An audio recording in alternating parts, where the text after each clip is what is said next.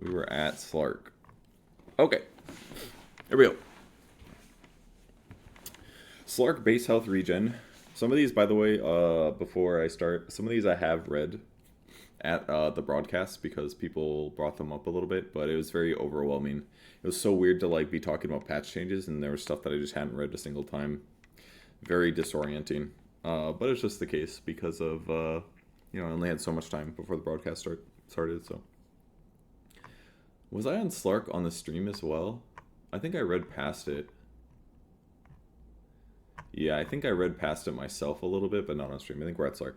Okay, here we go. Okay, continuing the patch notes. We are at Slark. Base health regen decreased by quite a lot, and that's because his new passive is Shadow Dance. So he's getting HP regen and movement speed at all points in the game. It's very weak before he gets his ulti, so 8 regen and 4% movement speed. 8 regen's not weak at all, but this is when he's not visible to the enemy, so this should make Slark's laning stage better, because he can, if he's getting wrecked before 6, he can pop into trees and regen a little bit, so that'll be really nice between creep waves to just get regen. 4% movement speed is not super giant. It's 10% is like 30 movement speed or so, so 4 is going to be like 13 movement speed or something like that. And that's when not visible to the enemy, by the way. So you can use this to de-ward early game, which is kind of a big deal. So you can basically use it to find wards at the start of the game. Should mean getting first blooded as Slark is way less likely, because you're just going to be able to see your opponents in most cases before they see you, or at least you know that they see you. Leeching Leash for his facet applies 1 to 4 Essence Shift stacks to enemy heroes caught by Pounce. That's no longer just part of Essence Shift, or of Pounce, sorry. And this is probably based on how many levels of Pounce that you have skilled, is my guess. So once it's at level 4, you're stealing 4 stacks of Essence Shift, which is quite good. Barracuda is his other one. When revealed by enemies, Barracuda effect lingers for up to 2 seconds when Slark is not within 1200 units of any allied heroes. Barracuda would be the slow and movement speed thing. So that means if enemies spot you, it takes 2 seconds to notice, which is kind of a downside, because you're not going to be able to tell as easily where the wards are, because it's not as responsive. You'll have to basically stand in spot for 2 seconds, then stand in another spot for 2 seconds. Well, depending on your level, of course. Late game, it's higher, but between level 6 and level 12, it's just going to be 1 second. So that's the negative of it. The positive, obviously, is that when you're fighting, or when they dust you or whatever, you don't instantly lose your movement speed and your regen. So that means at later stages of the game, we're talking about a difference of like 180 to 240 HP, which is a lot. So you're going to be getting a lot more HP in engagements after your opponents spot you. So if you use like a Shadowblade, for example, you just bought yourself at least like 2 to 3 seconds of regen. It's kind of a big deal. Could make Shadowblade really good on this hero as a possible item. It shows the CD on the buff when spotted. Oh, great. So that basically means you can use it. Okay, so there's no negatives for warding or dewarding. It just tells you a nice revealer. So that just seems really good to me. I like this one a lot. It's definitely like a tankier version, but losing Essence Shift stacks on Pounce is probably going to really be noticeable if you were playing Slark previous patch and now playing Slark, because that's a big accelerator. 4 Essence Shift stacks, that's like 12 agility, it's 12 attack speed. And you are... because you get the agility, right? You should get the buffs right away. And if you do, then it's going to be huge.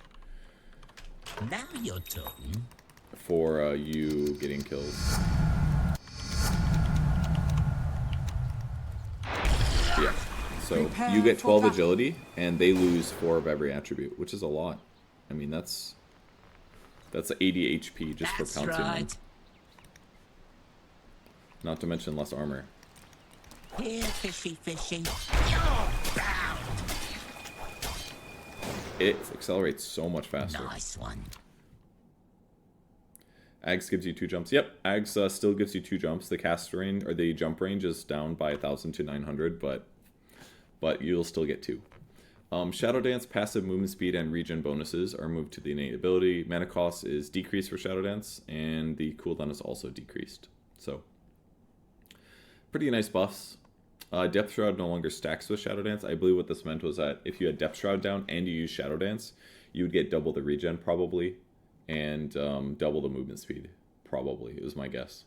Which was maybe not intended, but removing that is probably fine. In most cases, you wouldn't necessarily want to stack both because, you know, they're basically the same thing twice. But this is fine. And then the Shadow Dance regen talent is replaced with plus 50 Barracuda regen. So not really negatives, very many negatives to Slark. This is just a straight bonus. Makes your laning stage easier. And losing the Essence Shift on Pounce could hurt, but it's your choice. You either lose that or you get Barracuda. So kind of cool. All right. Snapfire base damage increased by 4. She is a universal hero, so it's kind of a big deal. Base attack damage decreased by 100 though. Okay, so that's the trade-off here. You're losing some attack damage, or some attack range, but you get more damage. So you're closer to a melee hero now, basically. Your BAT time is increased, though. So that's kind of rough. Damage up, range is down, and your attack speed is worse. So as a right-clicker, you are just weaker outside of Lil Shredder, basically. Her new innate is Buckshot. Her attacks deal 25% more damage, but they have a 25% chance of making a glancing shot that will deal 50% less damage. So, I was reading this, but I'm glad we have the time to like really explore it a little bit. So, let's say we have 100 damage, but now we do 25% more damage. So that's times 1.25. So that's 125 damage. But there's a 25% of the time they are dealing 25% of the time they are dealing 50% less damage. So what does this mean? This means 75% of the time they deal 125 damage. 25% of the time they deal 50 damage. Is that what that means? Or is it 50% of 125? Is it 50% of 125?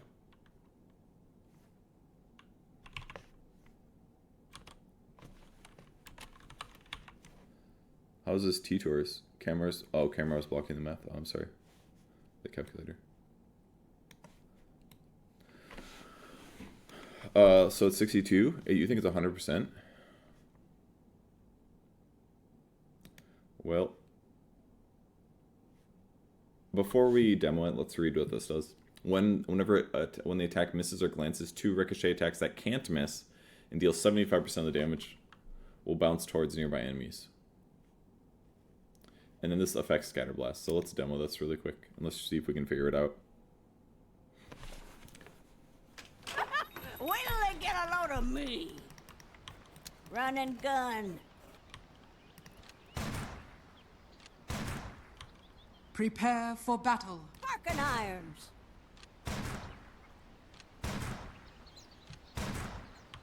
On the So shoot. it's 28 of 65.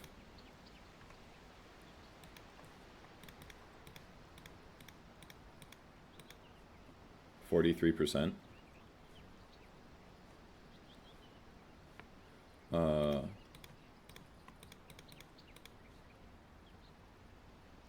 So is it 50?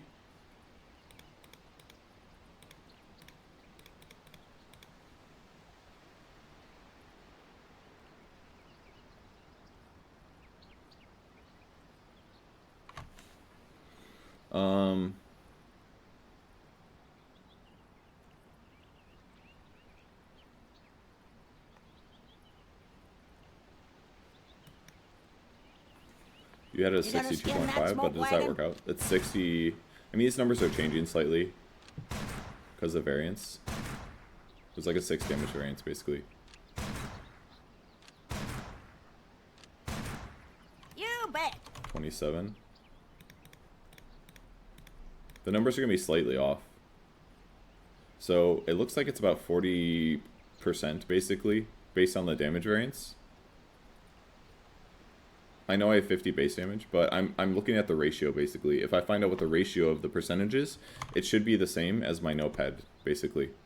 So, 27 divided by 65 equals 41.5%. So if we now compare these numbers, is it 62.5 divided by 125? That gives me 50%, so it's probably not this, guys.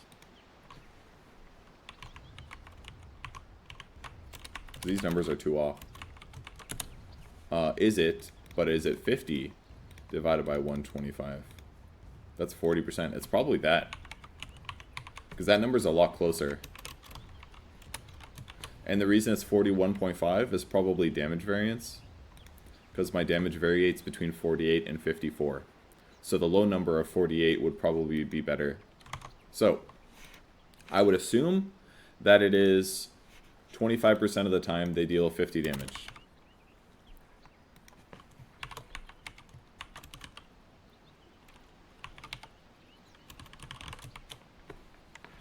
(125% of 100 damage). So this is what it is, most likely. So if it is 125, 0.75 of the time, plus 50, 25, 0.25. What does this equal? Is my math correct? So it's 93.5 plus 50 times 0.25.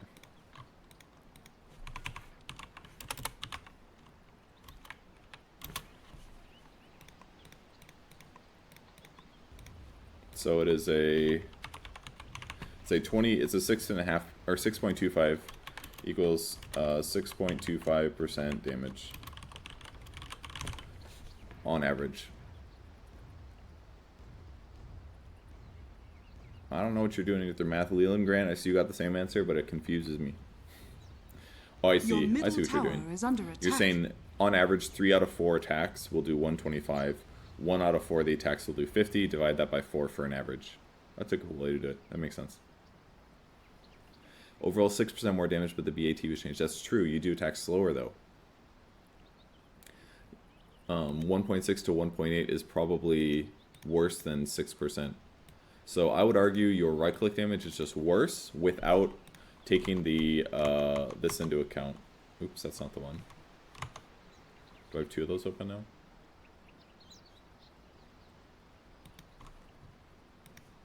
I'm confused. I feel like I have 2 of these open. But I don't see them. Is it this one? No, it's the one I just closed. Anyways. Whenever her attack misses or glances, 2 ricochet attacks that can't miss. Oh, that's misses as well. So against like an evasion here, that's quite good. 2 ricochet attacks that can't miss and deal 75% of the damage will bounce towards nearby. So here's the upside. When you do miss, or glance,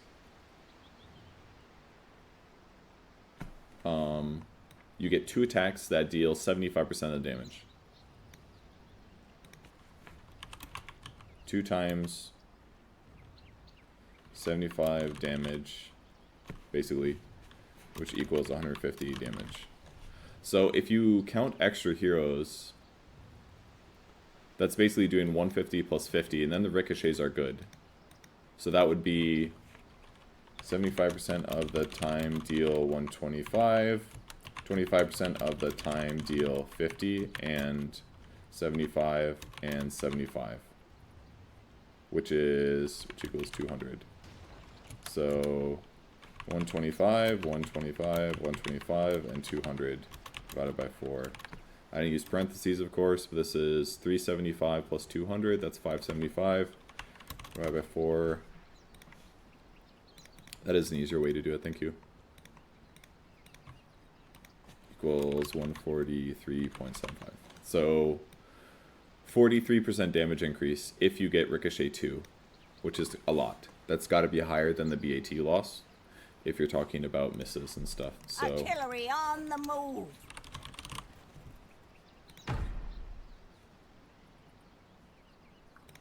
don't think it matters. Grab the apple. I'll slip through their guard.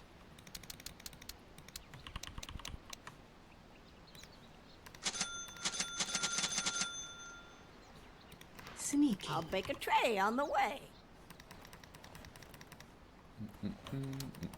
Get along.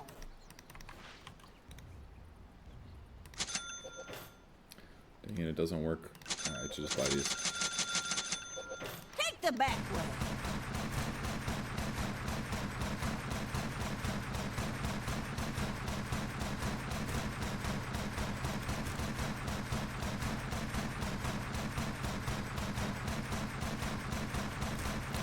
Are you telling me I read Phantom Assassin and didn't even realize that Blur doesn't give evasion anymore? What the hell? None at all? Based on her level? Oh. Bro, I didn't even read this. I didn't even read this. Starting evasion. Alright, I did read starting evasion is 15%. And then I was just like, okay, continue on. Oh my god. Bonus evasion per level. So 10 levels later, it is 30%. Okay. So that means at level 30, it is 15, 30, 45. It's 60% at level 30. Okay. It's not that different, though. Alright, anyways. Let's get back to the important stuff. So if you attack a hero that has high evasion, it's just good.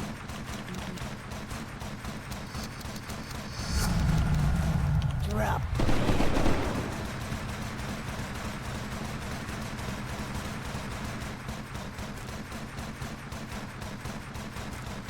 Clearly there's something changing. Something's different. Something is different right now. What do they change? Alright, I might have found a bug. Alright, Fire Snap Cookie no longer increases jump distance or air time. Web version has a bug of not showing talents in the face, facet block, and missing info comes.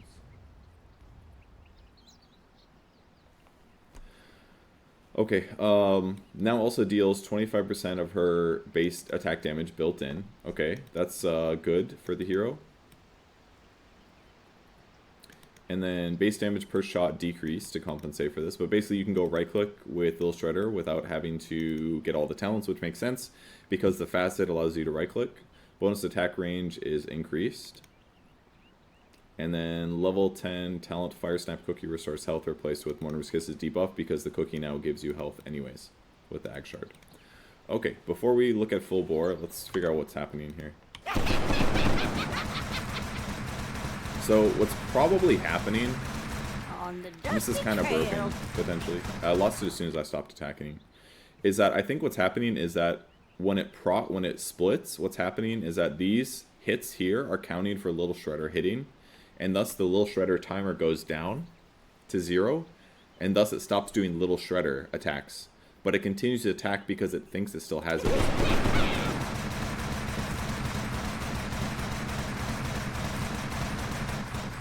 As soon as the buff runs out, this would be the timer of the buff, because it gives you attack speed when you use it, right?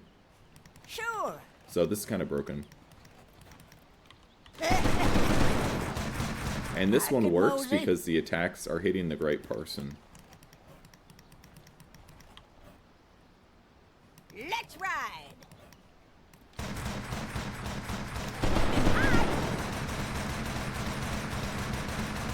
So this is a really good way to increase your DPS. Cross lots. So it's like 290 when I was doing the Little Shredder stuff. Let's see what it Let's is have without. a look-see. Just lower. It's not a gigantic damage increase because I have 6 moon shards, He'll but I find bet it's a his way. gigantic increase when you don't have 6 moon shards. We'll heal. Eat bread.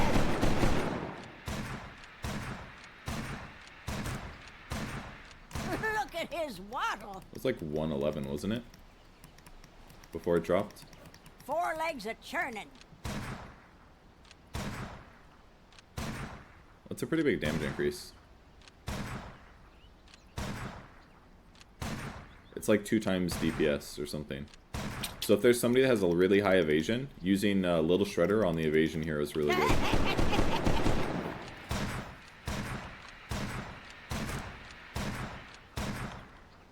So good to know. Sometimes he goes where he wanna.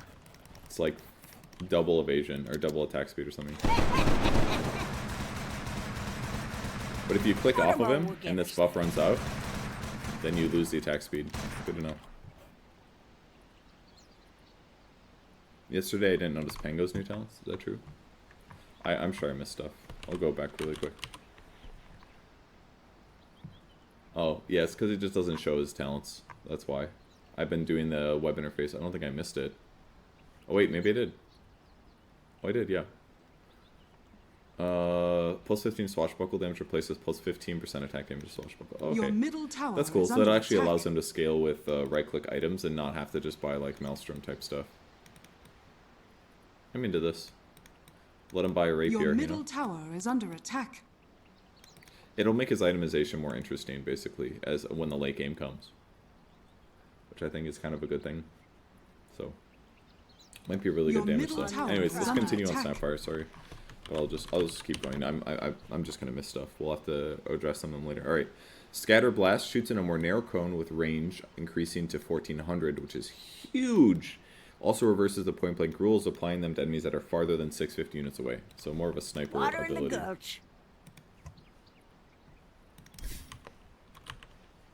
Go back to Snapfire. We'll do full bore. We're trying to demo. Run into a hard case. I'm in for it. Like my scatter gun.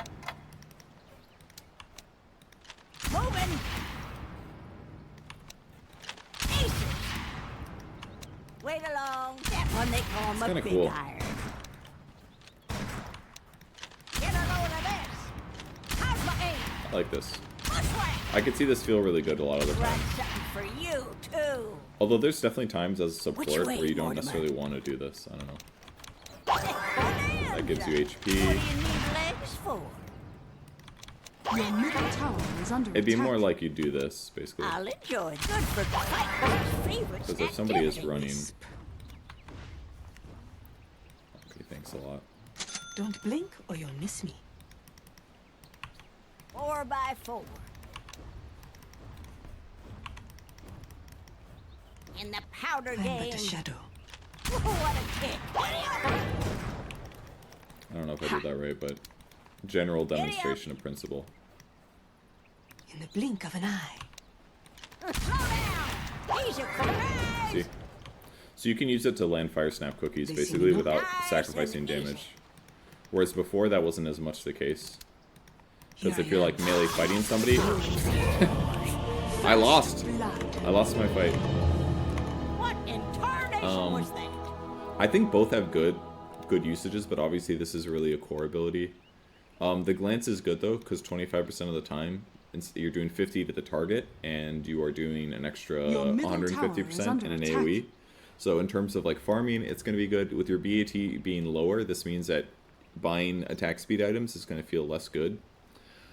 But it's still probably worth it because you are a universal hero, right? You're getting 4.5 damage per level. I could see this. There's definitely some fun builds Shadow that you're going to be fells able my to do in blade. pub games with the other ability, with the buckshot one over Scatterblast. But I think Scatterblast is good too. Kickback style. But frankly, Scatterblast, this is just a preference thing in my opinion. If you don't go Scatterblast, like as a support, you're probably never getting buckshot because it's you're mostly as a support. Most of the time that you're right clicking is in the laning stage. Afterwards, it's not that important.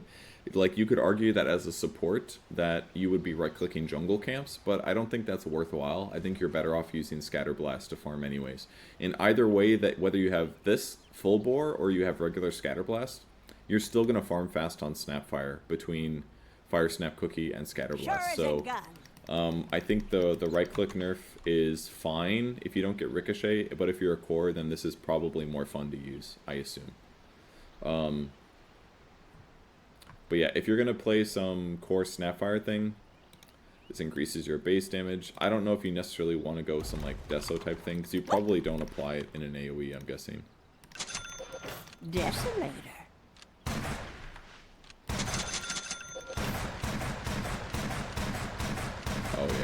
was like, why isn't it done yet? Well, they got us.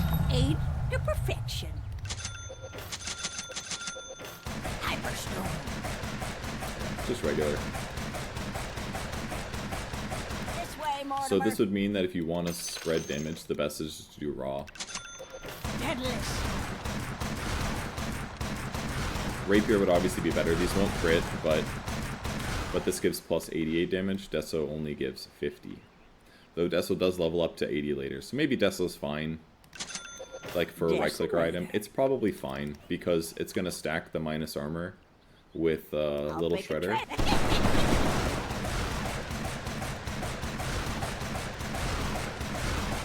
I reckon. So it's going to stack it with Desolator. And as the damage goes up, it's going to get closer to 80. The crit that you're critting on this guy will not spread crit damage. So if you're really wanting to do a lot of spread damage, like these extra attacks, which frankly are a little unreliable, because like that's what's kind of goofy about us. This is still only 6 attacks, guys. So on average, you're gonna get 1 spread only, 1 to 2 at most of the splits from Little Shredder. So if you don't have like good attack speed built into your build, like you're just not going to see the spread that much. Power treads.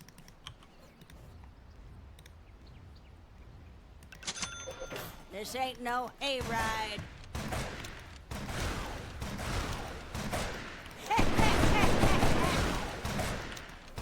You're just not going to see that much spread hits. Moving quickly. As you like it. Get Like, some. I don't even really think you should rely on it. They are just, like, as far as I'm concerned, these are just, like, a side benefit that will be nice for pushing creeps, and that's about it. But you shouldn't really expect this to increase your DPS that much. It will, but, like I said, this extra attack speed you're getting is really not that powerful. And you're probably buying a Dragon Lance and, like, a Deso or something. To pay dirt. Because this will give you 15 damage. Time to get Wow, this is kind of dangerous. You're still going to need, like, mobility and stuff. Shadowblade. Shadowblade's pretty good, I think. I'll mosey on over. Because you could do some, like... You're basically going to do like this. Assassin. That's basically your combo. Lizard chips. How did I kill her? That's how blast good. You do some Shadowblade Snapfire, genuinely. I'll make it quick. Oops, I did that badly.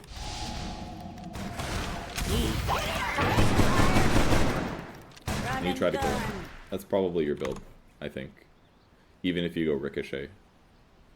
Could work on side lanes, maybe, but, you know, the core of the hero is still there. You're still, like, nuking. And that's still gonna fuel a lot of what you want to do on your hero. Alright, let's move on. I spent enough time on this. Sniper! Sniper! I didn't mean to say it like that initially.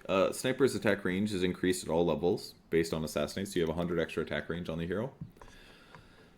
Ghillie suit take aim while active. Sniper is not revealed in the fog of the war. This is pretty useful because it's going to make it easier for Sniper basically to start team fights at higher level games, because normally what pros are going to do is they know that certain heroes are going to be gunning for them. So if Sniper shows himself in the jungle, that makes it easy for Mars to jump in and combo Sniper. So usually what you do as in that position is you contribute like shrapnels in your ulti, but you don't right click because you don't want to show where you are. You wait until Mars goes on somebody else, and then you say, okay, now I can reveal myself. That's what high level players do, not me. I fucked it up all the time because I'm like, well, I want to help. That's what I think. So, taking Ghillie suit will allow you to better attack in places where they don't know where you are exactly, whether you're high ground or in a different place, for at least a couple seconds, which is a nice advantage. BSJ showed this to us. The shrapnel change is really bad. The duration is decreased to 1 second, but the damage is multiplied by 4, and the movement slow is multiplied by 2. It's terrible. Let me show this, why it's so bad. The reason is because shrapnel does quite a lot of damage, because it is slow amounts of damage over time. It does at most 70 damage over 10 seconds. So that means at level 4, it is doing 700 damage over the course of it. So if the damage multiplies by 4, that is much worse than 10. So the damage ends up becoming 280. So this is a garbage talent, unfortunately. One of the upsides to it is that you're getting your damage out in a shorter period of time, which is kind of good.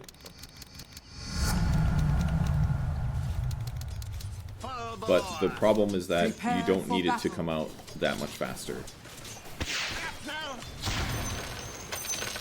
It only kills these creeps. Why does it kill these creeps, actually? I don't know why I killed those creeps. Some of them shouldn't have died. But it is... The problem is that it just doesn't do enough damage.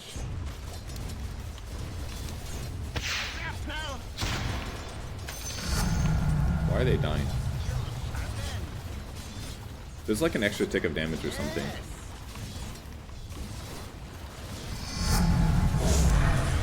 Am I missing something?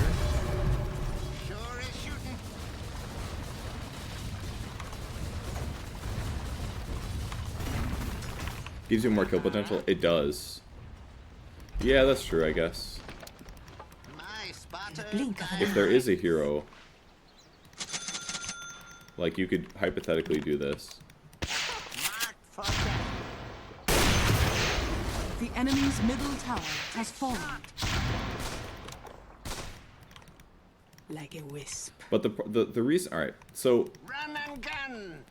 It's going to make you better at farming heroes, Oh, but, yes. like, it's going to really affect your farm speed, is the problem. Spotted.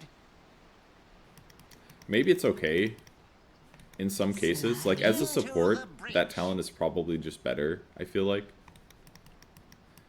If you're like, it does make support sniper kind of viable, is one upside. Because then you're walking around doing 100 damage at level 1, which before you just didn't have any lane contribution. And it does, the slow number is higher, so if you are ganking, it's just better. I'm ganking.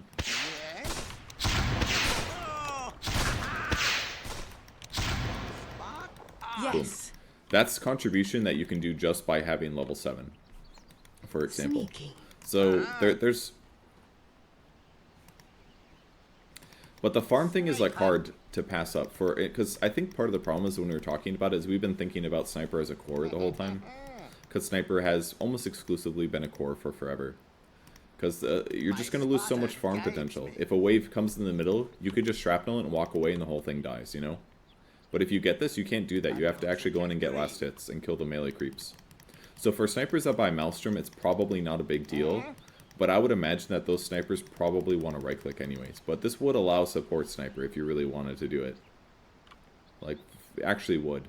The charge restore time is 35, which I think is... They changed it, right? Is it not different? Now, the restore time is the same. This is the problem, kind of. The charge restore time is 35 seconds. There's no way to decrease it. Right? Is this double the slow? No, it just gives you 10 more. So this talent on the right's kind of garbage, because it's the same for both versions. It's only 10% more slow, which is pretty much useless, I think, if it's already doing 60. So I feel like nobody takes that talent. If it was like 20% slow, I think it could be worth it, but they move take aim duration at 15 as well. Take aim armor is kind of cool for 15.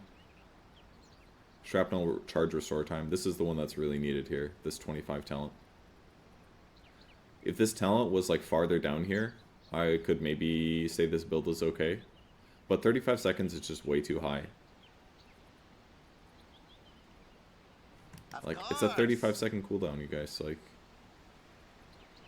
if you're out of charges, it's like Shrapnel has a 35-second cooldown. It's just so much. 35 seconds to, like, lose your nuke. Your 280 AoE nuke. I mean, the cast range is really high. But, like, I don't know. Just seems too much.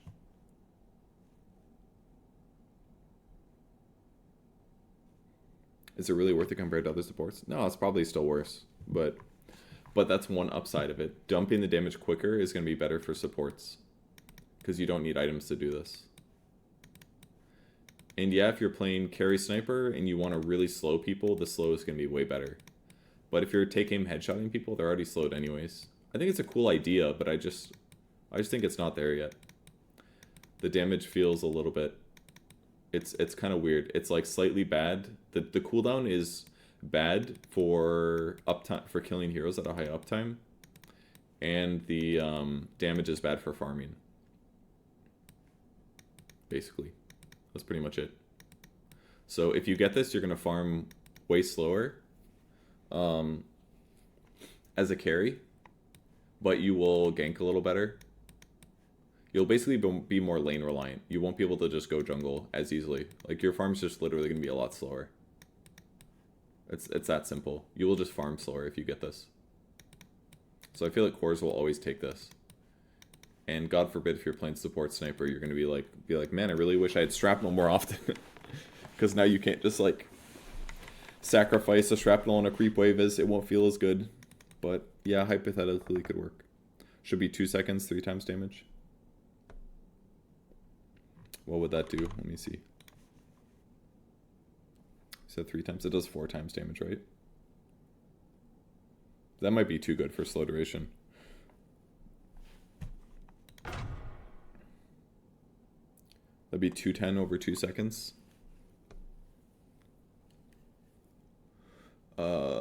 Wouldn't that do 420 damage over 2 seconds? That'd be way too good, I think. The slow would be way too high then. They'd have to drop the slow. Because if it was 60% slow for 4 seconds and it did 420 damage, way too good. You could just dump 3 of them and kill somebody easily. It's like 1200 damage at level 7. There's like no way that'd be fair. There's some balance in there, and clearly they had to adjust things a little. But I don't know. I guess it's going to be great when you have 3 charges. It's great if you have 3 charges. If you don't have 3 charges, it's going to feel bad. Try E-Blade in all 3 charges. I mean, yeah, I'm sure it's good damage, guys.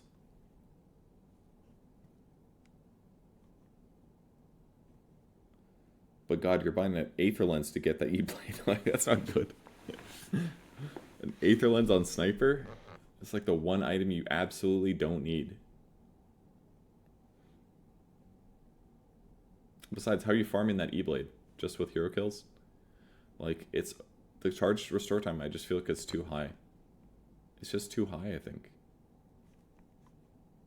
Like, I'm not saying it's not possible to play it, but I feel like in a higher paced game, it's just going to feel bad being on cooldown all the time with shrapnel. Hooray. Like, think of it this way. If you are playing... If your game is slow, and not a lot of shit is going on, then you don't need to use as many shrapnel charges. But if you're playing a high tempo game against good players, like that 35 charge restore time is going to really hurt, I feel like.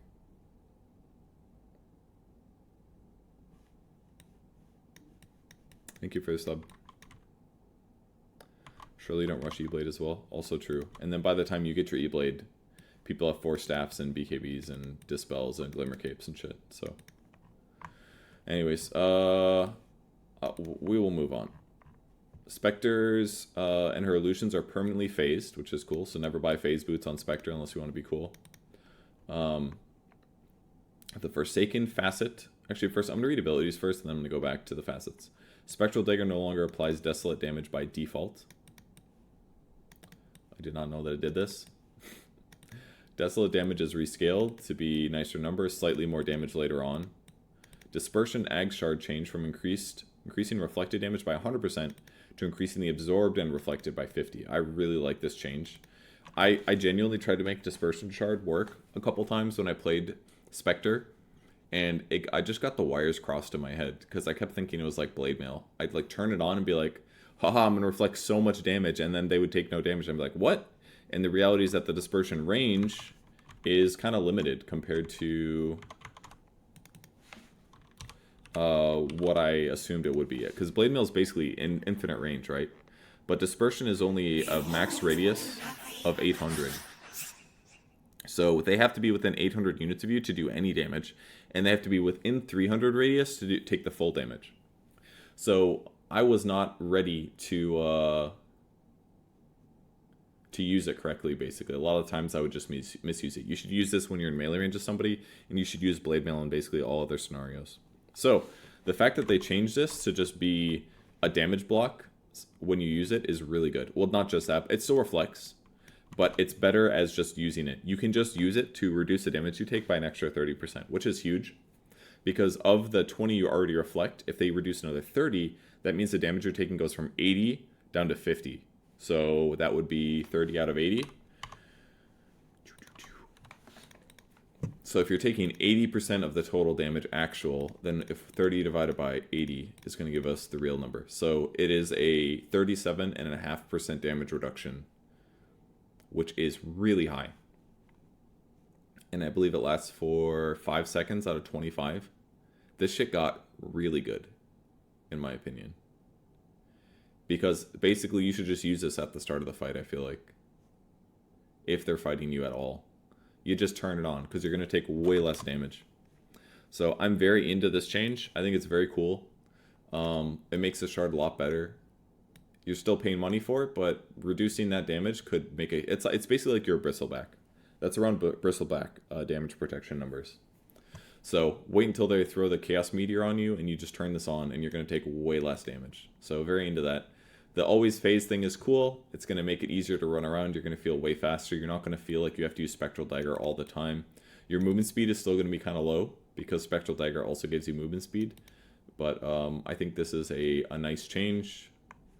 And then Reality no longer casts Spectral Dagger by default. That's where you use your ulti and turn into the person you throw a dagger. So here's the downside. Losing Spectral Dagger by default and Spectral Dagger no longer applying damage, desolate damage by default, is going to be a huge damage difference. Because this is like somewhere between 20 and 60 pure damage lost from dagger. And now you don't get 2 daggers automatically when you jump in. So this is 60, we'll say at level 16, you've lost 60 times 2 damage. That was 120 pure damage lost from this dagger and this dagger. And now you lose another 200 damage here.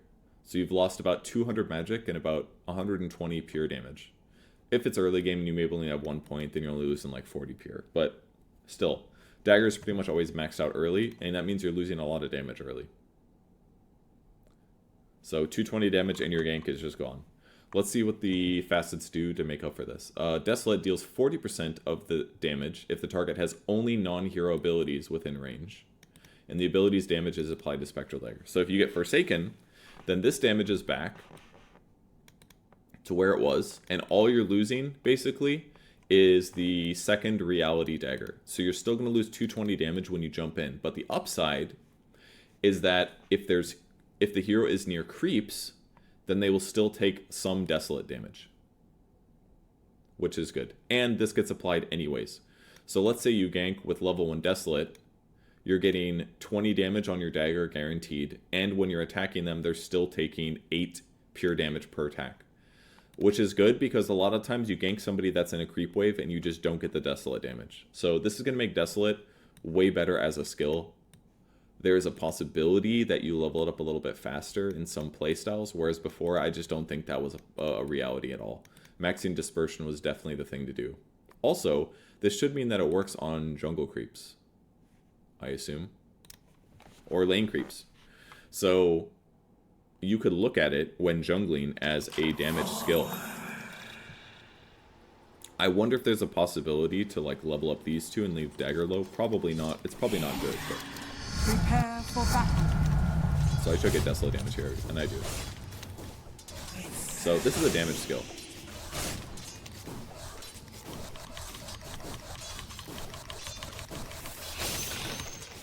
This genuinely makes me want to play this hero, because let's do the math really quick. Look how good this is. It does 20 damage at level 1 times 0.4. That's 8 damage. So this is an 8 damage skill. Plus 8 damage. 8 damage is really good for the laning stage. That is going to get you less hits, guys. Like, you might just get Desolate at level 1 instead of Spectral Dagger. Oh, it's not going to work against creeps, though, I suppose. Okay, so it doesn't work laning stage, never mind, because there's going to be a hero there. So you can't just last hit lane creeps, because there has to not be a hero within 400 units. So, not as good as I thought it was. 400 units is like here. Or here. So if you pull the creeps away from your opponent, you will get damage. That extra 8 or whatever. But, I think it might still be worth it in the laning stage, though. To get 1 point. Because if you pull creeps away from the offlaner and he goes to get your range creep, for example, then any creeps that are away from that are going to give you at least 8 damage. And on the last creep, it'll be 20 damage. So this is kind of a big deal, I think. I would probably skill one of these by level 4, I'm thinking. Losing 4% dispersion damage is kind of a bummer because it could change your laning stage. But I just feel like you're going to get more last hits with Desolate. That's kind of what I feel like. Alright, the other one is Reality. Cast Spectral Dagger of the current level on the Haunt's target and decreases the Reality cooldown to 1 second. Also make the illusions persist even after their target dies. This is really good for different reasons. The way that it works right now I'm but a shadow. Is that if you Reality and this guy dies, or basically when you Reality, you make an illusion on them. When I teleport to that, this illusion will go here. And then if this guy dies, this illusion dies. So I'll show you that. And what usually happens is I cross the entire map to go here. My illusion goes here, and after they're dead, what you want to do is teleport back. And what good players would do is they would use a Manta style when they'd go in, and right before they killed them, they would send their hero back to the original spot. I fucked this up a lot the last couple times that I was playing Spectre in my videos. So they would do this. Oops, I need vision. They would do this. Oops, I fucked it up. I tried to make it go faster, and then I just ruined it. I'll do it again. They'll slip through their guard.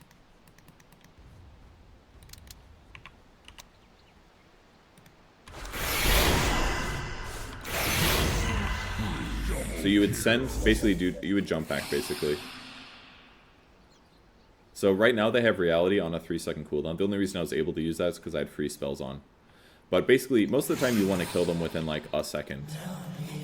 And sometimes that's not possible. And I did it slow again.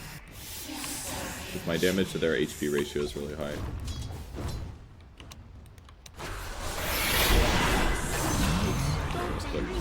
Anyways,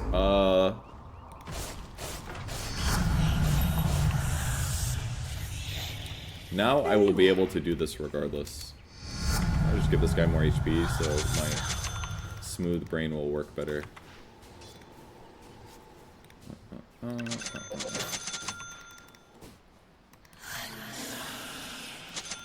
Please excuse my slowness, guys.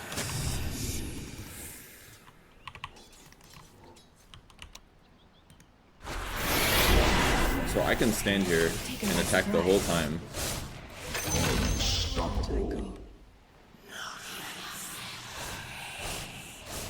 Did I kill him too slow, I think? I think I killed him too slow. Is what happened.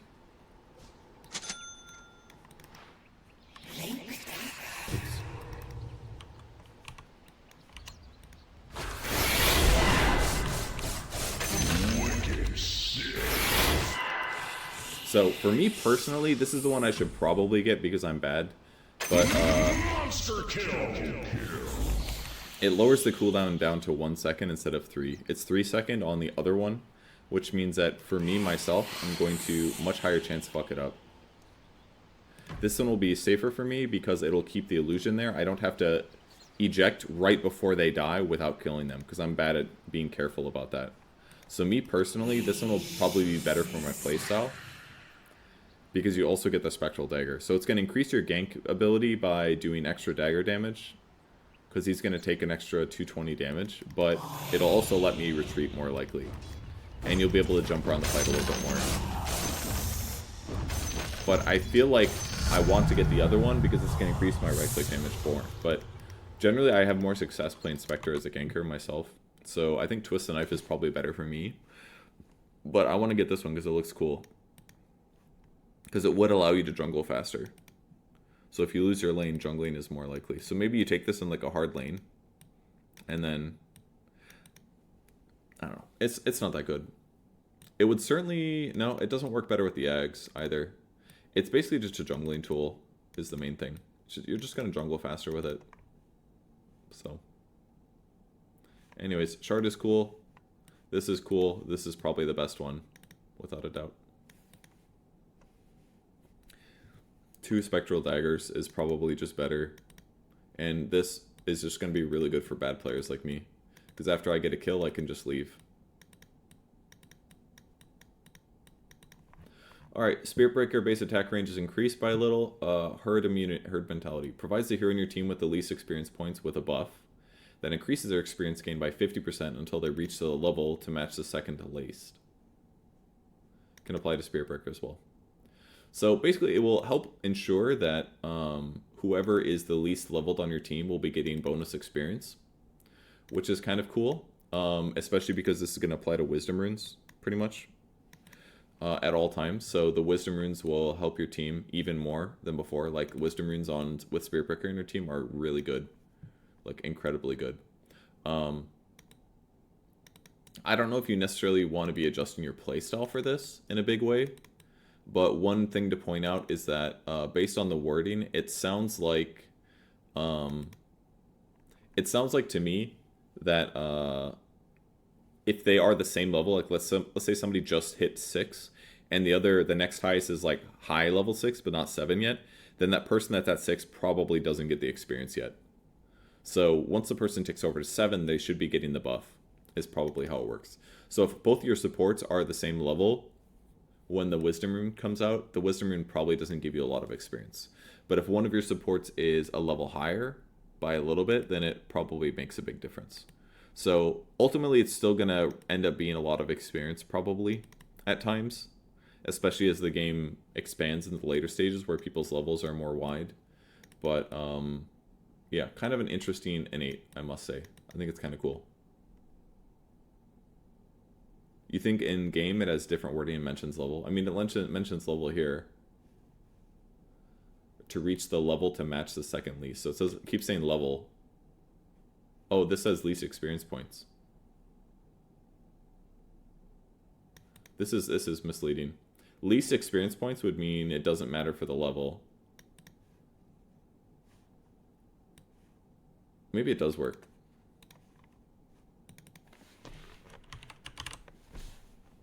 Least experience points is kind of clear. The peace is broken.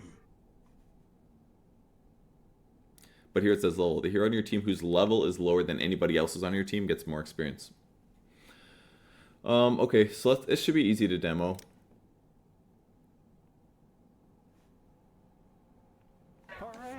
So, let's get an ally. I'll slip through their guard. As suggested. They see me not. Prepare for battle.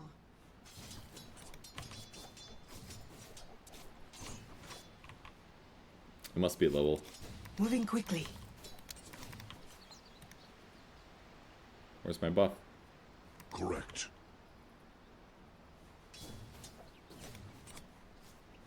Okay, let's see how much experience she gets.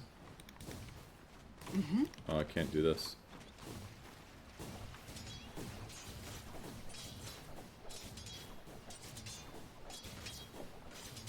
Taken by surprise.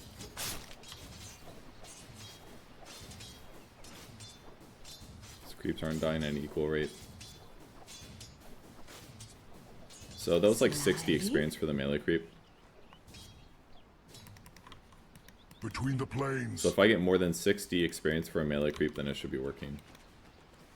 I'll move him in now. Indeed.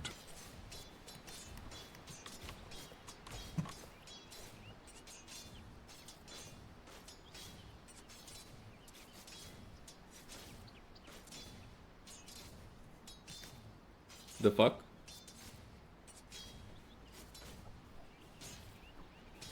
All paths Didn't she get 60? lead to conflict. Why is she getting 60 experience?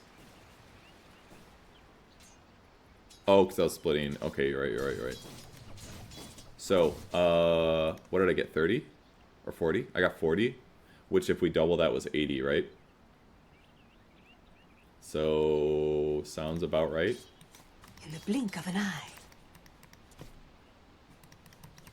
So I'll just double check. Surreptitiously. 319. 319. In I go. Sounds like I'm playing football. That's basically 20, which is 56 plus 1, so 57 experience. One world is much like another.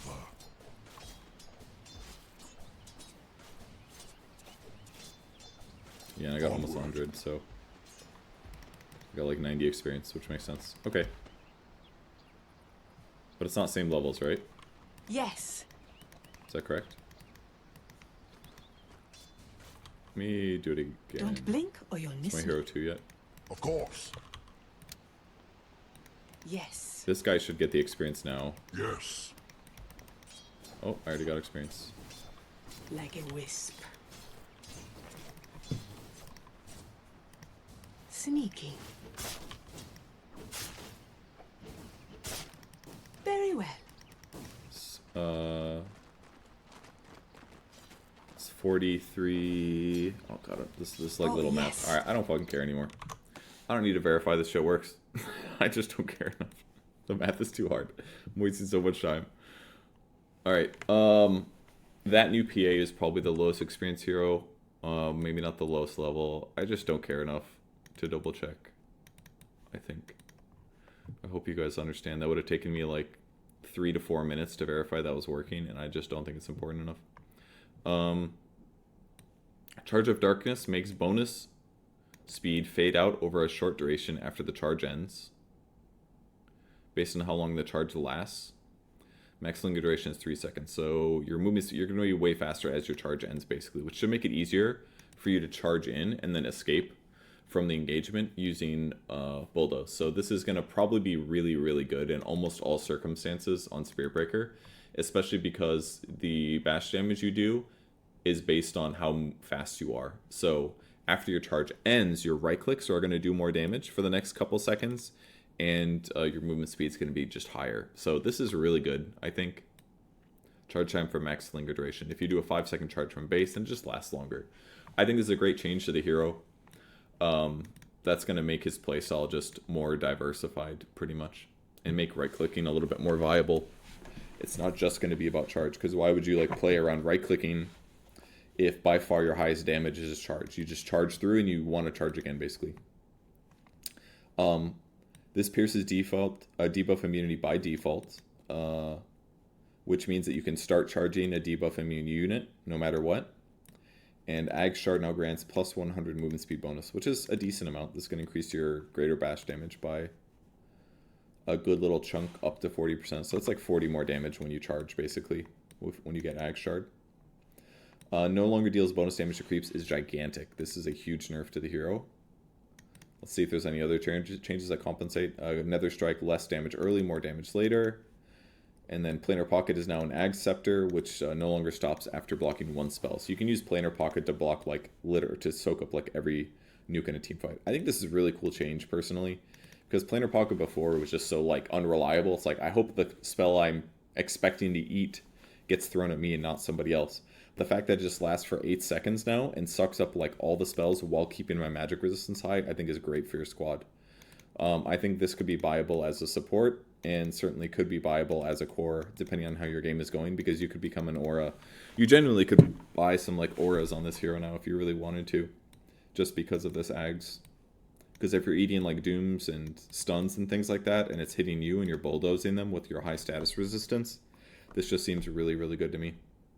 The cooldown's 20 seconds. The magic resistance is 75, not 60, my bad. But it lasts for 6 seconds, so the uptime on it is just really, really high. This is not Planar Pocket. What is the charge animation? So, no bonus damage to creeps.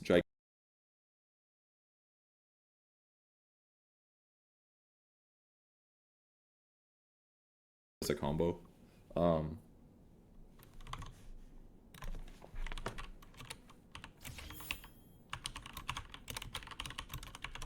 long was it gone for?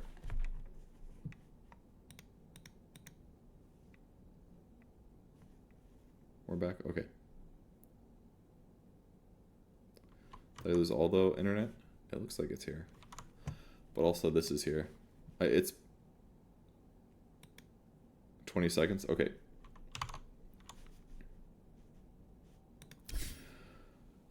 Oop, that's not what I wanted. I wanted this. So, the fact that Greater Bash deals less damage to creeps is a gigantic nerf. I don't know what I missed and what I didn't. Sorry, I'm playing on hotel internet, basically. We do have a wired connection, but... the fact that Greater Bash no longer deals damage to creeps is a gigantic nerf to the hero because you can no longer just charge through creep waves and one-shot them or get close to one-shotting them. So that was how the entire build was played.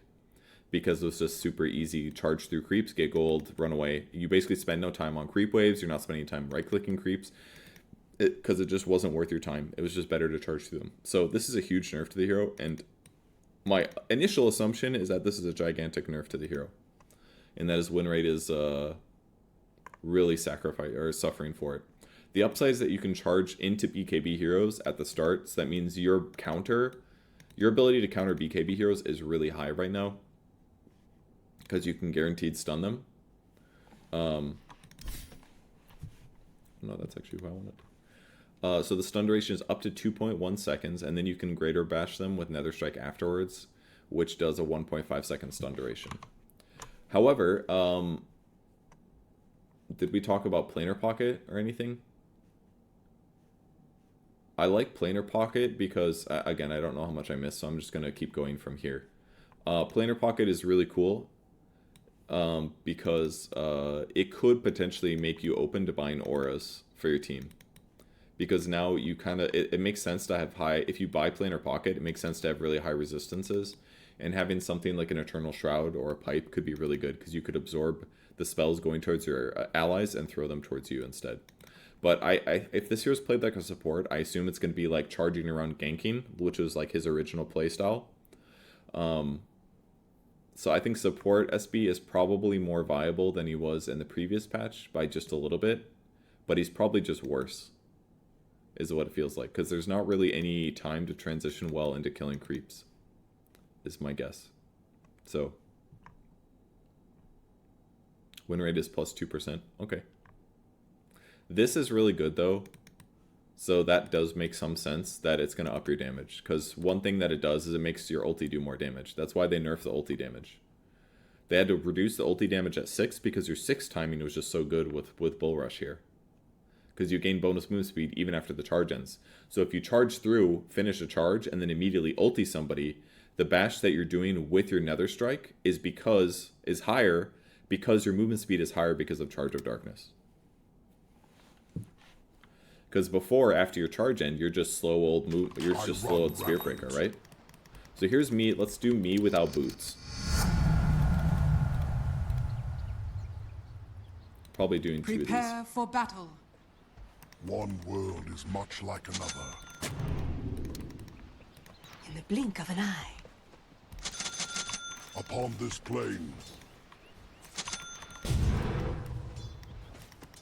So here's me without boots with no movement speed. Gotta last it.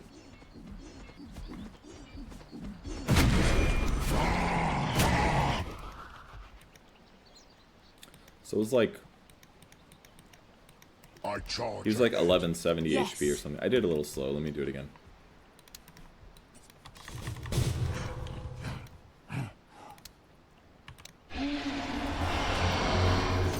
Still does decent damage.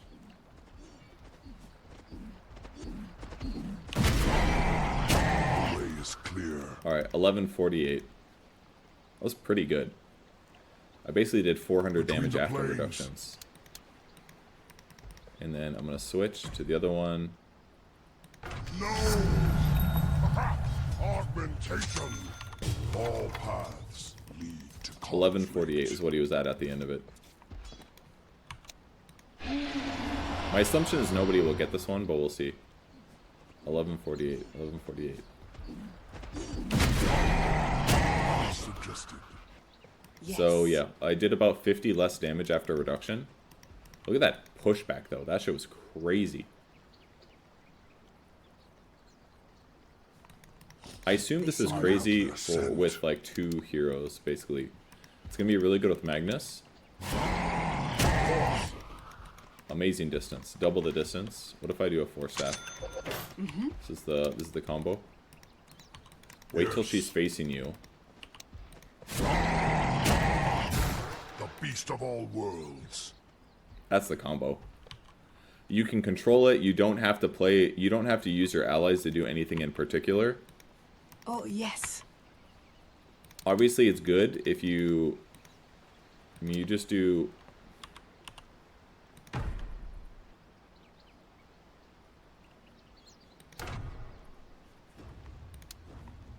Enough hide and seek.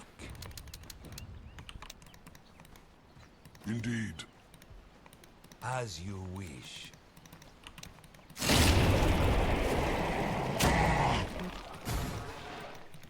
Have Like, some blade. so much damage. Correct. It might have not worked because of the trees being there, but...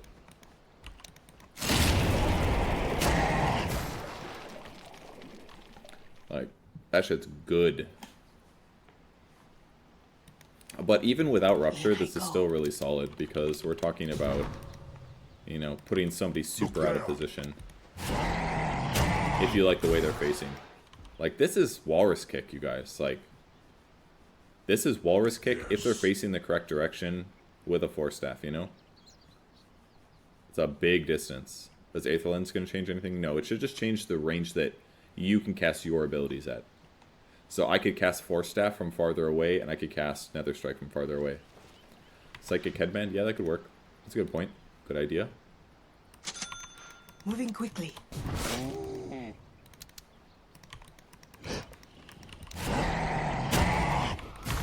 Oop, that's hard to do both. Very well. The way is clear. Let's see if I can do it. That's so fucking hard. Expected. I'm trying to cast both of them while she's zipping away. Certainly. I'm but a shadow. I feel like if I use quick cast, it's better chance to do it, but I'm struggling, man. She is so far.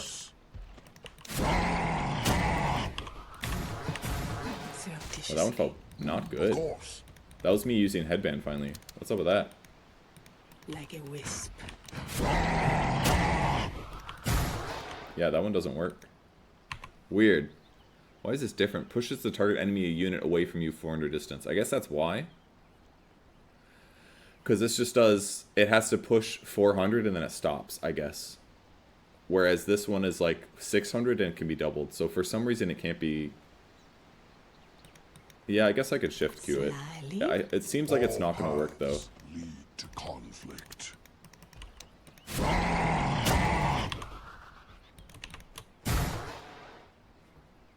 I don't know if it did it. I think it did, but In. I'm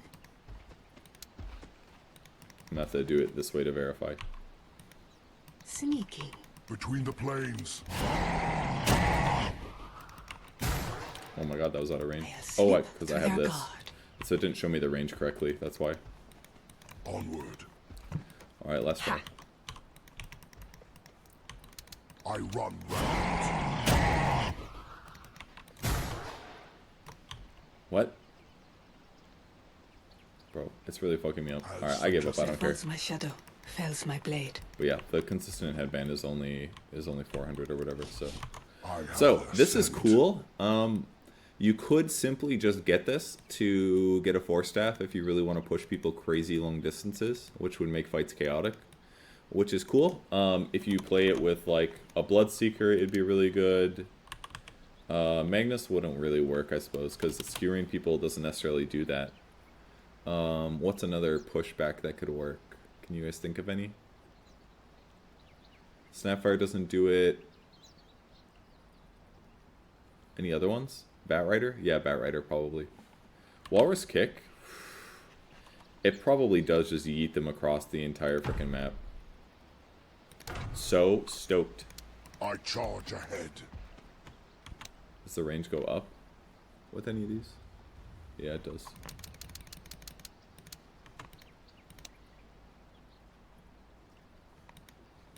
Look there. Don't blink or you'll miss me. No cares. One world Earth is much Speaker, like another. Earth Spirit is a good one. Tusk.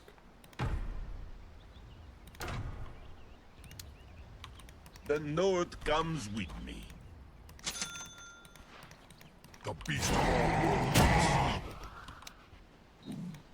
Yeah. Did I do too slow? Should be 6 seconds. Yes.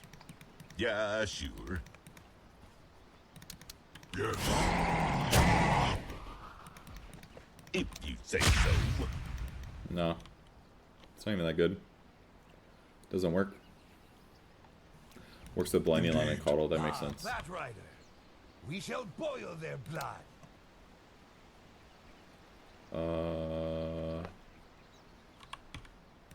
There he is.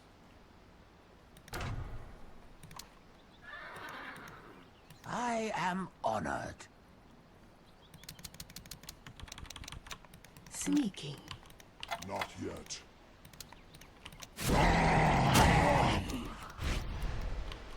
It's fine. Upon Force this Staff's the blade. best one by Yes. far. And it's the one that you can control, so. Upon this plane. He's dead. He died, guys. Just fucking killed him.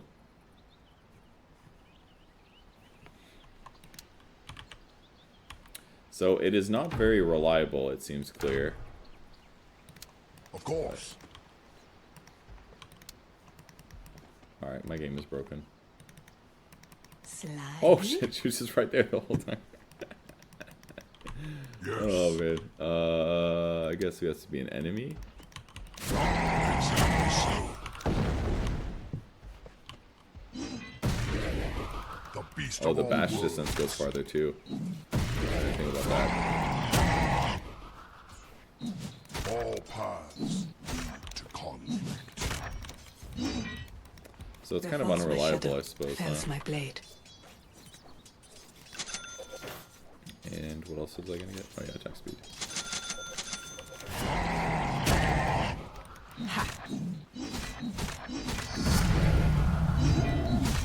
Is that bad? I don't know. The Force Staff one is cool, but it only works if he's looking the direction you want him to look, you know? Like, that's it. What if you do this? This is probably a set amount, though. 45 units away from each other. So this probably doesn't work either, I assume. Is that farther? Surreptitiously. I have their scent. I'll slip through their guard. It is farther. Isn't that farther? Mm-hmm. That seems farther. So you just buy Hurricane Pike, I think. Look there. I think Hurricane Pike is the item, actually. On this hero now. If you go this build. Because no matter what, you can push them away the direction you want them to go. It's a really expensive item for what it gives you, though. Force Staff is fine, you can buy it. Dragonlance is pretty goofy / bad.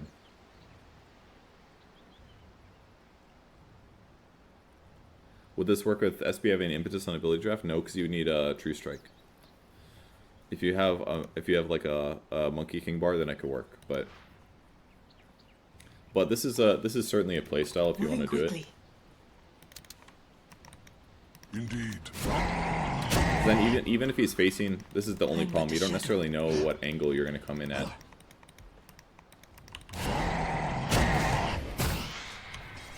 Like, that's a pretty big distance I charge ahead. on a late game 30-second cooldown. The only other problem is that you're really sending your body into the enemy squad. So, oh yes, bugs. They see me not. Yeah, huge difference. Creeping in. Here's a PA standing high ground. Here's you doing this. Rip and run. And then you're kind of just like, The fuck. way is clear. Because using this pushes you deeper into the enemy lineup, but Very well. maybe it's not the most viable. I think the Force Staff has potential, though. It's definitely a goofier swap, but having that as a tool is kind of cool. But yeah, you could play with like your Bloodseekers and stuff. Certainly very good with Bloodseeker Rupture. If you Rupture a guy, ulti him, and 4-staff them, they're fucking dead. Legitimately, like, dead. So, that's cool. Alright. I wonder if I should be watching the game instead of doing this. It's too bad. Storm Spirit Galvanize. New innate ability. Passive can't be leveled up. Storm Spirit gains a charge of 0.2 mana regen anytime he kills an enemy hero or an enemy dies within 12 range. So this is kind of like Bloodstone, old Bloodstone. And he gains 5 charges on leveling up Ball Lightning. So when he skills Ball Lightning, he gains 1 mana per second, which is really good. But he loses charges on death. And every time he gains a charge, he also permanently gains 0.1 mana regen. Okay, so this is quite good, actually. This basically means Storm Spirit gains 1.5 mana regen the second he hits 6. And 0.5 of that is permanent. So this is a nice change to the hero in terms of solving his mana problems. We have not gone to Tinker yet, no. They rescaled Electric Vortex a little buff to this talent. The biggest change is probably Static Slide, and I saw pros actually using this when they picked Storm. Electric Vortex applies a debuff on affected enemies, making them trigger an overload explosion on them if they attack within the next 6 seconds. So if you do Electric Vortex on a guy, they get overloaded, which is your nuke afterwards. So it's fine. This is the one that I saw players using when they pick Storm, and that's because you can use your Remnant instead of a cast range on it too. Oh my god, the range is so big. Oh, I see it moves there. So it spawns on your hero, but Prepare for battle. Like the wind. so it always starts on you. But if you want to, what does this do? If there's a cliff in the way? Oh, it just goes. That's cool. So you can use it to go a little bit farther if you need. Left you a little something. Seems good though. You can do this basically. So it makes Lanian Storm Without a doubt. against problematic heroes a little bit easier, because I could do stuff like this. Well, it's not going to work because it's going to hit this, but...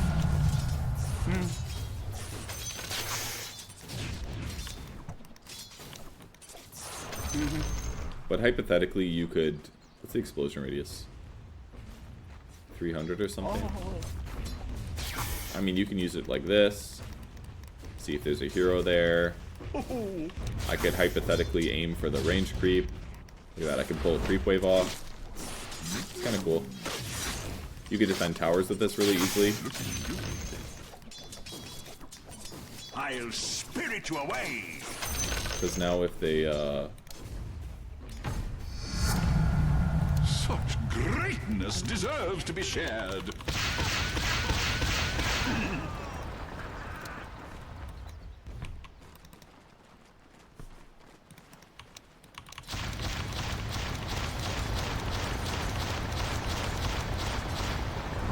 they actually don't stack. So now you could do stuff like this. They're on your tower, you just do this. Okay, damn it. Alright, it's not working, never mind. Lightning strike. You have to be kind of close. But hypothetically, you could pull them in, you know? And you don't have to get as close to creeps to kill them, so it's kind of safer. This one seems kind of mediocre, but yeah. Vision radius dropped a lot. Okay, that makes sense. This hurts your, like, tree vision thing. But you could still... I could still put it here, you know? Looking good. And that way, if it explodes, I know that it's dead.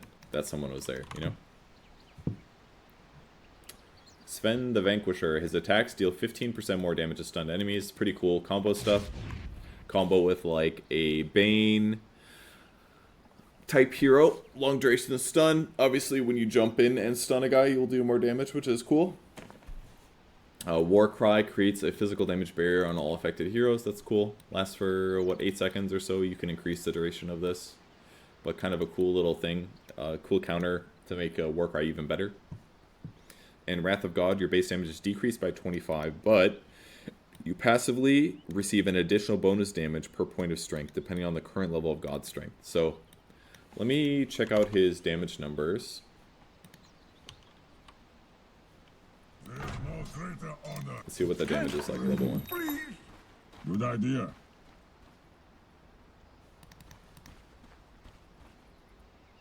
Additional attack damage, okay. Yes. So, his damage drops from 35 to 43. Let's see what it is with items. So he's at 48 right now. So if you buy 5 Ironwood branches, you get back up to 50.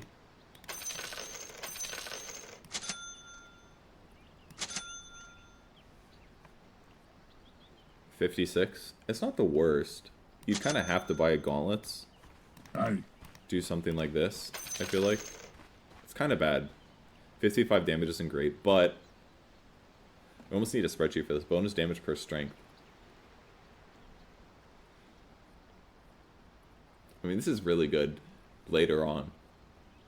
Because as the game continues, you know, you're just going to have more damage. Also means strength treads on this hero is slightly better. Because this gives you an extra 4 damage. It's basically like, do you want 14 damage or do you want attack speed?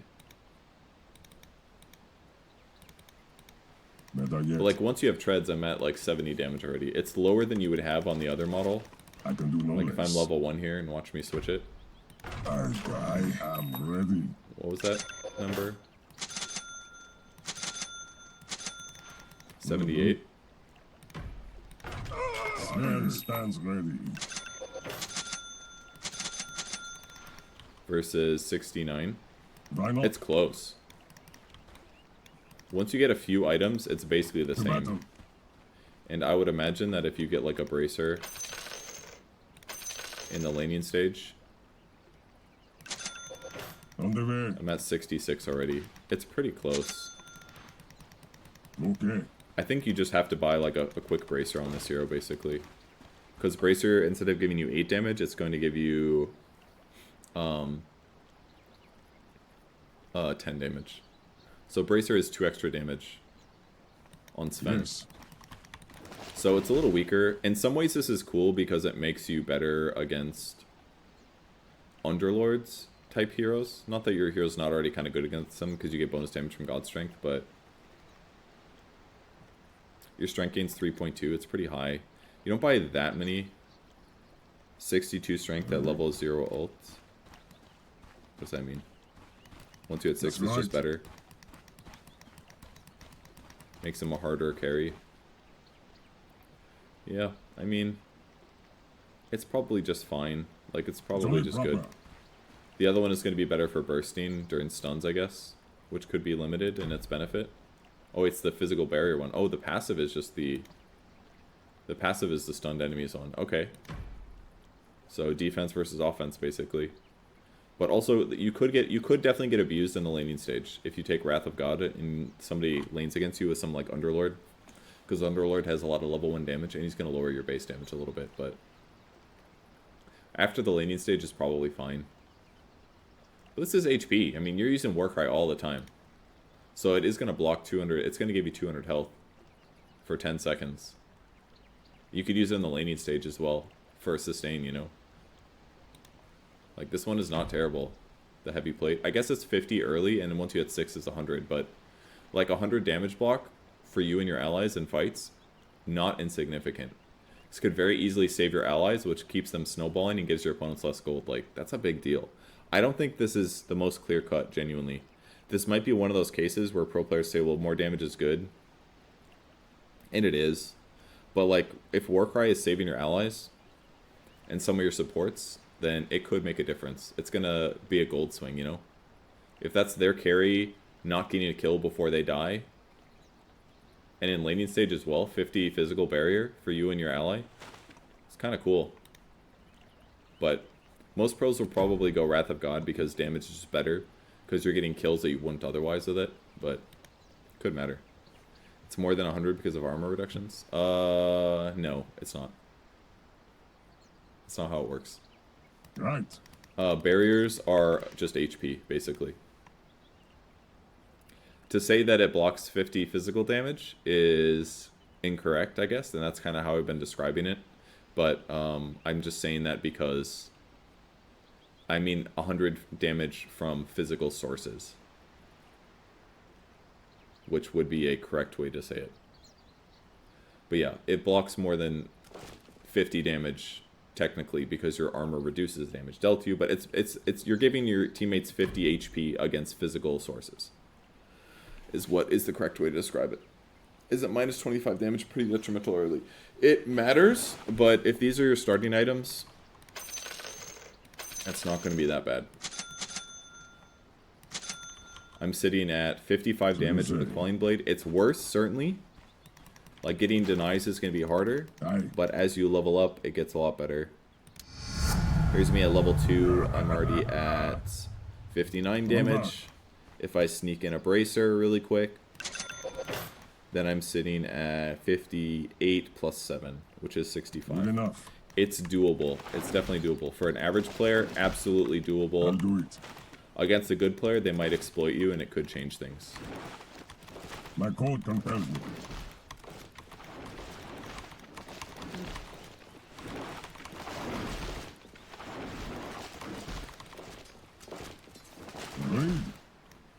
Okay. Techies' base attack range is decreased down to 550. Minefield Sign is an innate ability. Squeeze Scope, he's got 3 options. Techies gains 1 attack range for each point of attack speed. Kind of interesting. Spleen Secret Sauce, Blast Off. Damage and self-damage is increased by 15% of Techies' max health.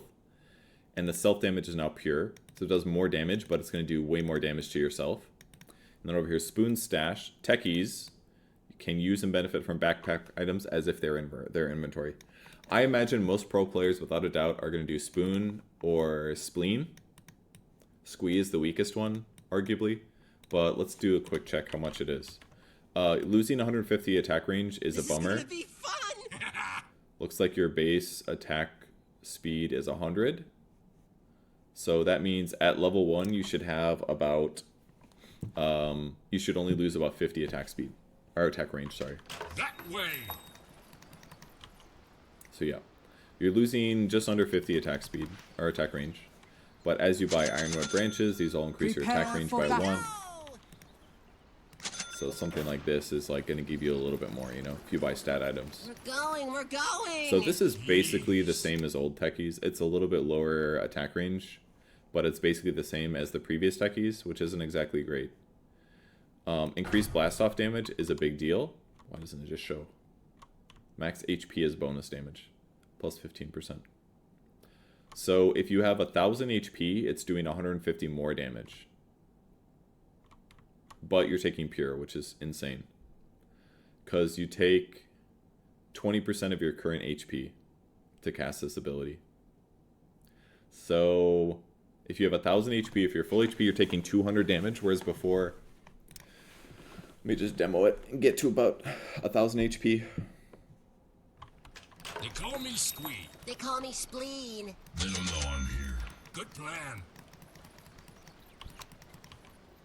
So I should take about 200 damage Prepare here. for battle. Take way more than that.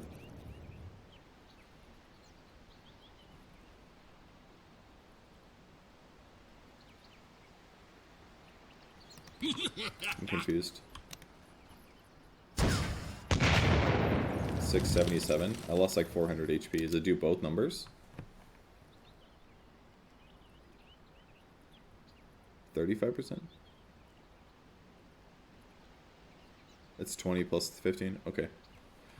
You sure? So, much easier to die. Where's the pure one? What am I missing?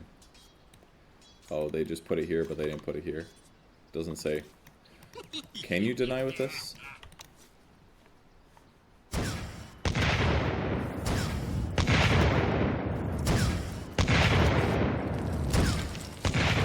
No, you can't deny.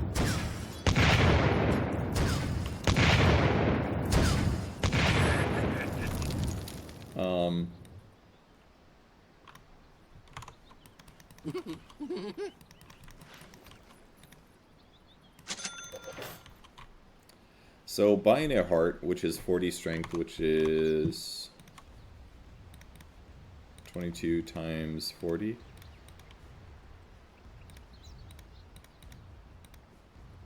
So if you buy a heart, it makes your blast off do 132 more damage. This one doesn't seem very good to me. It's kind of good, but it's not that good, I don't think. I don't know.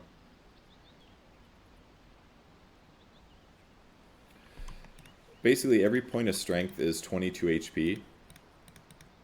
So basically every point of strength that you get gives you 3.3 damage to your blast off. Which is probably not very efficient, I feel like.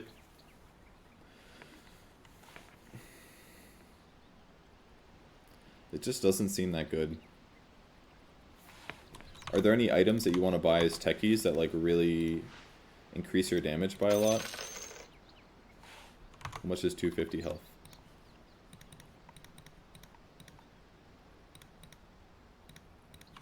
$37.5 damage. I mean, that's kind of good. 37.5 damage is pretty solid, I feel like. Self-damage being pure is just bad. It's rough.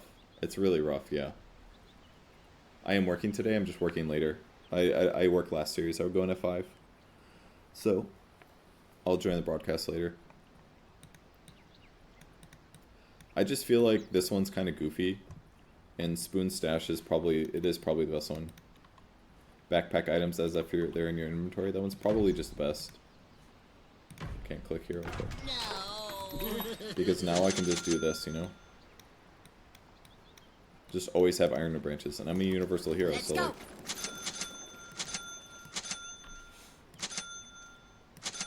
Why wouldn't I just do this?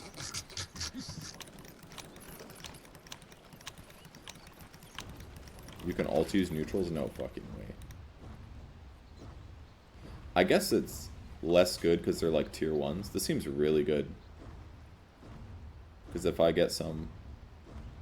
I mean, there's some good shit you can put in there, guys.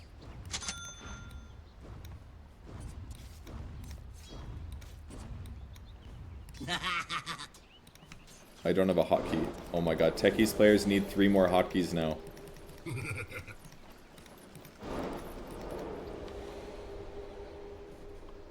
They work in the backpack. Watch my regen.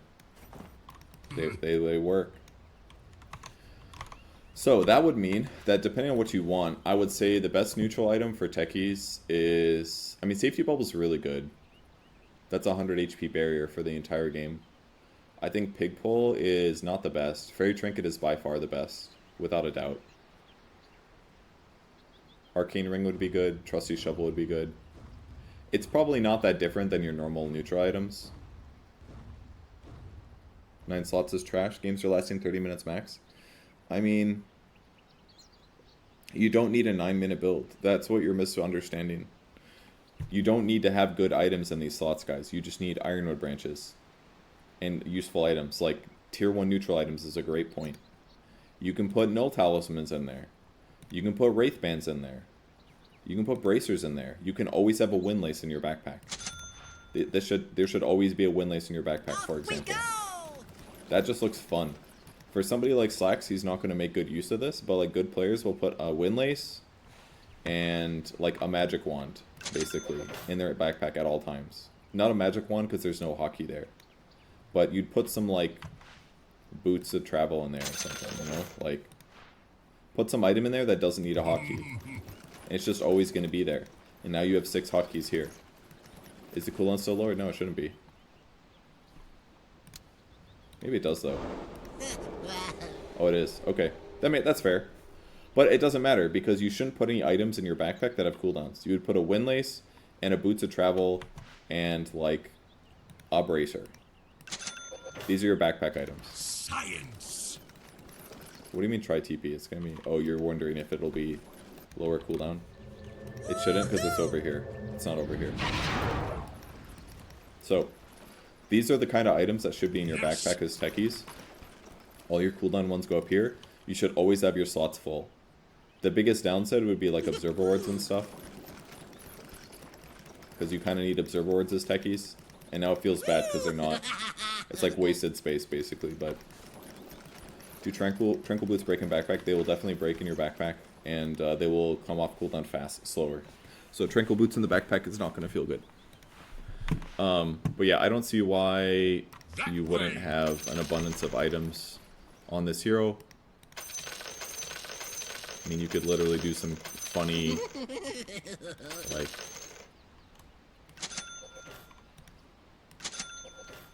I really wish.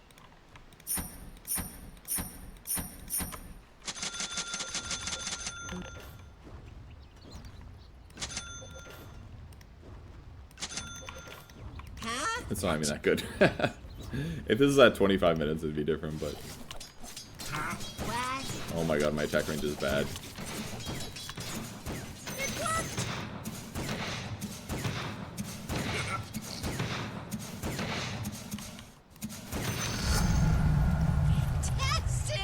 Come on! Isn't this impressive? Gem and backpack. But again, neutral items you should get. Fairy Trinket will be good all game because it's giving you Spell Lamp. Mana cost reduction and health. Arcane Ring is good. I think Occult Bracer would be good at all stages of the game because it's 5% magic resistance, which is going to make your Suicide, your Blast Off, do less damage to yourself.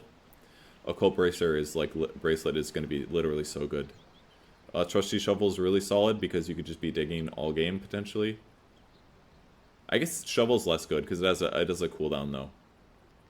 It'd give you health, but it would have half the cooldown being in your backpack all the time. So that one's kind of sucks. As would Royal Jelly. But with that said, if you later get like a Vambrace or something, you can put your Vambrace in your backpack, and you could leave like the shovel in this item. So are there any cooldown based over here? Bullwhip, Gossamer Cape, Specialist Array. But most of the tier 2 items don't have cooldowns. You get a Philosopher's Stone and put it in your backpack all game. You know, things like that. This is I think this is a really cool change, the Spoon Stash. This looks really fun. Yeah, you could have Eye of the Vizier. That's a good idea. Eye of the Vizier. And this, and this. Yes! Just for like crazy cast range. Losing the mana would be a little tough, but 125, 125, 100. It's like, look at this.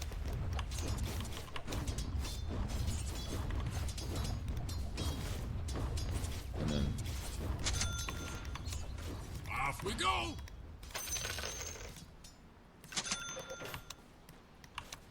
There we Going, we're going! Alright, what's the ulti range? Good little mind. Yes, you are. Look at this shit, dude. Oh my god.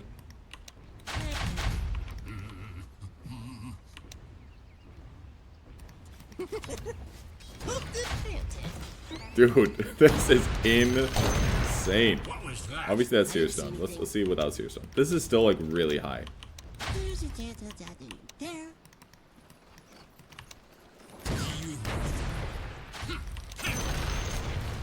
It's like your teammate initiates and you're just like...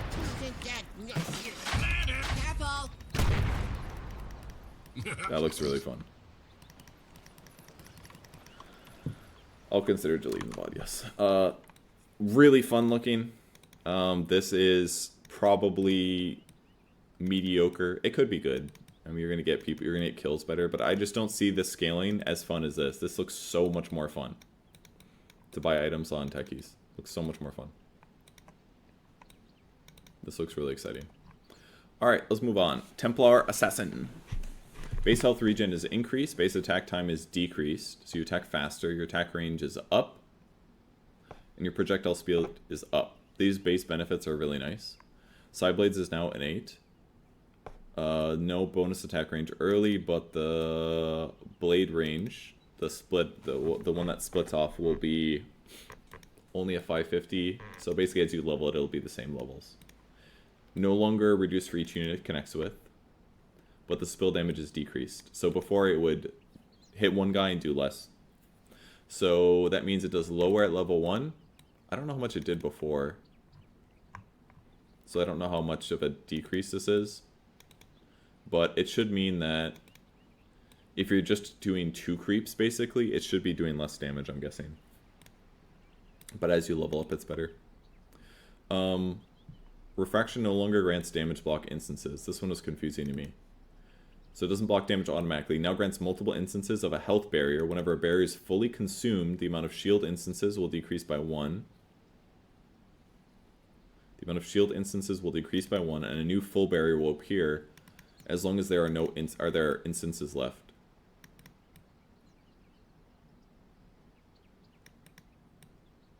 So it gives you a health barrier. Any damage that would reduce a barrier to less than 0 health is fully absorbed. I don't know. Does anybody know what this is for? What's the purpose of this? It sounds similar to a damage block instance, but it's different.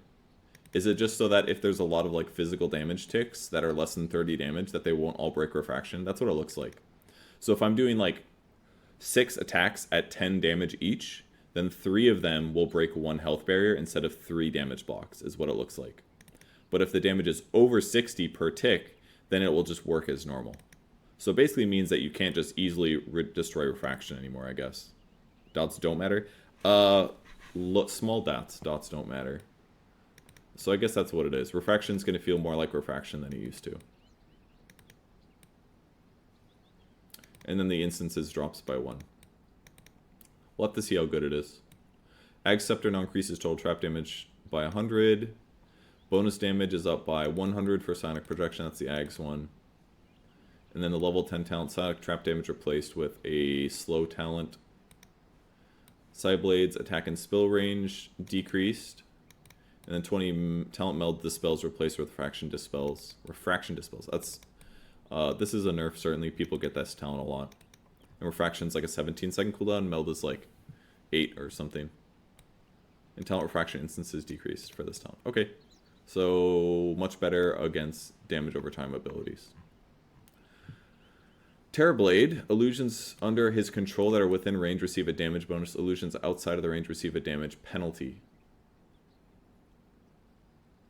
Outside of the range receive a damage penalty. Okay, so if you're split pushing, basically your illusions are way weaker.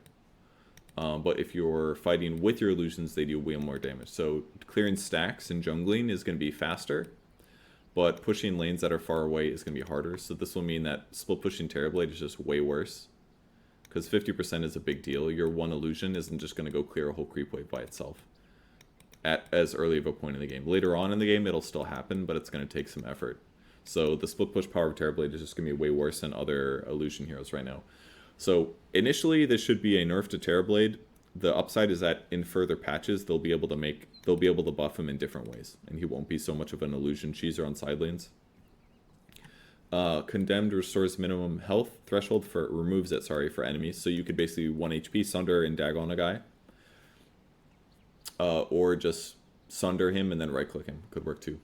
Salt Fragment Conjure Image. Illusions always spawn with full health, but the ability also costs 20% of current health. This is like good for jungling basically, but in early game certainly, because your illusions won't die so quickly. But losing current health is a big deal. 20% of current health is a lot. But it kind of makes Sunder a better ability, because you could... Not that this is necessarily a good trade-off, but your HPs can be lower when you Sunder people, basically. But it definitely makes his ultimate a lot better. Meta, attack range rescale, the worse early, better later. Cooldown is just better, basically. Demon Zeal, his shard now provides 20 HP regen per second. I gotta see what that is, how that impacts things.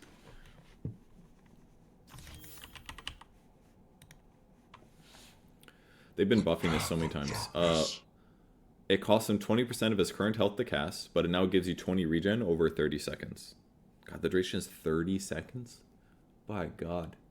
100 bonus attack speed, 100 bonus movement speed, 30 seconds, with a 60-second cooldown.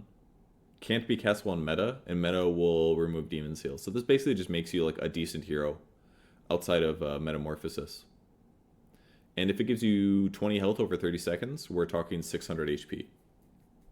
So it costs you 20 health to use it, but you get 600 HP over 30 seconds. Gives you 100 movement speed and 100 attack speed. Just seems very good for farming, basically. You can go from camp to camp really quickly. Okay. And that's just automatically there. So Demon Zeal is just good now, I feel like. Terror Wave now also does 200 magic damage. That's your Ags. So this is the obvious easy grab. Conjure Image is a bit spooky because you're going to lose your current health pretty much all the time. 20% is a lot. You Conjure Image all the time, you guys. Every 16 seconds you use this. Maybe it makes some kind of a gank easier, but this just seems not good to me. This one here. Unless you're trying to do some weird Sunder play. Or if you have Demon Zeal. If you have Demon Zeal, this looks fine. But I just think this is going to be... You would never use this in the laning stage, I feel like. Maybe you could do some weird shit. Well, look, they have bonus damage early. You could do something where, like, you're spawning an image, and then you let your image last hit for you. But it's still going to be worse, right? Because your level 1 damage is 30%. Even if they do 25% more damage, that should just be 25% of 30.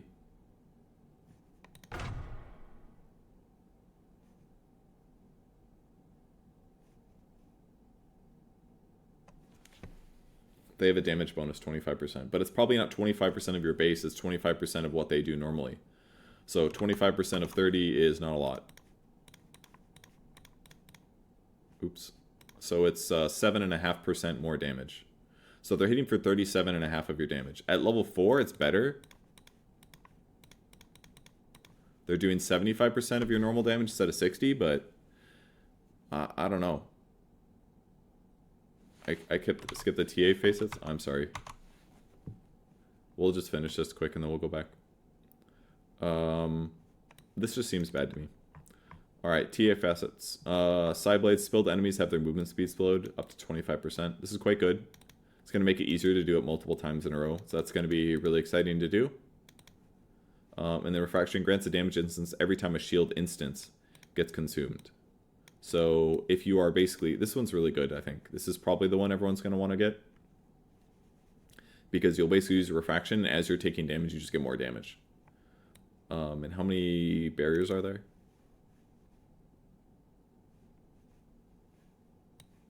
Multiple instances of a barrier instead of the damage block. So it's probably up to 5.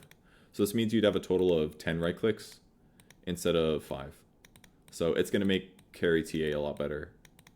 Because you're getting 10 right clicks instead of just 5. So this one seems really, really good. This slow one is like... It's going to be good for jungling Ancients, because you'll take way less damage. But...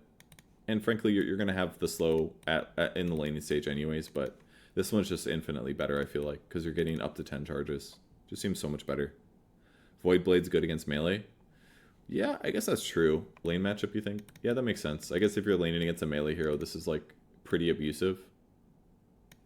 And this is, like, a 10 to 15% slow for 3 seconds. Kind of a big deal. But after that, I'm not so sure. I mean, I guess if people are grouping up in later parts of the team fight, the slow could be really nice. But I just assume that more damage is just going to be better. Alright, let's move on. You think 25 is a lot? It is a lot, I guess. And you're getting Psionic Trap slows as well. Templar The Assassin. temple sent me. The min slow is 30%. So you could do min slow plus side blades for like a lot of slow. It's a pretty fair point. Alright, we'll move on. We finished Terrorblade. Tidehunter. His stuff is kind of weird. Kraken Shell Dispel is basically just built into your hero now, which is cool. It's 500 at all levels. And the damage counter resets after 7 seconds. So that means if you're taking 500 damage within 7 seconds, it resets. And you have to start over again. So, pretty similar. So Stunning Tide is just not going to be easy.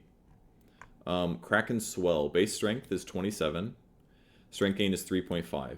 Whenever you get Anchor Smash kills or assists, when somebody dies with Anchor Smash on their hero, then you permanently get more Kraken Shell damage block. He doesn't get stacks if he's dead. So those heroes need to be dead while they are Anchor Smashed for you to get this extra damage block. The upside is that it just works on the laning stage, whereas before it was this like later thing, right? Kraken Swell seems pretty good to me because I just feel like you have more HP. Your strength gain's a little bit weaker, but you're going to be getting all this damage block if you have a really good laning stage, which really could matter a lot. If you're getting like 4 kills in the laning stage and you get an extra 16 damage block, like that seems pretty solid. Actually, Tide's one of my favorite heroes, so I feel pretty reasonable to talk about this. You know, 4 extra kills is basically like an extra point in Kraken Shell. That's a big deal. So your physical damage block would be like 100 extra. Krill Eater's the other one. Your base strength is lower, so you have 100 less HP. 110 less HP. Your strength gains higher by 0.5. So that means by level 10 you have the exact same strength, because it would take 5 levels for you to go even. So 10 levels higher, you are same strength and going to get more strength as the game goes on than the other one. Your base attack range is decreased by 50, but it's increased by 5 every level. This adds up to, at level 10, you are just the same as the other one. And Anchor Smash starts at lower radius, but it increases by 5 every level. So what this does basically is it allows you to have more attack range. It's more of a carry build. It's basically trying to allow Tide to be a carry if he wants to be a carry. But if you're trying to offlane Tide with this, it's going to be worse at the start, but it'll get better. So it's kind of goofy. Considering that you're an offlaner, it seems silly not to go this one, but I just don't really feel like having more attack range is going to change him as a hero if you're trying to play him as like a carry or something. It just seems not that much better. I mean, the Anchor Smash radius going up is good, but you have to be level 10 for it to be bigger. So the radius goes down to 325, and then afterwards it's bigger. It's like, do I really care about Anchor Smash AoE and attack range AoE? Attack range AoE, not really. If you're playing like a carry, then sure. This is a good idea, I think, but I think the numbers right now are bad. So the base strength being lower is kind of hard too. So let's see what your... Oh, it actually shows. Cool. Let's see your stat difference. So you'd have 604 health instead of 714. You'd have half less regen, which is kind of a lot. Missing a half of regen at the start of the game is rough. But your strength gain is higher, which means that over time your damage will be higher, your HP will be higher, and your regen will be higher. But early on it's worse. I just don't see this being viable as a carry ability, that's all. There's an Anchor Smash damage talent. Sure. By the time you get that, your Anchor Smash is the same.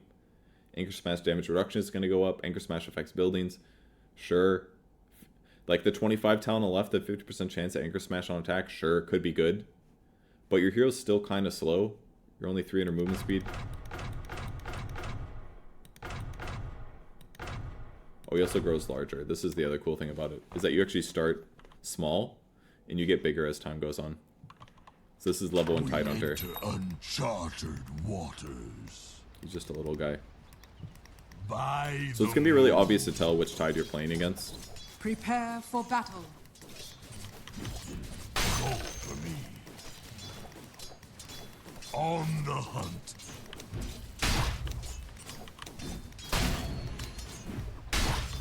I mean, it's about the same. Like,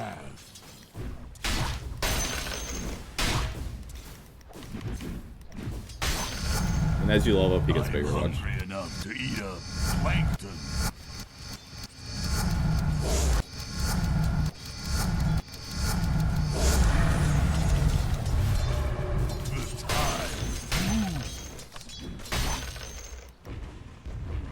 So here's your max attack range. It's 250. Forward. So you start off at To the bottom I a regular Tidehunter. go. My life and Well, it just sends you battle. back to level 30, huh?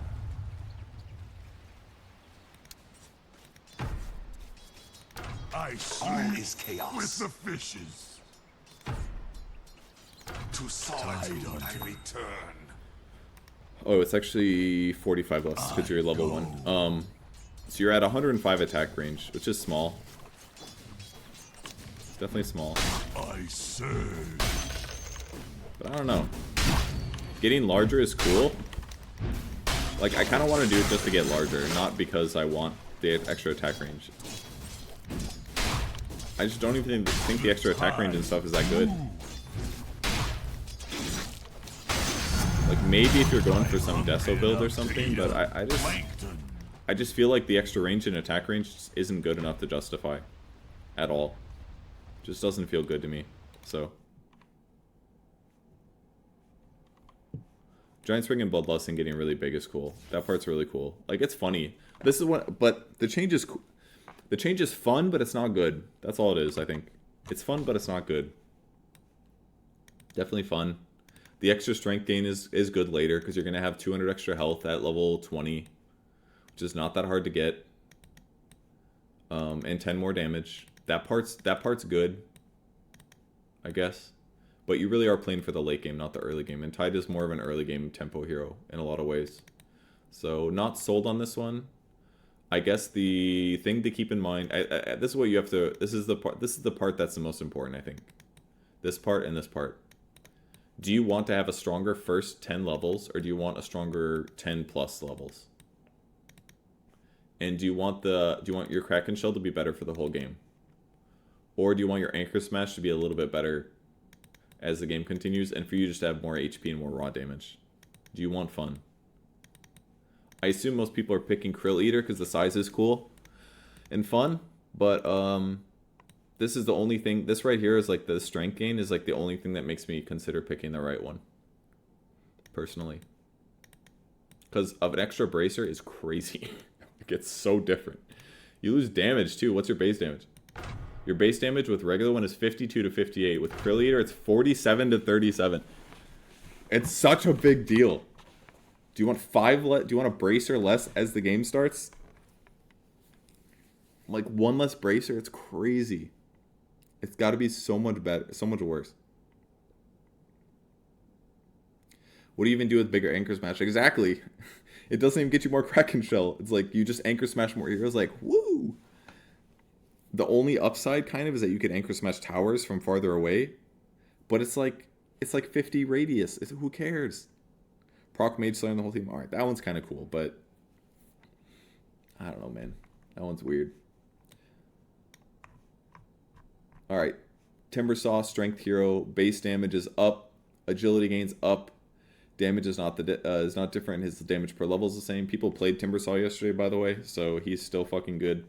Timbersaw restores mana every time he destroys a tree, just for free. So this is nice. It basically lowers the cost on Whirling Death when you use it. When you use Timber Chain, it costs less mana now. This is one of his options. When he collides with the target tree with Timber Chain, it shatters, sending 10 splinters in all directions, up to 700 distance. If a splinter hits an enemy, they take damage and are slowed for up to 60% for 0.75. I'm going to test this out really quick. So I haven't seen it. I know what the Twisted Chakram looks like, and it's quite good. But we will check this out. I'm not a lumberjack. Oh, it looks like... I see. Prepare for battle. Did he only take 50? Yeah, if you say so. Whoa! Oh, I see. He took 2 sources. He took my damage and... So basically, if... it just adds more damage, and it's pure damage. Yeah. It's not bad, it's just not great. Oh, it does slow too. The slow. Oh, it's not very much slow though. Only lasts for 0.75. So this is just factually worse than Twisted Chakram. Because the Chakram gives you 2 Chakrams. You have this one, and you get this one.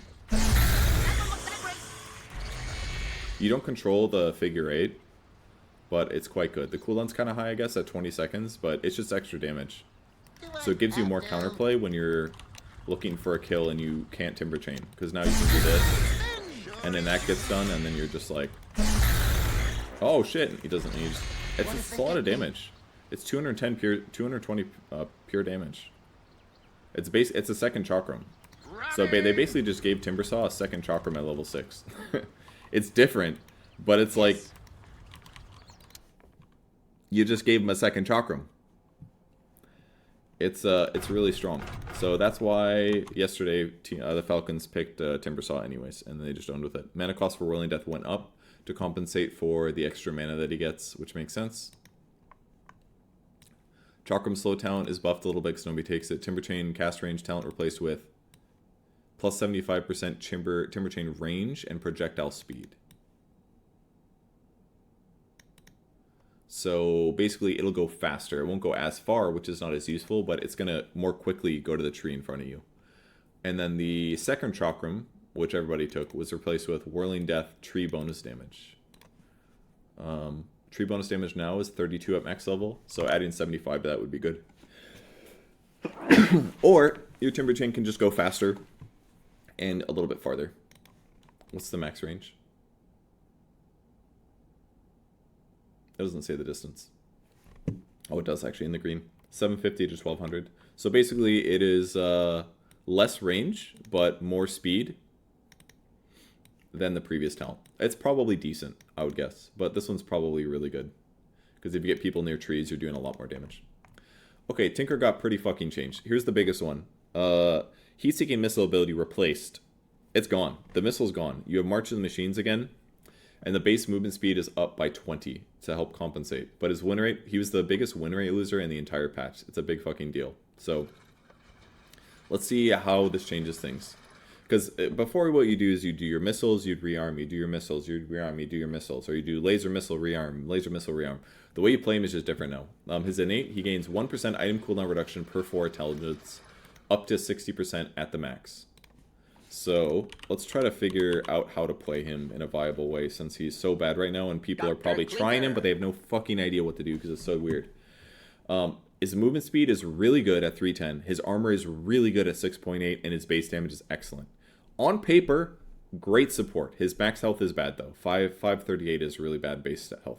But on paper, great base stats. Devi Lama told me this at Birmingham, that he'd been trying him as a support a little bit. He didn't think it was quite there, but it was like close to being good. That shit's probably completely thrown off because he told me to get missile and to shoot 2 heroes at the same time, because that's a lot of damage. That shit's gone. Here's his facets really quick. March of the Machines would now apply heal through allied heroes, which is cool. 20 heal per second for 4 seconds. So every one that hits you, and it doesn't stack, by the way. So, but it would give you 20 HP per second for 4 seconds. So it'd help your team fight in team fights. Or when he has defense matrix and the barrier gets fully absorbed, he gets blinked in a random forward direction for 300 range. So it's kind of like Flicker, where the way that I'm facing, if I'm running away from someone and my defense matrix pops, it blinks me forward 300 units somewhere in a cone, basically. So, how did they change the rest of the hero to make up for the fact that his playstyle is completely different? Heat-seeking missile's gone. Laser cast range is increased by a lot, so it's 600. It's not AoE by default, so that means it should be better now that's not AoE. Blind now affects all enemies in the radius when the AoE talent is picked, which is at level 15. Creep blind duration is now the same as hero blind duration. So that means the creep blind duration is worse, isn't it? Maybe it was less, I don't know. But it's 3 to 4.5 seconds of blind. And then mana cost is decreased later levels. And then Ag Scepter no longer provides cast range. Ag Scepter that can shrink creeps. So, on its face, Laser is a longer cast range ability. It's not AoE, and it's lower mana later. So arguably it's better against heroes right now than it was before, other than the fact that it can't be AoE, and who knows about the Ags. Well, the Ags still should shrink heroes. So Laser on its face is better. How much damage does it do level 1? 75 pure damage. It's not a great skill. It's okay. You could use this against heroes while trading with them, but the fact that it's only 75 damage is not excellent. Let's move on. March of the Machines. Calls for an army of robotic minions to damage enemy units in an area around Tinker. The damage is 16 to 40. The duration is 6 seconds. The radius is 900. Cast range is 300. Mana cost about what it looks like it used to be, with high cooldown of 35 seconds. So this is one of the things that made March or Tinker kind of a hero in the past, is that this is how you would farm, basically. I think the laser missile defense barrier Tinker never really had huge success. It's been kind of just, it's had sometimes had a good win rate, but it's kind of just been bad. But this is how you used to always play Tinker. You would summon March on a creep wave, and you would try to get last hits. You leave me no choice. And then when you hit 6, you would rearm it pretty much all the time. I carry a charge. Stupendous. Well, you'd basically do this. March, march, march. I'm in complete agreement. Or you cast it at an angle. And you kind of just use it to AoE nuke or creep wave. Adventure. So it's basically the same. The level 1 looks kind of mediocre. Let me see what it's like when it's leveled up all the way. See if it feels similar to how it used to. Look at them go. I should say so. It's fine. If you get 10 robots that hit a range creep, that's good. Defense Matrix cooldown is jumped heavily to 20 seconds. So this blocks 100 damage with some status resistance. Duration's 15. So it can't have permaduration anymore. But hypothetically in a laning stage, if you have a Defense Matrix and a laser, you just shouldn't be dying, I feel like. I'm not necessarily saying that's the good item build, skill build, but if I'm playing support, Tinker, and this does 75 damage and this blocks for 100 for only 70 mana, and look how much int I have too. I've got crazy high mana pool. You should be able to trade with laser and Defense Matrix at level 2, and I think that would be pretty good. Because you're damage blocking yourself or an ally. The downside is the cooldowns are really high at 20 seconds, but your base stats are quite good. Now, to transition this as a Tinker support, I don't fucking know. I feel like you definitely don't max out Defense Matrix, I feel like. I don't know what you do to scale. Just max out laser, I guess. It's single target, though. I feel like at some point you'd have to get March of Machines. Is Tinker dead as a mid? Probably not, because you could... He's gonna be fine as a mid because you spam March with rearm. That's really obvious. As a support, I don't know how. Maybe I shouldn't be thinking about support, but he's definitely close to viable as a support with his high stats. His stats are really good. They're like really, really good. 310 movement speed. I just feel like at some point you'd want to transition it into March or something, if you really wanted to do this. Or if you played as a 5, would you just Defense Matrix everybody? And do laser from 600 units away? Or do like... You probably do Defense March is what you do. It's probably the best impact, as sad as it is. You'd probably get like 2 lasers and like 2 Defense Matrixes, and then you just start maxing March and Machines. That way you can push sideways, and when your ally gets gone on, you just put the shield on him and you put the March down or something. I don't know. Rearm no longer resets cooldowns of items. This is a big deal. And it no longer grants magic resistance. Oh man, this one's really going to change the hero. I should have been talking about this. Doesn't grant magic resistance anymore. Channel time decreased to be lower, especially early, and the mana cost is decreased at all levels. So this Keen Conveyance is your teleport that you get when you hit 6. So this allows you to teleport. Then it's settled. Oh, I have this one. It's an 80-second cooldown, which means you have to rearm it. 3, 2,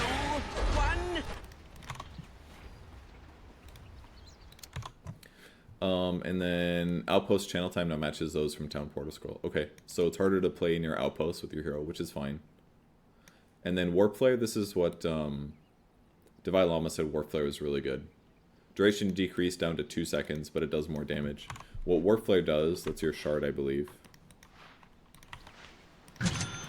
My sentiments, exactly.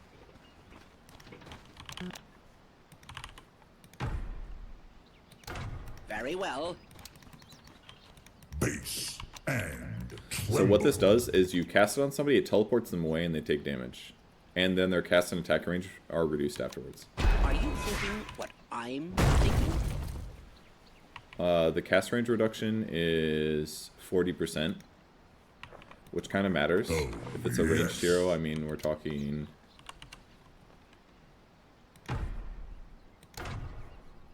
the earth moves under my Absolutely. What's their attack range become? That's what I'm curious Oh, about. yeah. Why can't you attack?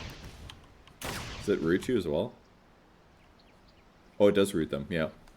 So it roots them and reduces their cast range. So it's a 2-second root, but it pushes them away from you or allies, which is kind of good.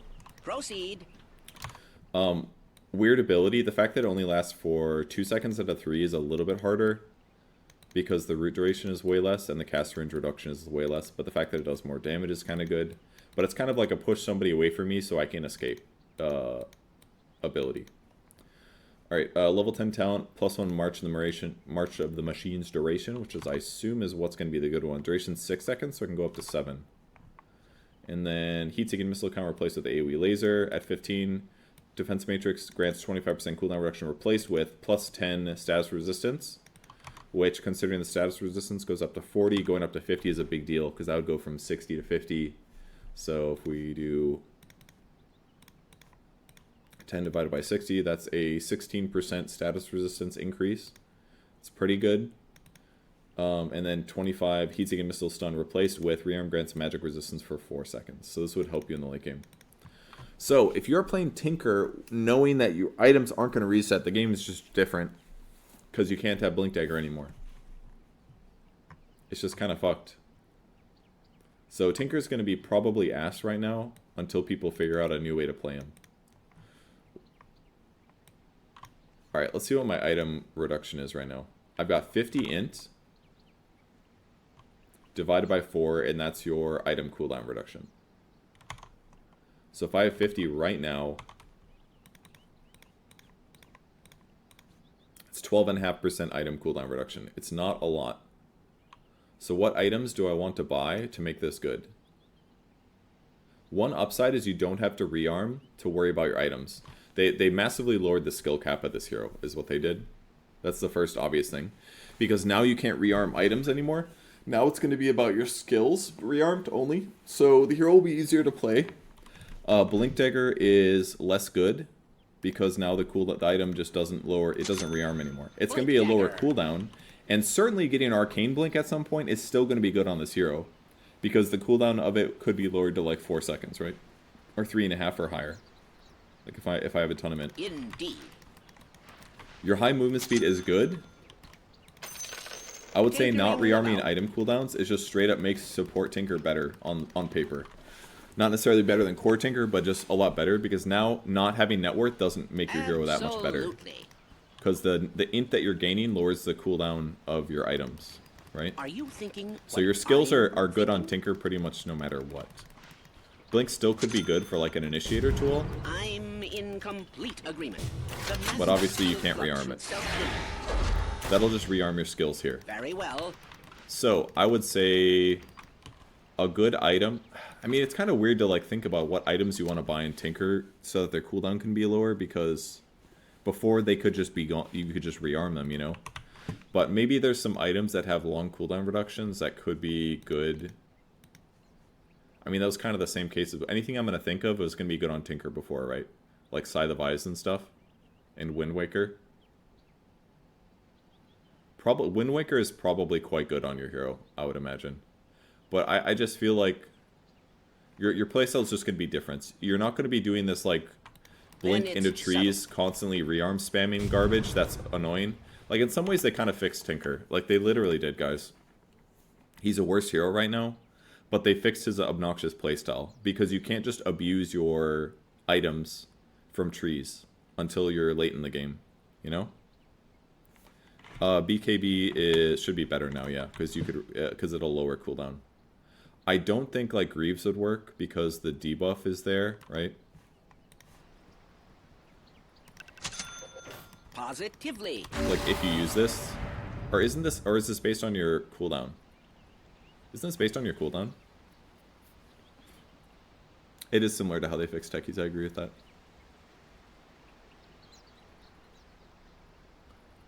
If this is based on your cooldown, then something like a Greaves could be good. Because I could see like Greaves defense matrix working. Or if you got a locket as well, is this too crazy? Problem is that these don't give you that many attributes, but yeah, it looks like it matches. So Greaves is kind of good on your hero. You can't rearm it, but it'll come off cooldown faster, based on your cooldown. So you're almost like Dazzle now, a little bit.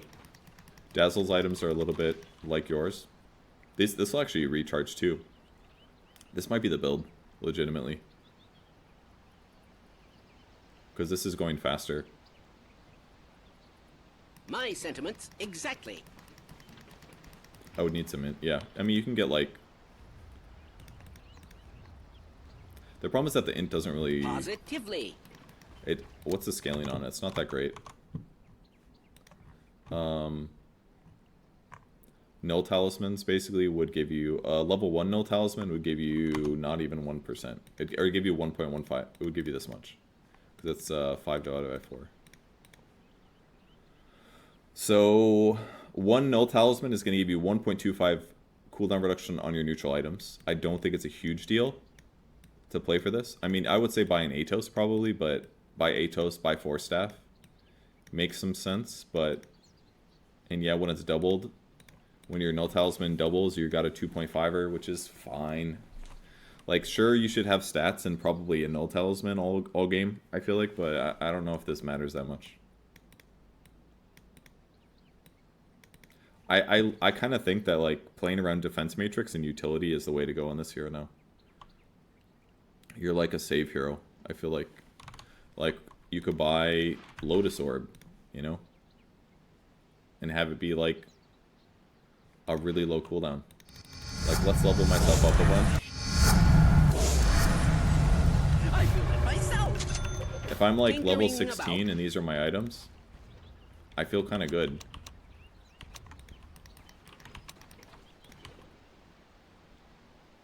Do I need this? I wonder if you don't need this as Tinker anymore.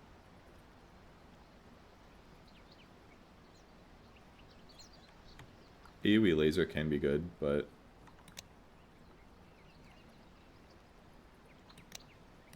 My sentiments, exactly. I wonder if your items are something like this. I don't know if you'd have a Blink Dagger or not. Probably like a Force Staff instead. Are you thinking what I'm And then you just go thinking? around shielding your allies from Yes. damage, you know? Because now this guy has 40% status resistance and like a Proceed. 445 heal. And then when the fight starts, you just laser and Well, tear you apart. do some shit like this. Like a blazer. And it makes it really hard for them to fight into you. And then you mech them. Say so. Light him up. No I just do argument like there. this, and I do this, and I rewind. Probably need cast In range. complete Yes. agreement. Looks like you're gonna need cast range big time. You might need an Aether Lens or something, but even if you go like E-Blade or something, like I can lower this cooldown, you know? Very well. Under attack. You know, like Well, Lena. you just look fire like you're gonna be versus really laser fucking beams, annoying. It's a timeless Laser blind, struggle. you could get an E-Blade. Like these look like Then it's good items. subtle. Run away. He's running your ass down. I warp flare him. Absolutely. Then it's subtle. Very Like, well. see how endlessly you can kind of do this?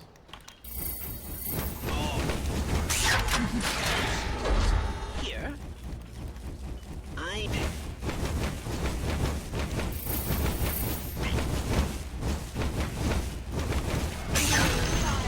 See what I mean? blinded you with science. You just need Burn a counterplay hat. shit. Between Absolutely. warp flare and laser and defense matrix, it's tons of defensive capabilities plus your items. No I think you do some argument shit like there. this. Legitimately.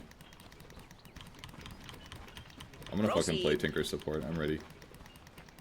I just don't know what skills you get in the laning stage yet. It's probably lasers and defense matrix. You probably go 2-0-2, and then you max out March. Or maybe you Positively. don't. Maybe you just don't get March until later. Maybe it's better to max out the laser. I just don't necessarily know what your early items are. This item kind of sucks on your hero. The mana and the mana regen are bad. I'd wish that was int instead. But if you want, you could probably go Atos. It's 15 int. You could probably get Gleipnir, maybe, if you really wanted to. But your right click's not that good. Your agility gain is terrible.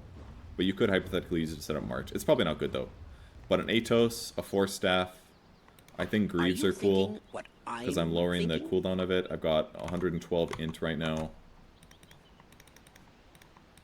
Which is going to be 28 cooldown reduction. It's a big deal. And yeah, you could buy Octarine, but I'd rather than buy Octarine, I'd rather just buy another item that is an active that I could reduce the cooldown on. I don't really think that's going to be Dagon, probably. Dagon's kind of cool, but I just think it's not going to be My Dagon. sentiments, It could be a Glimmer exactly. Cape, you know? 14-second cooldown Glimmer Cape. It could be Solar Crest. 16-second Solar Crest. Like, this would be great on your hero. Lower should say cooldown, another way to save an Open ally, you know? fire. Then it's subtle.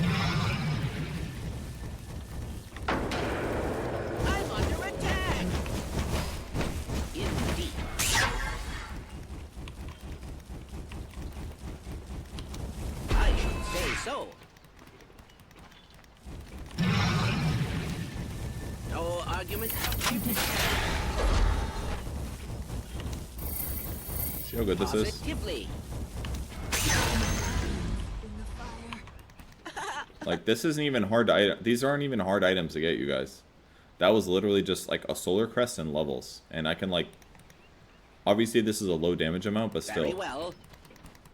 And then if I'm rearming and they stun me, I'm like, cool, you didn't stun my core, you know? Proceed. I'm trying this shit. Support Tinker. I think support Tinker is where to go. Thank you for the donation. When your best friend's 1,000 hours to Tinker and you haven't heard from him since patch, you should be worried, because it's not going to be the same.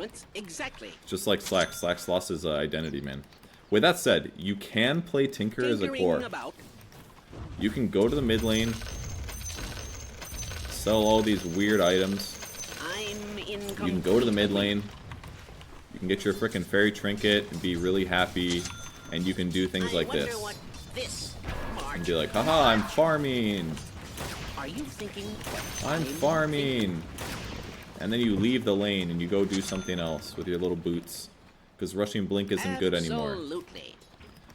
The playstyle's gone. You don't rush Blink anymore. You still have a free teleport to your side lanes. Very well. Which you're always going to have, but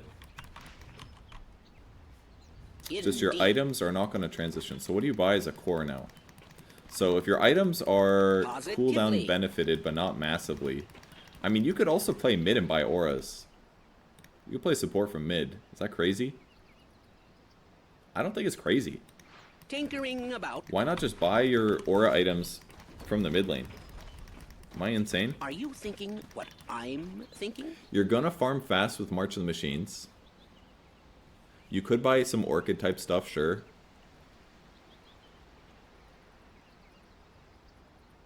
Be some like right clicker. The problem is that your skills are not very good at killing. That's the problem. Your skills are better defensive tools. So I don't think an Orchid is actually that good on this hero. I'm in complete. Because what are you gonna do? Show up and be like, here's an Earthshaker with boots. What are you gonna do? Go like, alright, I hope he stays in this March of the Machines. Like, what is this? That's a level 1 hero, by the way. Obviously I didn't micro it very good, but like, you have no disable. Alright, you could do this though. Let's do this. Let's give this guy a little bit more HP. Proceed. Which way do we do it? This way?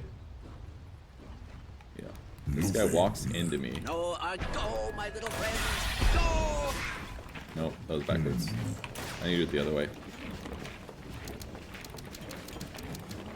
I should say so. Yes. If you get in melee range of a guy, it goes like this.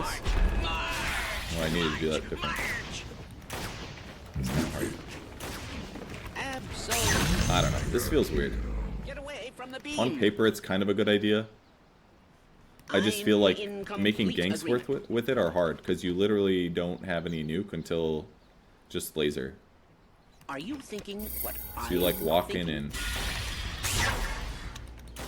I mean, that's kind of good. Alright.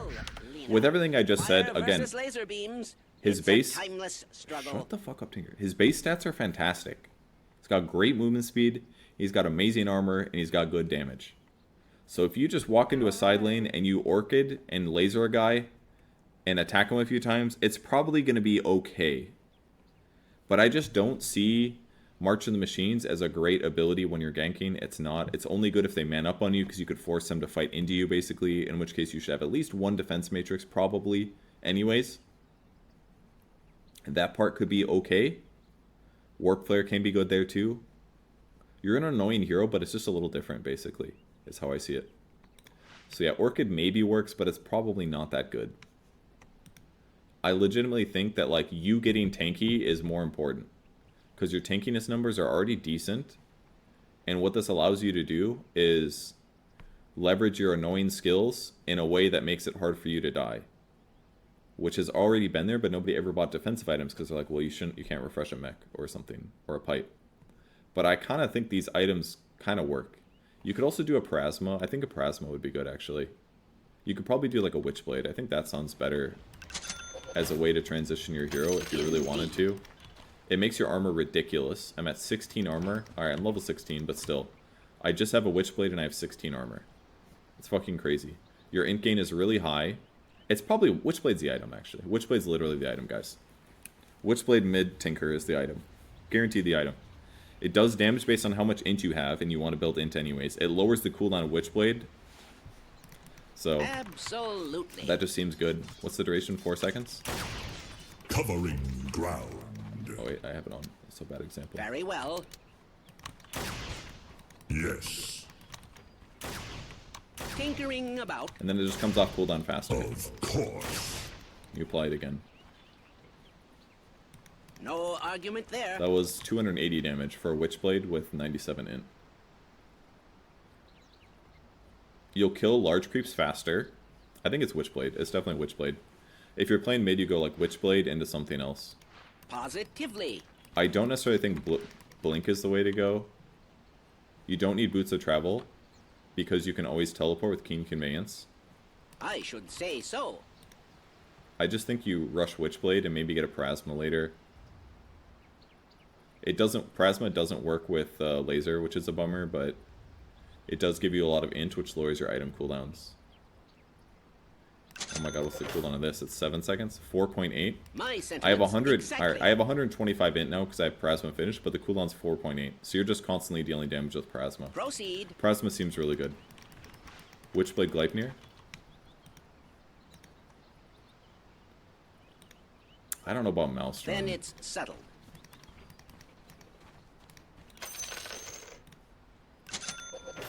Absolutely. This one I don't know about. Tinkering about. It's probably not bad, I don't know. I'll take that. Oh, this is perilous. Science in action. I just feel like your gank is not going to be good enough with just Witchblade. No argument there. You need some like other thing. You either need to skip Witchblade and go Gleipnir first. You need Then mobility. It's settled. You need high mobility somehow. Like Gleipnir is not a good enough way to start I fights, I don't should think. say so. It's kind of cool in theory, but you probably still need a Blink Dagger or something if you're mid. On march. March. Ah, they are in it. I don't think Gleipnir is the way. My experiment was an Shadowblade? unqualified success. Very well. Shadowblade is probably it. The enemy's middle tower has fallen. Probably this. Victory is 10% inspiration, 90% decapitation. This literally works. I think this works. Lots of attack speed from the items. You don't think there's a way this is good? I think this is the item, if you're playing mid. Phylactery's kind of bad. It could work. It's just kind of bad, I think. You only have 1 spell, 2 spells with Warp Flare that could do it.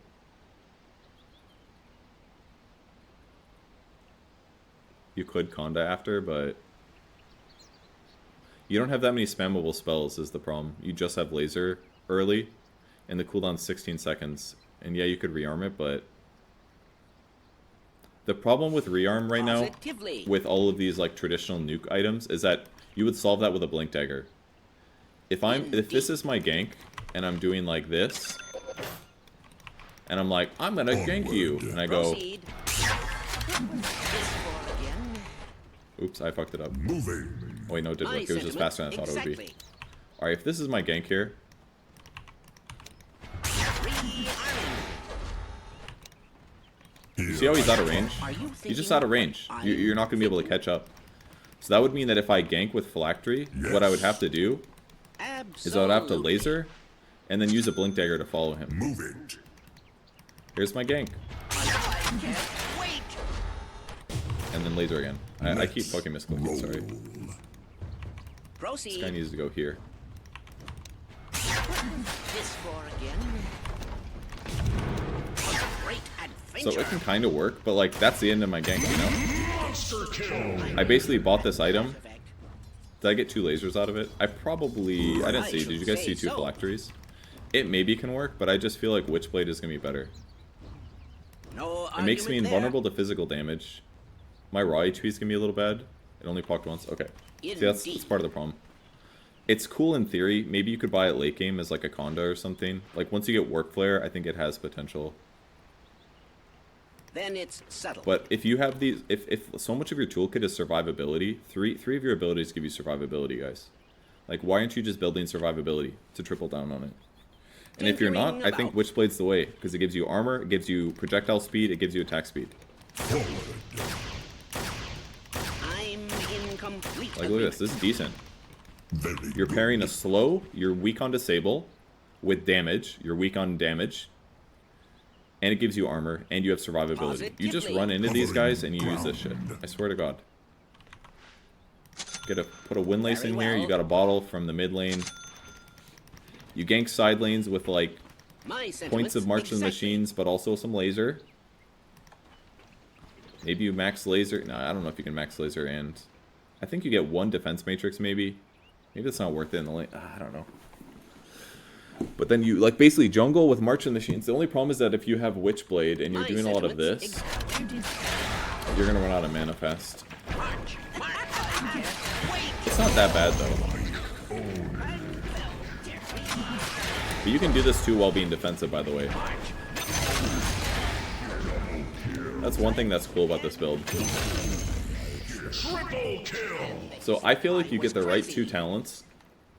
I think you probably do a mix of right-click items. If you go survivability, March is going to be better. Meteor Hammer? Oh, Meteor Hammer is a good idea, actually. I think I like that. Gives you a ton of int. It gives you spell amp. It gives you mana regen amp.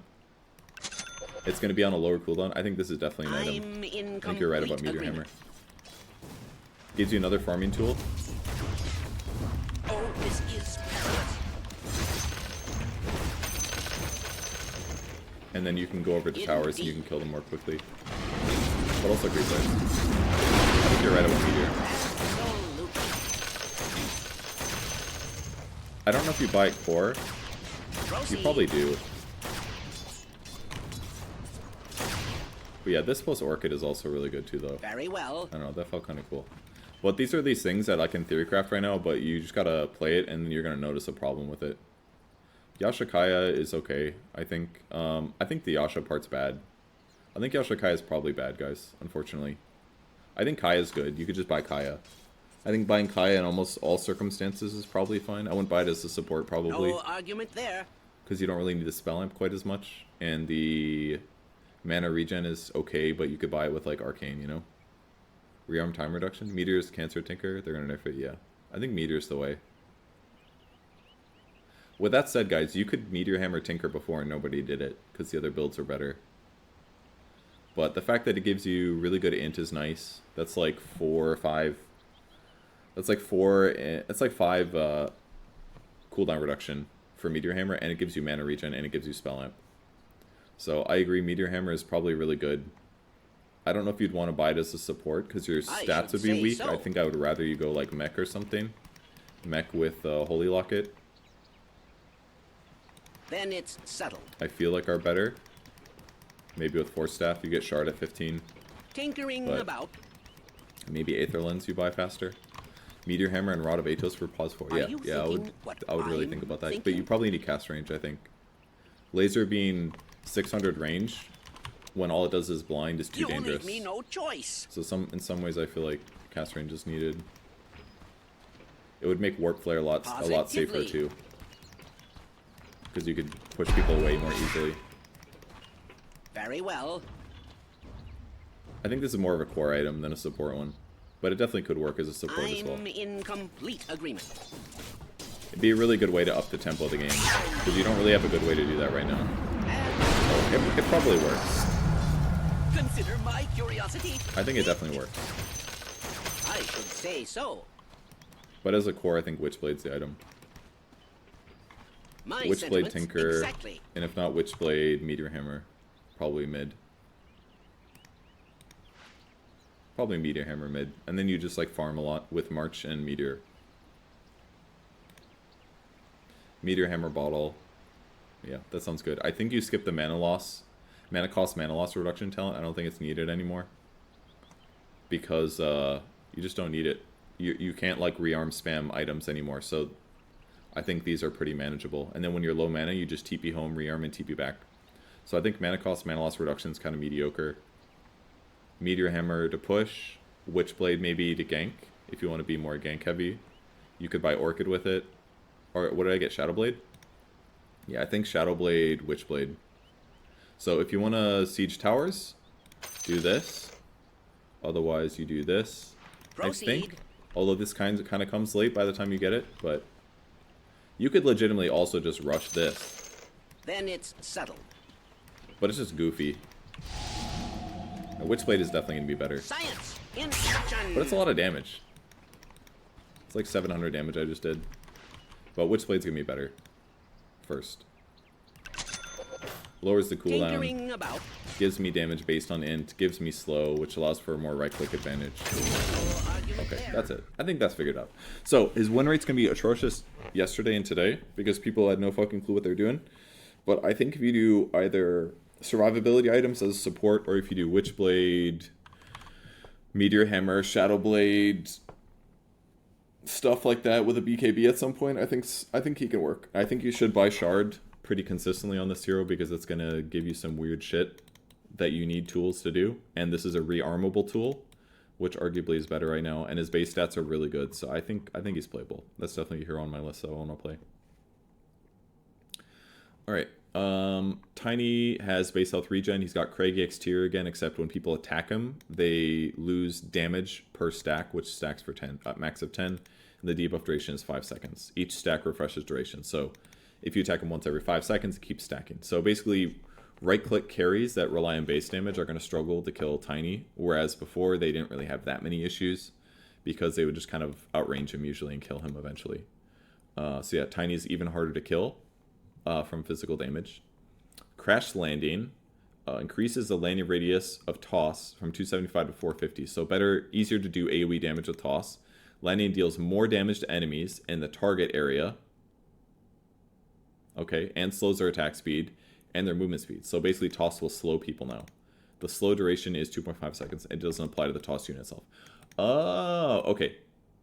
Because I think tossed heroes already take bonus damage, don't they? Tiny smash. Toss bonus damage, yeah. So the hero that you toss takes bonus damage already. But now people near the guy that it lands on take bonus damage of 40%. That's a big deal, actually. Because when you're level 18, the bonus damage is 400. So it's doing like 720 damage. And then the AoE of that is 40%. So it's like a 280 damage nuke. It's not just like an insane amount of damage. Tossing allies buff, that's true. That's a good point. They call me Tiny. Rolling. Should actually do two Burn a two path. enemies. Prepare for battle. Going. Heat wave. Right away.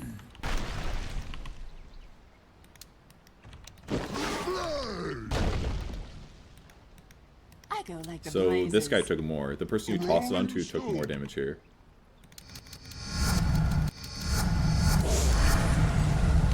Test that again. Oh yeah. 980, and yeah. So you took a little bit more damage, Time to getting hot tossed to. Like a wildfire. 980, 904. I'm So, going. so as you level up, it does more damage. On it. So it looks like the AoE is not based on... Oh shit, I fucking leveled up some of them a little bit. Okay, there we go. To battle. 990, Forward. Quick. messing everything up. You get out of here.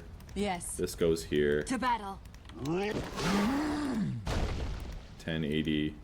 Like a wildfire. I'm Okay, going. so it doesn't continue to do more AoE damage as you level up below, it looks like.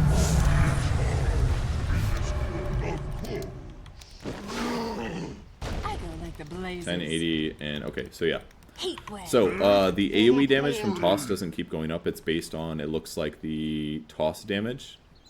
But the fact that it applies movement slow and attack slow is really, really good. That part's amazing for supports. Because that means if you toss an ally and an enemy, they are slowed.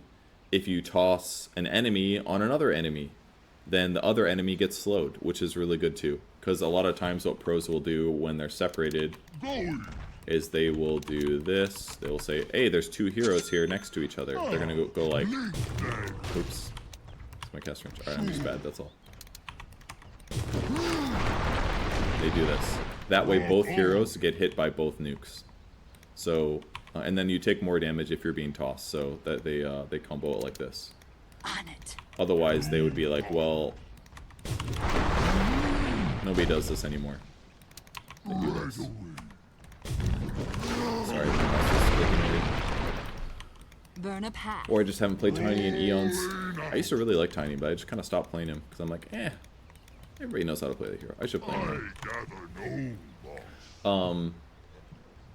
So yeah, this is really good for support Tinies. The other one is Tiny receives 25% of his strength as slow resistance, and 10% of his strength as status resistance. So he's got really high slow resistance now, pretty much. If you have 100 strength, that's 25% slow resistance.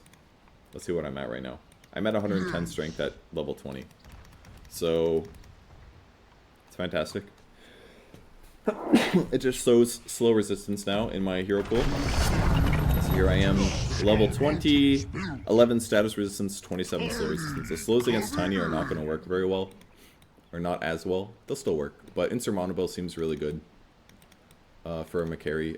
Keep in mind, Gladiators did play Tiny yesterday and they won with it as a carry.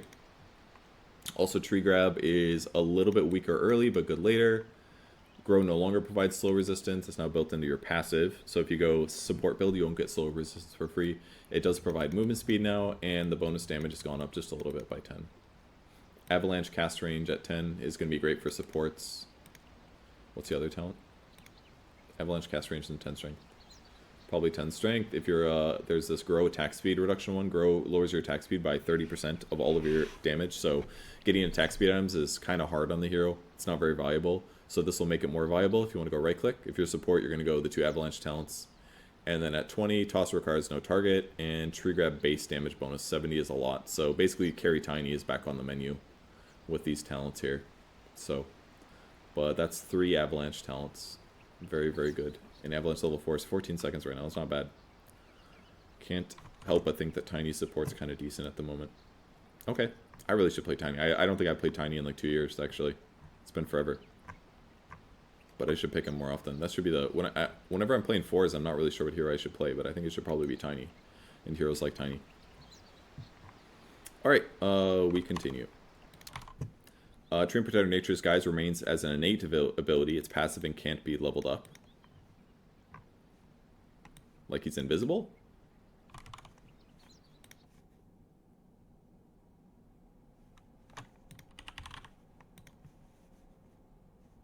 Be careful where... Provides Treant with tree walking whenever he hasn't taken damage. No, it's just the movement speed one, that's all. Okay. Primeval Power. He gains +5 base attack damage per hero level. Okay. So he could just have super high damages built in. That's one option, which is certainly good for the laning stage. I mean, if we look at his level, here he is at level 1. He has 85 to 93 damage. Oh, he doesn't technically have a level. Anyways, it's 5 more damage at level 1 if you want that. Else, you've got Sapling.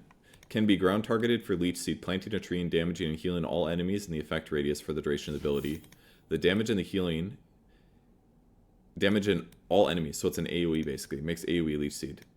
Damage and heals all enemies. Okay, but it doesn't like sap them all to heal allies, right? Damage and healing is halved for creeps when the ability is ground target. If the tree is cut down, it regrows again with the next pulse. Okay, so you can't stop the tree. It's good with Hoodwink. It's good to pick Hoodwink against it.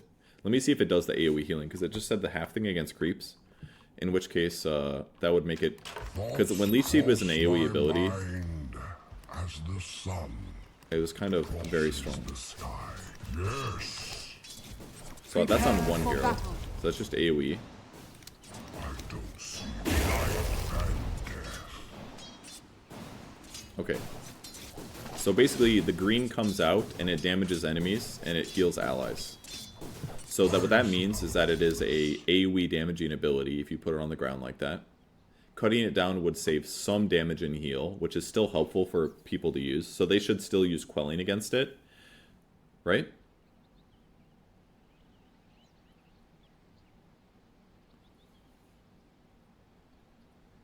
Let me see. Quick! Oh, very well. All and perish. So that was 498, I believe. I suppose.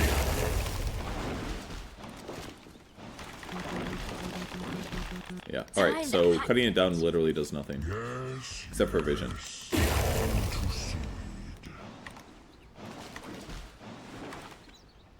I believe. So could be used for body block for jukes. I assume I can run through it. Is that if I take damage though? Burn a path. Okay, so that's one downside. If I'm not taking damage, I could put it... If I'm tree walking, basically, you can do it like this to stop people from walking through. So that's cool. But yeah, it basically turns Leech Seed into an AoE ability. It does half damage to creeps, so that you can't... But it is good because it's going to make your AoE better between your AoE and your Leech Seed, so that's pretty cool. But still decent in team fights. 2 AoEs, 3 in the AoEs now for Tree and Protector. He's got tons of AoEs. You can AoE heal your teammates. Maxing this ability out just seems the obvious thing. I don't know if you want to do it first necessarily, but the only other downside is that it is literally a tree on the ground. The AoE's big. Holy shit, that's a big AoE. It's like the whole team fight. Like, it's just good. So I don't see why you wouldn't just level this first, even over Nature's Grasp. It just seems too good to pass up. Because you're damaging 2 heroes and healing 2 heroes, guaranteed. Basically. It just seems really, really good. Oh, it doesn't slow? Oh. I don't know if that matters. It's going to matter sometimes, certainly. Because if it's like you're trying to kill one guy and he's running away, you're going to want to slow him. If there's one guy that's very vulnerable, because, you know, slows matter, right? If I put this down and they just walk away, like they stop taking the damage, you know? If there's 2 heroes fighting 2 heroes and they have the same HP, whichever one we start targeting, that guy's going to just start running away. He's like, well, you're hitting me. And then when we give up on him and change targets, he's going to come back in, you know? But in big chaotic team fights, like, as the game goes on, you're just going to put it on the ground. Pretty much every time. Because you don't even really want to get in range anyways. If I'm in trees, and there's a fight right here, and I'm invisible, and I want to cast Leech Seed, I'm just going to do this. Because then it's going to affect the fight, and they don't know where the fuck I am, except for, you know, this obvious, like, hey, he's over here thing. Other than that. But you don't want to let them know exactly where you are. It's just important. So this seems like the better one for sure. The other one is kind of cool. I mean, this is a lot of damage. By level 10, you have 50 more damage. But the AoE tree one is just so good. It just seems mandatory to me. I'm getting 8.4 damage per level. How about a stroll? 8.4 per level. Like, I have 350 damage here, guys. Like, that shit's crazy. Like, that's a lot of damage. This is kind of wild.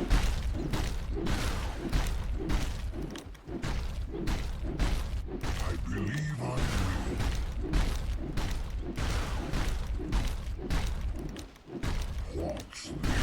Alright, this might be good, actually. As I think about it more. Ways this could be good. Orb of Venom Tree. Most obvious way. This actually could be okay. I'm gonna have to switch heroes to go back to, like, early level.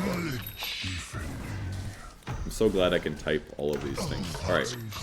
If I buy an Orb of Venom on this hero, it instantly makes it better, right? Because I'm doing 94 damage. Orb of Venom usually only works good the first couple levels, so this is probably kind of goofy.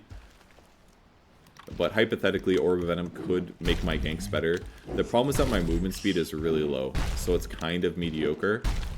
But maybe there's some kind of viability in having some right-click. I'm going to have to assume the answer is probably no, though. You've got any bonus armor you might want from Living Armor, so that doesn't necessarily make, like, Wraithbands good. The problem is that there's just not a lot of, like, cheap ways to attack quickly. Because all of them are going to be abused by carries. So there aren't really a lot of cheap ways to attack quickly. Outside of, like, a Wraithband. So even by the time you're, like, level 10... Even though I have 50 more damage than normal... I just don't really see myself buying an Echo Saber as a carry. This is a lot of damage, though, I gotta say. It's a lot of damage. If you have, like, Echo... I suppose. Oh, yeah. And you, like, walk by a tree and you're just like, what's up? I mean... It's a lot. I'm hitting for 200 damage. But what item that it is, that's the real question. What is the item that makes it worth right-clicking on in this hero? Maybe it's just Orb of Corrosion. Maybe you just buy this. It's probably Orb of Corrosion. It gives you armor, which you need. It gives you attack speed, which you need. And it's an upgrade from the Orb of Venom. It's probably just Orb of Corrosion. I'll get there. Eventually. With Shard. And then you hit him with the ulti. And then you have to keep spam clicking because otherwise it won't work. I feel like it's that. I think it's Orb of Corrosion. No, I wouldn't go more damage items, guys. You're overestimating it a little bit. I don't think you can justify going like all right click. If you're like a hard carry or something, I don't think you can justify this very well. Because your movement speed is garbage. It's really bad. You're gonna really notice the lack of movement speed. This I don't think you can play carry treant. This doesn't change it. Unless you go like Shadow. Shadowblade's not good. You don't need that because you have Shard. You basically need, for most initiation items that are surprise, you need either Blink or Shadowblade, almost always. And I don't think, Shadowblade's just kind of weird, because it's like, I'm already in Viz, so it's like, if I buy Shard and this, it's just kind of... I mean, so if you want more movement speed, you can do this. Which makes you fast, but like, if he just runs off of this, then... I'm going. He runs away from you, you know? I think this is a support hero still, no matter what. It's either, the most you can play this hero is like a 3, I think. You can play 3, and you can go tanky and get like Greaves. I think that's an option. Greaves and Auras is a 3, is an option, but I don't think you can play this hero as a 1. And I don't know about a 2. Probably not as a 2 either. So, I think the item is Orb of Corrosion that you would buy on him, because it gives you armor, and it doesn't give you HP anymore, but that's okay. Your strength gain is pretty good. And it gives you attack speed, which means your right click is good. You still buy Shard, and then you will use that Shard to leverage your right clicks a little bit better, because it's about rooting them and beating the crap out of them. Oh, very well. If you wanted more attack speed items after this, I think Wraithbands would be good, especially once you get 25 minutes, because it's giving you 20 attack speed and armor, which is things that you need. Most of what you should be buying is attack speed, not damage, because your damage is already like stupidly high, because you're getting 8 per level. 8.4 per level. Hypothetically, a Midas could work as well, because it gives you a decent amount of attack speed, but it's probably overkill. Orb of Corrosion gave me 25 attack speed, Midas gives me 35. You probably don't need Midas. Other than that, Mask of Madness, I just don't see it. I would rather you buy an Echo Saber, I think. Echo Saber would give you attack speed, it would give you another way to slow, it would give you mana regen, it would give you strength. These are all good things on your hero. And it would give you 2 hits, which would be really good with your high damage. So I would maybe do Echo Saber or Orb of Corrosion, but I think Orb of Corrosion is by far the safest one, because it's cheap and it gives you base stats and things that you kind of need. A little bit of armor. Orchid could work too against some heroes, for sure. I could see Orchid. it gives you a disable that you don't have that would layer really well with Overgrowth. If you Orchid them, they press Manta or BKB, and then you Overgrowth their asses. I think Orchid is probably one of the other options, without a doubt. Come out of trees, Orchid Overgrowth a guy, beat the shit out of him. How about This is really good. Like Here's a guy. wildfire. Here's me. I suppose.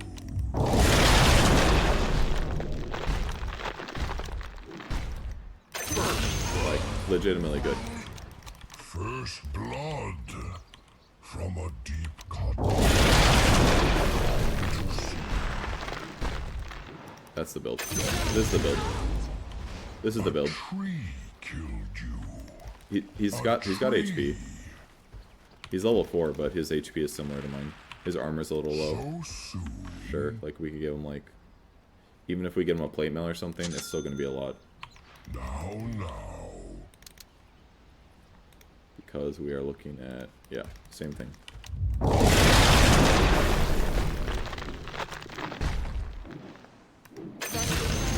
Still a lot. That was a plate mail. Keep your hot little hands away from It's a lot. Guys, the levels don't fucking matter. They don't fucking matter, I promise you. All the levels will give her is more HP and more armor. And a little bit of magic resistance. They literally don't matter. You want level 10? Okay, look, now I have to do this.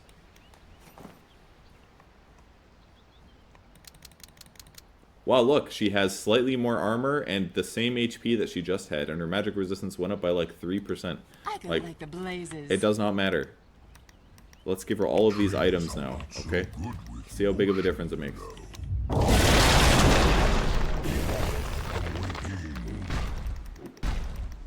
Look, she survived, but like still, the difference is not much. It is not much. That is a hero with like a lot of raw survivability built in. If she doesn't have a Yules, or if she doesn't have a BKB or whatever else, then she's gonna have a bad time. And if she has a Yules, then you do this. I suppose.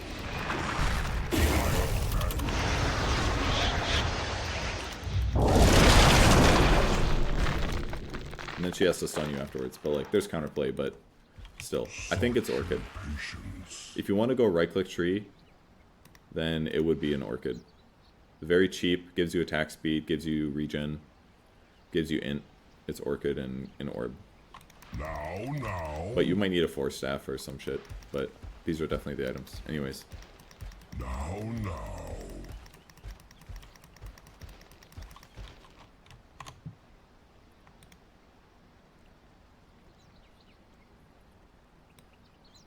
Alright, now that we've wasted 20 seconds of my life, let's move on.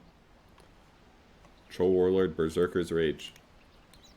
It is now an innate ability, toggleable, can be leveled up with skill points. Okay, bonus movement speed, so he has 5 movement speed at the start of the game, 1 bonus armor. Ensnare chance increase up to 20% at all levels, but the duration is dropped. I like that. A little bit more reliable. You can better expect like what it's always going to be. So you can ensnare level 1. So on average, we're talking like a 0.1 second ensnare. Each fervor stack grants 1 armor when he's in melee form. This one looked really good. They actually picked Troll yesterday against a Juggernaut. I actually liked the pick. I think they ended up losing, but Battle Trance grants 30% of his attack speed bonus to all allied heroes globally. I don't think this one is better. I don't really see people getting this as a carry, because almost always they are going to rely on making their hero better. Like hypothetically, there are strats you could do with this, but Troll is almost exclusively going to be a core.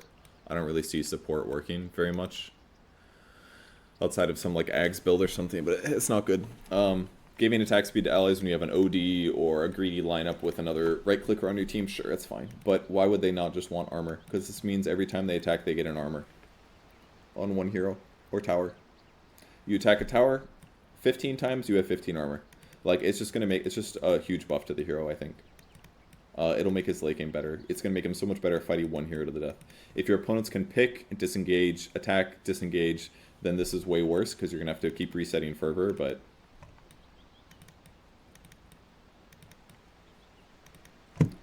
yeah, pretty much always one armor. You attack, you've got an armor, even if you stop attacking. So, armor bonuses, harder for him to die to physical. He's just going to be like the ultimate counter against any physical carry. Whirling Axe's melee. Ag Scepter Dispel now always pierces debuff immunity. It's very good. And so does this one. So what this basically means is that, I don't know why it says it here.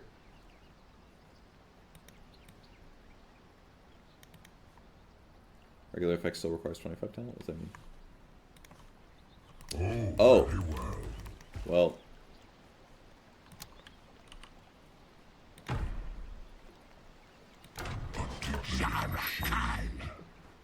Whirling Axe's Pierce magic immunity. So basically the melee one dispels yourself if you have Axe. Provides a basic dispel to troll, reduces the cooldown mana cost, and the other one's a dispel to enemies. I don't know why it says this always pierces debuff immunity, because this is about the melee one dispels himself. So I don't get why this is here. This one makes sense because the ranged axes would pierce debuff immunity. The enemy's middle Like tower if he has fallen. what's an ally buff that he might want to put on himself? Burn like- a path. That would remove it, for example, even if he's magic immune, you know. So not a great example, but here, why don't I just do? I would do like an enemy ogre, sure, enemy. These blades are too Bloodlust. Okay. So before, if she's BKB'd, I couldn't remove that, but now I can. To battle. So this is good. Means dispelling is way better. It definitely makes Ags way better. Because this is a fucking 4-second cooldown, guys. Like, means every 4 seconds you can AoE dispel the enemy squad. It's a huge deal. This one always working. I don't know what this really accomplishes, but well through BKB. So I don't see why this just wouldn't work anyways, because you should just be able to press it. I don't know. I don't understand why this text is here, but mischance pierces. No, so what they clarified here, the regular effect still requires level 20 talent. The regular effect is what this does, which is deals damage and mischance. They're just saying that this dispel enemies thing only works. It now works if they're BKB'd. The damage still is dealt. The slow is still dealt, but not at the end of BKB. So if I do it now, see, she's still slowed afterwards, as should work with previous BKB. But yeah. But now you get a dispel with Ags. It basically makes the Ags build a lot better on Troll Warlord. So you could hypothetically build that as an item on Troll if you want to dispel something like Bloodlust or something else. Remove double damage runes. Can it dispel SDL? No. It only does a basic dispel, not a strong dispel. Strong dispel removes almost anything. With that said, SD ulti is not dispellable, I don't think. And if you're curious if an ability is dispellable, you can highlight it. Actually, you can't. Oh yeah, it says dispellable, sorry. For negative, this one says dispellable, strong dispels only. So hypothetically, you could, if you had a strong dispel, it would remove that. But SD's ulti is not going to be dispellable. My steel shall drink. The most ultimates are not dispellable. Not dispellable. Okay, and then talents, Whirling Axe damage increased, Berserker's Rage Armor decreased at level 20, which makes sense because between this and this, it's just an insane amount of armor. And level 20 talent, Battle Trance movement speed replaced with Battle Trance slow resistance. I really like this. This is a huge difference. This 20% movement speed is like, okay, it's good, but it's like, do I really want 20% movement speed? This is a more direct and obvious way to counter it, is to just have more slow resistance. 20% movement speed, let's say if you are running at 500 movement speed and you have 20% more movement speed, that would cap you. But the way that slow works, that BSJ told me yesterday, is that if that on paper would buff me up to 700 movement speed, but it's capped at 550, if I'm slowed by 50%, it would have that first number, that's 700. So it put me down to 350 movement speed. So if you're being slowed when very fast, extra movement speed is actually helpful. But this is just way more straightforward. At lower movement speeds, it's just better. If I'm only running at 400 movement speed and I'm slowed by 50%, instead of going to 200, I'm only going to go down to 300. It's way better. So I really like this talent. What's the other one? That is the Berserker's Rage armor. So, decent trade-off. Do you want to deal with armor, or do they have slows that are really, really annoying? Like, if I get that Battle Trance slow resistance and I'm dealing with a Venomancer, that feels so much better. Because I will know that when I use my ulti, I just won't be kited as much. Which, again, is the main problem with Troll. At some point, Troll is going to get buffed to a point where he is not as good at avoiding being kited, and he's going to be really scary. But it's been a long time coming. I'm so glad Troll's in the game, but yeah, he has issues. Alright, we got Tusk. Bitter Chill. New innate ability. Passive levels up with ability of selected facet. Passively slows the attack speed of all enemies just near him. So that's 10% at all levels, which is pretty cool. Tag Team is one of his 2 options. So basically it changes his 3rd skill depending on which one he gets. Tag Team looks the same basically, 20 to 95, cooldowns there. Level 10 talent is 25 tag team damage. If you pick the other one, Drinking Buddies, this is the one that pulls people closer to you. Once tagged, both Tusk and his tagged ally gain increased movement speed and bonus attack damage for 5 seconds. So, here's the trade-off basically. Now I understand it better now that I read it fully. Let's do a new one here.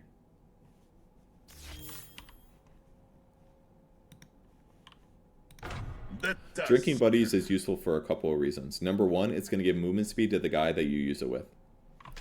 If you use Drinking Buddies on your ally, they get movement speed and damage. I didn't realize they get movement speed, but this is like amazing if you guys are running together, basically. You guys are running through the jungle, get the fuck out! You run faster and you get out of danger. It's a huge duration, 5-second duration. The downside is that while it gives them bonus damage, it doesn't give bonus damage to everybody nearby. So if I have 2 more allies, I can only give it to him. Whereas Tag Team, if there was an enemy here, these 2 guys would not be able to do more. These guys don't get bonus damage. If this is Tag Team, he'd be taking damage from everybody. So Tag Team is like literally Tag Team. Everybody beats on whoever's in the area, big time. This other way this works really good is if this person is far away, I can still buff up his damage.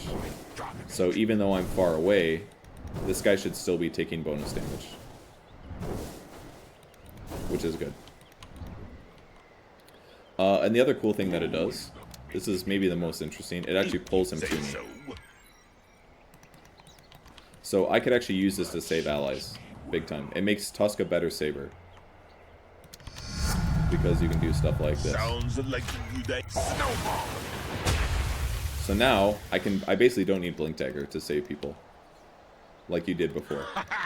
Because before you would have to do this.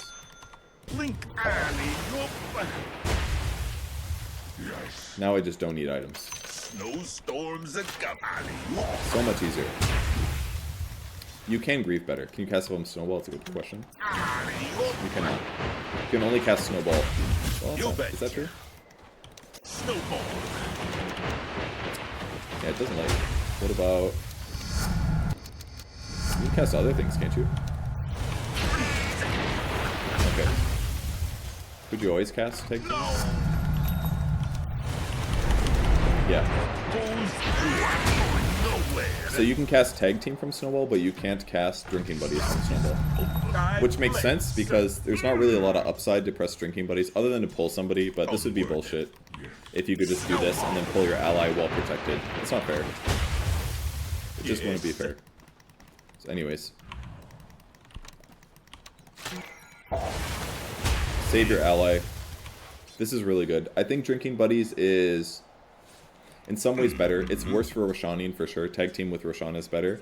But one skill point of this is just godly. Run to your allies just to get past. Gives you more movement speed. Can you press it by yourself? I assume you can. Oh, you can't use it by yourself. Ooh, that's a big negative. Ooh, that sucks. Okay, so that's really bad for a lot of Tusk situations. Fair drawback. Yeah, that's fair. It's a really good point. Because if this just gave you all the upsides of Tag Team without the downsides, it'd be way too good. This alone is crazy. Yeah, sure. You basically just save it all the time, I feel like. If you're playing support Tusk, most of the time you just don't use it until you're going in. One cool thing, actually. I say. Let's say you're ganking or something. You could do some stuff like this. I'm under attack. There's a lot of cool usages. I think teams will grab this, is my feeling. Because while tag team is really good for, I guess you don't get slow on the enemies, that's the other problem. Maybe teams won't use this. It really just depends. It's just going to really change how the hero functions at different points of the game. Tag team is kind of so ubiquitous with the hero, because there's stuff like... Oops, wrong one.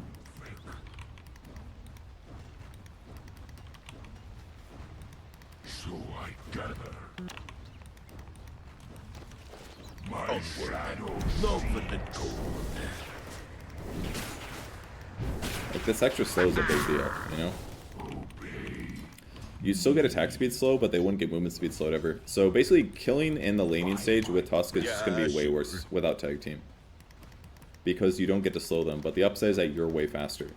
Okie dokie.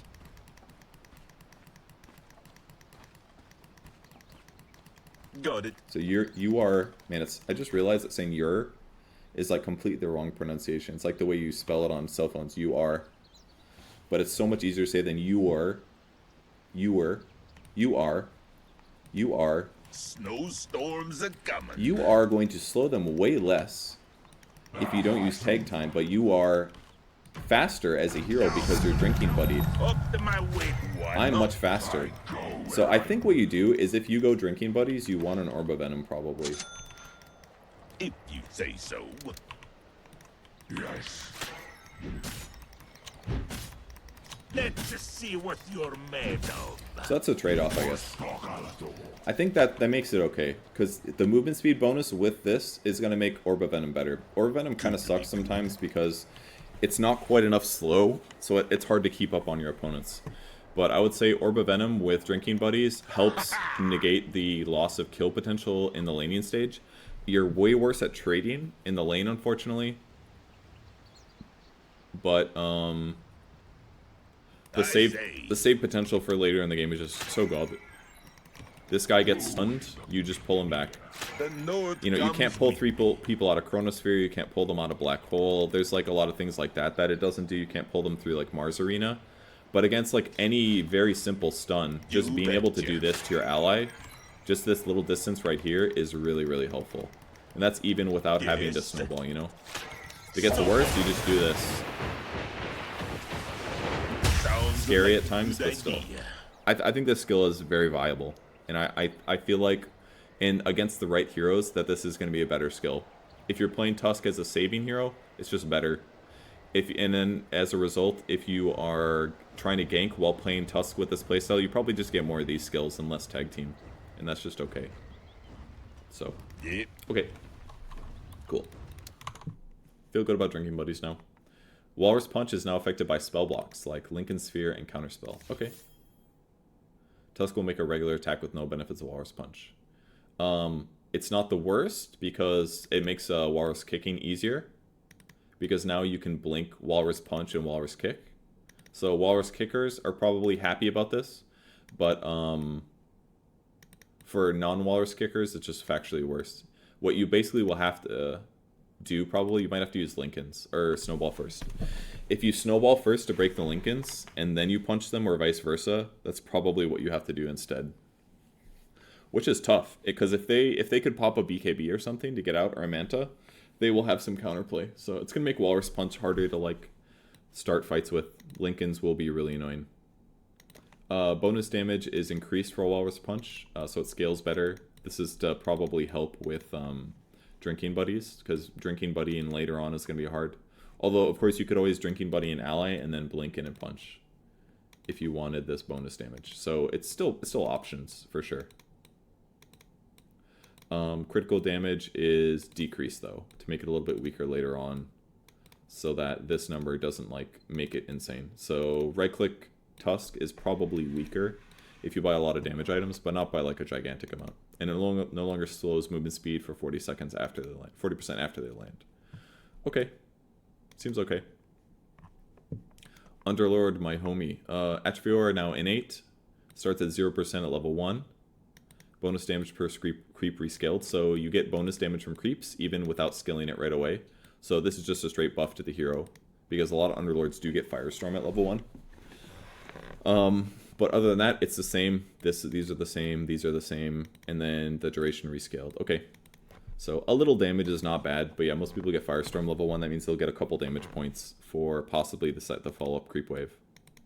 The duration isn't really high. Alright, Demon's Reach. When Underlord has bonus damage from Attribute Aura, his attacks start cleaving, dealing 35% damage.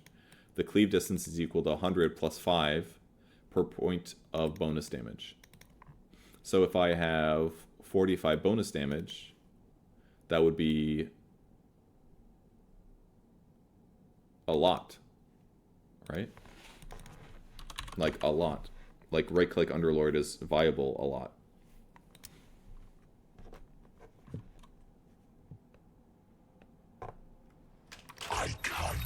You guys like my set? I paid like 200,000 Dota Plus points for it. Without mercy.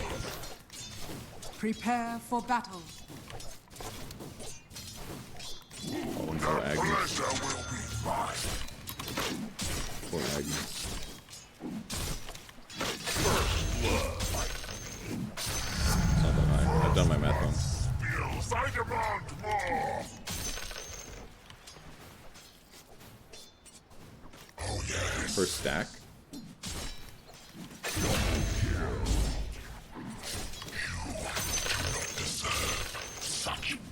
Is it based on how many different things have died? Triple kill. You fail. Leave distance 5 per stack. There is work to be done. I think it's per damage. So I think as the damage goes up, it becomes a lot more.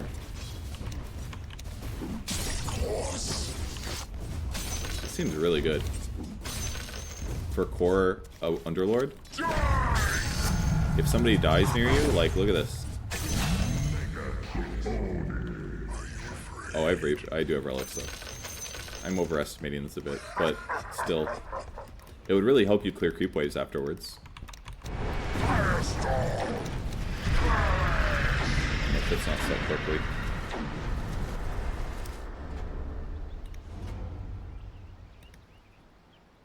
Oh, I don't have the green one. Oh, I just don't have any green. Okay. Good to know, good to know.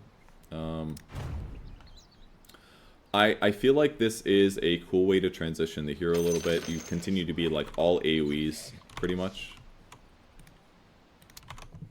On its base, this looks fine. You just get some cleave. It's going to make clearing creep waves way easier because you're just going to firestorm a creep wave and then you're going to attack it like once or twice and it's going to all die, I feel like. So, seems like a good way to increase the farm speed of this hero per each point of bonus damage. So if I have 100 bonus damage, it's like a whole creep wave, which looked about right. So, the cleave is going to be insane if you win like a Ravage team fight.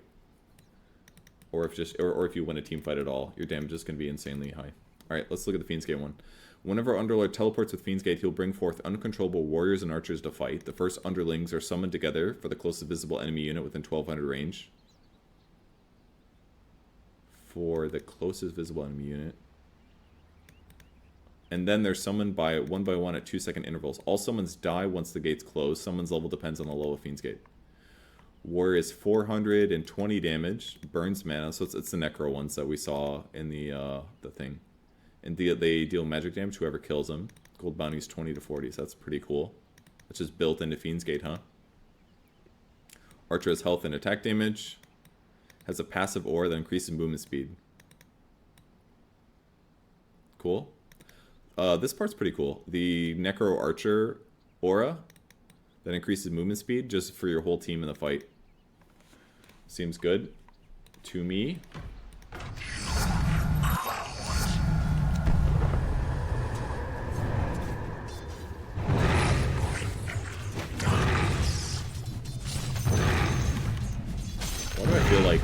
Wax is gonna do this. I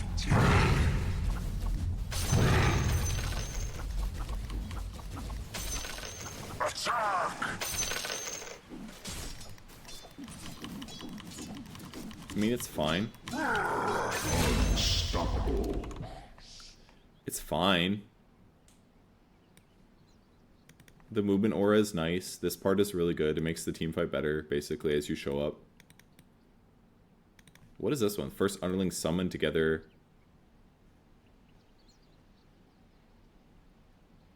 I don't know what this means. This part's weird, but... both are fine for gimmies. I think the left one looks better to me, because that's going to increase your farm speed big time. I just think this one's better. You just have cleave at all points in the game. Couldn't you just play carry Underlord now? I think you actually can. I feel like you can actually play carry Underlord with this. It's just done. It's just there. You just have bonus. You just have cleave. 100 cleave damage is fine. You can use this on neutral camps. Like you can just go treads and right click. What are your stat gains? Terrible agility. Strength is decent.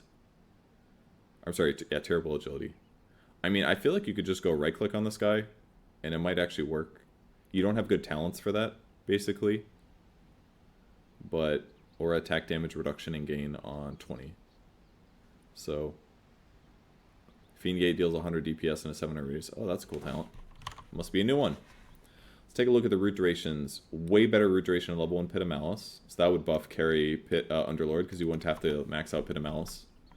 Mana cost increased to compensate, that's fine. And the cooldown increased a lot. So much better level 1 point skill. Cast point decreased from 0.2 to 0. Okay. That means you can't spam it anymore. Minimum distance, like spam cancel. Minimum distance decreased. You can cast it closer to you, which is good because with this one, you want it to be able to be cast kind of close to you if possible. Ag Scepter now also reduces cooldown by 20 seconds. You could definitely use this to like cut creep waves, by the way, if you wanted to. Ag Scepter reduces cooldown by 20. What does the Ags even do? I don't even remember. Radius of Pit of Malice. Oh, okay. That's kind of big, down to 70 seconds. Kind of good. Makes Ags better. Just a gimme for Ags. That's great. And then this is the Etriora damage reduction replaced with plus 10 reduction and gain. So you gain more damage from things dying, which is more cleave. This one looks really good for carry Underlord. And then Atrophy allied hero bonus replaced with Fiend's Gate DPS. If you play Underlord as a carry, I wonder if you just go for like Radiance, genuinely. It's kind of overkill though. You actually don't need Radiance in some ways because you already have really good AoE. But then my thought is like, but your skills are just not good for you being a traditional carry. So it's just better to be like an aura tank. To buy like Radiance with Firestorm maxed out, with Firestorm talents, and Shard. And you just Firestorm burn people and right-clicking burn them and disabling them and being tanky as fuck. That's what sounds good to me. Go like some Radiance Bracers Shivas. Bracers Radiance Shivas. With probably Sanj and Yasha or something. Just run around.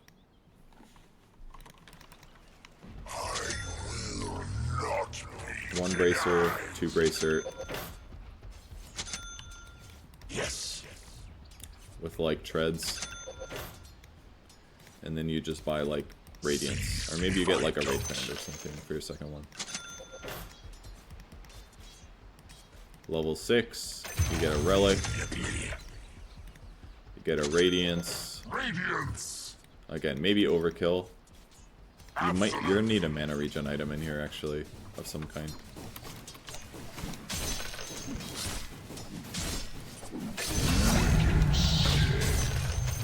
Oh, I'm on the wrong one.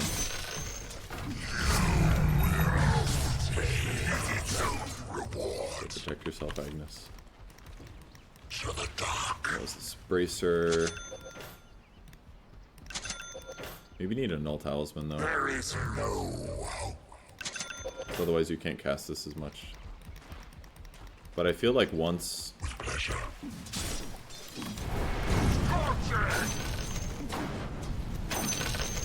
Despair moves. But I feel like once you even just have a little... Oh, it's pretty bad, actually. That's weaker than I thought it was. I mean, it's still going to increase your farm speed.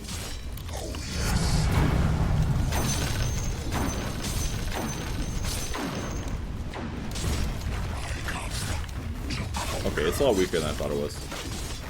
It's only a 35 cleave.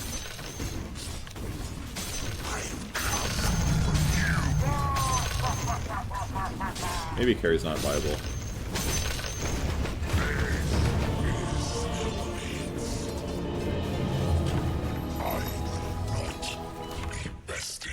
The number's just really low. Because Battle Fury Cleave is like 70 or something, right? Right now?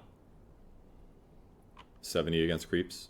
Or sorry, 40 against creeps, 70 against heroes. So it's half of a Battle Fury against heroes. It's just not very good against heroes. It's basically, it adds AoE, which is kind of good. So you will farm faster in like jungle camps and stuff. But your hero's still kind of slow. I mean, there's maybe some like viability for a Radiance, because you're going to be doing more damage, but this is probably misleading. I don't think carry is going to work. The numbers are just too bad, I think.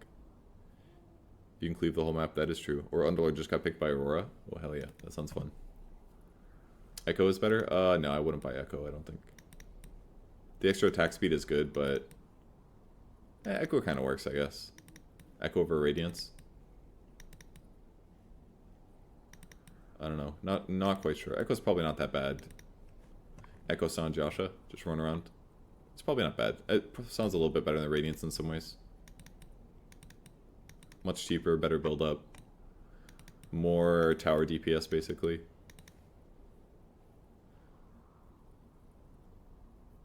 If you have 400 bonus, that helps. Yeah, that's true. Alright, let's move on. So we can get done with this. Undying Ceaseless Dirge, new innate ability.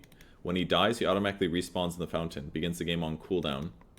The cooldown is 480 seconds, which is a long time. 480 divided by 60 is 8 minutes. So every 8 minutes he gets an instant respawn. Very good for late game Undyings because you get a free buyback. The downside is you can't TP twice. So it's not insanely abusable as a support in ultra late game fights, but it's still quite good to come back twice, and that's just built in. It's really nice. Undying hasn't been played very much lately, so it's just kind of a cool thing. Rotting Mist, when Flesh Golem's active, his attacks will spawn a zombie chasing the target for 15 seconds. This was the old ulti, which is cool. It doesn't work on Roshan. It was really broken on Roshan, because he would just attack him along, get all these zombies. And so this is just kind of a cool addition. The zombies will help slow them and deal damage. The other is Soul Rip. Whenever it's cast on an allied hero, they gain 10% of Undying's current strength for 10 seconds. That looks really fun with Sven. You use ulti with some bracers. You cast Soul Rip on your Sven, give him like an extra shitload of damage. If you have 100 strength, then you would give him 10 strength, which would be like 20 or 30 damage. So ripped Undying with a Solar Crest with a Sven on your team is where I'm thinking right now. Pretty cool. Tombstone zombie vision range decreased, so the zombie vision range is bad, but the tombstone is still going to be really high. The mana cost is up, and the Ag Shard time restraint to leave or re-enter is decreased to 2 seconds. The 3 was a little bit high. Totally fine. Flesh Golem's slow duration has been decreased by 1 second. 4 seconds was wild. This is going to make it worse than ability draft, but it's still really good. And the fact that it spawns a zombie now means that the slow doesn't really need to be that much higher. But could help justify more attack speed on the hero, but it's difficult when strength gets multiplied by Flesh Golem.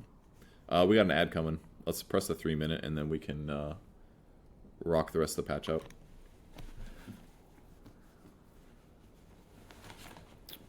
.25 strength with a heal is nuts. I mean, if you do have 300 strength, that's a lot. If you have like an Ags, then yeah, your strength is going to be really, really high, and pumping that into an ally is kind of crazy for survivability. Let me close this. I'm going to set up a little tester. Your ability draft question about facets, I think they addressed it at the top.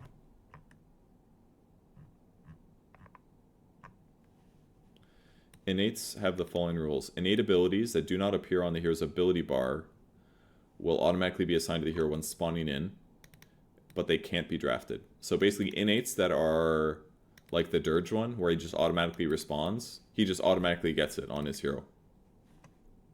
If their level of skill points and draftable, they don't automatically get assigned. So basically the game, they're basically saying like, if the hero is balanced around this innate ability, then you have to get that innate ability or you just don't get it.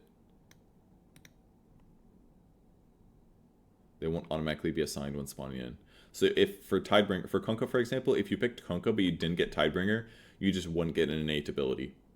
Pretty much. So kind of sucks for him, but he's probably going to be fine. Maybe there's some examples of heroes that are really upset about it. But Slark, for example, would get level 1, probably of his innate, but he couldn't level it up with his ulti, is my guess, is how that would work. Because he would have to get Depth Shroud, or it's just tied to any ulti he gets, it would level up. It would be good. All other innate abilities are disabled. So I'm sure somebody is going to figure out exactly what this means and post a guide, or eventually understands it. But that's what it sounds like. It sounds like sometimes they'll be there. And facets have the rules. You can choose any hero facet belonging to your assigned hero during strategy time. Belonging is the special word here. Facets that grant new abilities are disabled. That probably means things like tag team. You couldn't get the other one, is my guess. Facets that replace abilities will work if you draft. Oh no, never mind. So tag team and the drinking buddies would work. So you could do drinking buddy with tag team. And what's like a new ability facet? I'm not quite sure. If facet has no effect on your hero, you can still select it, but there might not be any benefit. Facet modifies an ability you did not draft, so makes sense. So you can definitely lose out on some of your things. Our ads are done, so we're going to jump back down to Ursa. Strength gain is decreased.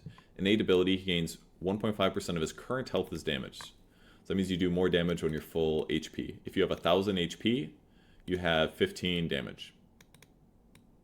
If you have 3,000 HP, you have 45 damage. So staying full HP is very good on Ursa, because it just gives you more damage. So lifesteal is in some ways just better. Grudge Bearer, 5% of damage absorbed during Enrage is converted to damage. Buff lingers for 5 seconds after Enrage expires. So if they do damage to you while you're enraged, it's very good. And it lasts for up to 5 seconds after that expires. But it's not like that lasts super long. It's only a 5-second duration. That's not true, actually, because you can increase it with Earth Shock. So if you Earth Shock and then Enrage, and then you Earth Shock again with some cooldown reduction, you can keep that damage going farther. So this seems pretty good. Don't know how viable it's going to be in a normal situation, but Enrage doesn't really give you as much damage resistance. Oh, it actually does still. I was thinking status. The damage reduction is 80%, so I don't know if you can get people to damage you during it, but there's going to be some spells that just deal damage to you that it's going to be nice. So this just seems kind of good. It helps make Enrage a better ability, even if you don't need it for what it's supposed to do, which is status resistance and damage reduction. Because you could basically just turn it on to do more damage, which is kind of cool, for 9 seconds. 9 to 10 seconds. So if they're not even focusing you and you just want to do more damage, it gives your ulti another usage, which is really, I really like that. If you're like, oh, I need a little bit more damage to kill this guy, boom, use it, and then disengage. Especially because it helps keep your health high, which gives you more damage, and it gives you more damage by absorbing any stray damage that happens anyways. Bear Down, love getting bared down. Duration of all debuffs applied by Ursa is increased by 20%. Okay, so that would be Earth Shock will last longer by 20%, and it lasts for 4 seconds. So almost 5 seconds it lasts. And then Fury Swipes will last longer. Is that 10 talent still there? It is. So that would mean the Fury Swipes reset time is 40 seconds plus 20%. So 48 seconds of duration for Fury Swipes. And then the mana for Overpower is up to make it a little bit weaker early, to probably help compensate for his damage being higher. I don't know if buying a heart is necessarily going to make this hero that much better, because 40 times 22 is 880 times 0.015. So buying a heart gives him, if he's full HP, it gives him 13.2 damage. It's okay. It could make some like Scotty type items be seen as better. I mean, Heart is probably kind of good. But I imagine Lifesteal is going to be like the same. Like Satanic is just better on this hero now. Because it's going to give you raw damage, and it's going to help you keep your HP full, which gives you more damage. So, but yeah, Heart kind of good, Satanic kind of good. I feel like it's just Satanic. That's all it's going to translate to. This is just like across the board damage buff that makes your itemization a little bit more interesting. So, sure. I'm into it.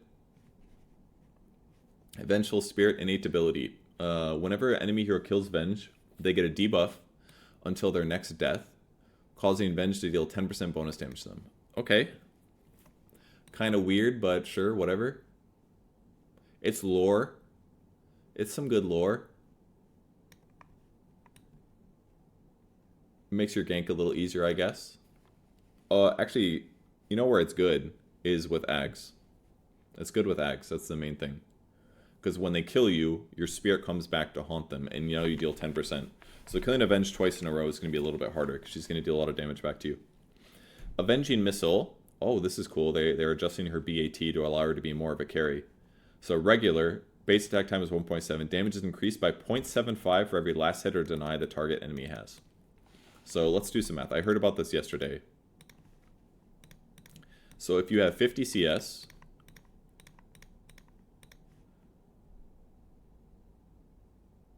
Isn't that just really good? Isn't that just really good? 0.75 times 50?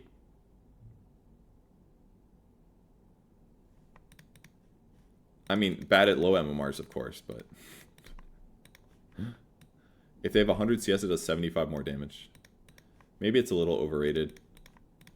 Because as the game continues, you know, it's like... But it makes the bouncing magic missile way better. Because it's going to do a lot more damage against heroes. If it's some like late game scenario, it's pretty good. It's pretty good against these late game carries. Because you're doing like a 600 damage nuke that bounces. Possibly hits 2 heroes. So that plus Spell Amp would be really good. Because your nuke is just going to do way more. So a little Spell Amp could go a long way maybe in some cases. But alright, and then Soul Strike. Your BAT is lower. So you're going to be a way better carry. And her attack fires traces of her soul that punch the enemy on contact, making her attacks have melee behavior. The hell does that mean? She's melee? Is that what that means? Vengeance shall be mine. Doesn't show attack range, I see. Melee Vengeful Spirit. Feel the wrath of my vengeance. The approved. Okay.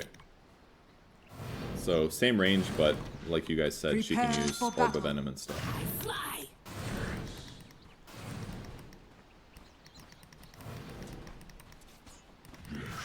Yes. That's gonna be really hard to justify, I feel like.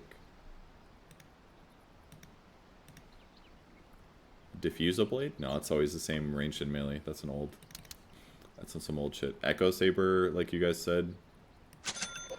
I just don't feel like that's gonna be... Indeed. We can do more.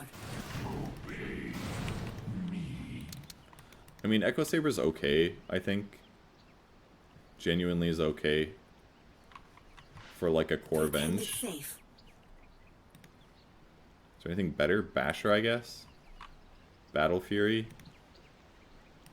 I guess. I am the Battle Fury. Good scouting. Well, Yeah, I guess you get Battle Fury on there. proceeding. This actually makes her viable as a core. String strength. Because this is way better than Maelstrom on her. Because Maelstrom has a chance to proc, which is fine. But it doesn't scale with damage, and she scales with damage. So, you know, if you level this up, it makes Battle Fury much better. A royal execution. So you could probably play her as a core now. Especially because this will lower armor. This is actually good. This is actually legitimately good.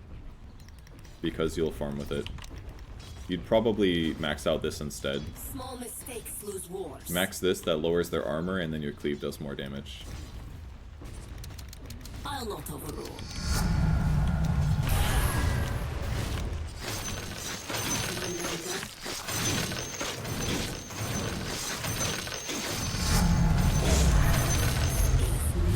Only downside is you're gonna need like a Wraith Band probably, at least. Maybe like Bracer Wraith or something. On wings of vengeance. Probably just do a Bracer. I mean, Bracer's good. The enemy's middle tower has fallen. Wraith Band does less damage, but it gives you a lot of attack speed, which you kind of need. I've already decided. I assume you just do something like this. You probably need a wand. It's probably something like this. Battle Fury is actually good, I think, on her. If you want to play her as a carry, it's like legitimately good. The downside is your Battle Fury, but I mean, it's not like your gank is bad or anything. Like, your gank's actually good. First blood. My hands are soaked in it. I think Battle Fury is by far the best option here. Basher's kind of cool, I guess, but... Ooh, big basher. I know this path. Range Basher is good. Abyssal Blade is garbage, though. That's the downside. Basher is good, but Abyssal is bad because it's melee cast range. This blade should come to me. But yeah, Wave of Terror, Vengeanceur with Battle Fury, excellent. Really, really good. And having a ranged stun, still good no matter what. And swap is always going to be good. Swap out your supports that when you're dying. Swap in yourself when you're trying to initiate. Wave of Terror is going to amplify all your physical damage. This is like finally Venge is a real carry. Again, this looks really good to me. Well, alright, really good. You can viably do it in pubs. Pro players, I don't know. I think the average support is always going to take this. With that said, this is quite good too. Base attack time decrease means that your trading in the laning stage is so much better. This is, this is a perfect example of like how cool the facets are. It's so cool. So cool. Because it's like, you can just change her BAT one game. You couldn't do it before because it's like, if you change her BAT, then she's way too good at one thing. But now it's like, okay, here's your choice. Do you want to become carry potential? Or do you want to be a support with way better attack speed? But the bright side is, you can use Orb of Venom or something to like run people down. It's cool. Facets are awesome. So into this patch. Just wonderful. Alright, this talent's nerfed. This talent's nerfed. Magic Missile cooldown talent replaced with Magic Missile stun duration. Very justified considering how cool the change is. So that would put the stun up to a 2-second stun, which is great. Really, really good. -5 Wave of Terror armor. There's no fucking way you skip that in a lot of cases, though. And I think that's the case now. -5 Wave of Terror is bonkers good. That's -11 armor from Wave of Terror. Magic Missile stun duration is good, but the Magic Missile cooldown talent was just better. So you could stun 2 heroes more. The stun duration's fine against some heroes, but like -5 armor from safety of range is crazy good. And the missile damage talent, which you don't need anymore because you got this, it's replaced with the cooldown at 20.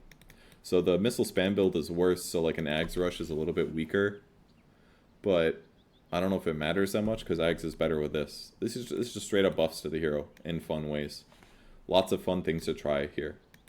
Cannot wait to play pubs. I won't get to do it until probably tonight, but really cool changes. I'm so excited for this patch. This is the only downside of me being me, is that when a patch comes out, I don't get to play it right away. I have to spend a lot of hours streaming it and talking about it, and then I need to spend like a day sleeping to recover from it, and then I get to play like 2 days later, so I miss some of the like the early playstyle stuff, which is a bummer, but... Alright, latent toxicity ability is removed. Poison Nova is removed. That was the Ags and the Shard. I literally saw Venoms yesterday, and I didn't even know they were changed. We went over Plague Carrier, I believe, but anyways, let's see what it does.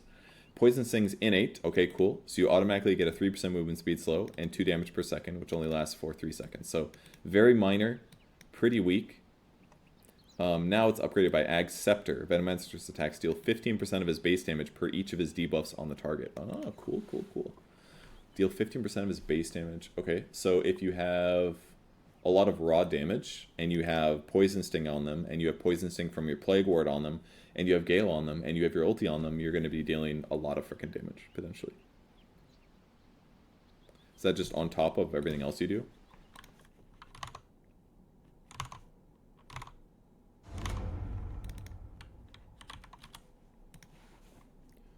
My venom flows. I just assumed this would say something. They have increased base damage per debuff from Venomancer on the target. Is that like his base damage? I gotta test this out. Will it count debuffs from items? Good question. We can try that out. Agitation. I should just do a dummy target so I don't have to worry about it dying. Prepare for battle. So. Yes.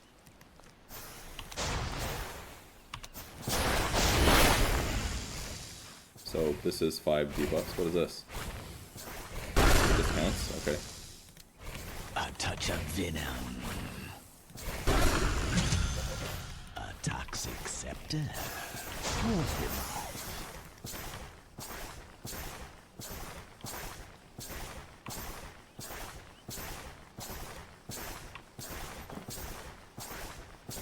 $11 and $16. Vim and venom.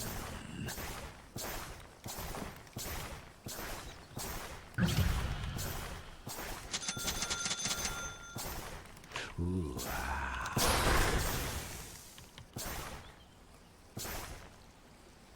So I don't think it does my damage. It's just how much the poison gets amped. Is that how it works? No, his attacks have increased base damage per debuff from Venomancer on the target. So it just increases my damage. That would be agility items, or actually I'm universal, so. As you say. So for example,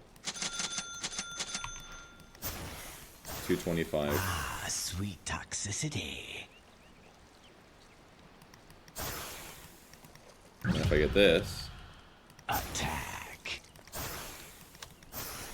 There's just some other attack in there.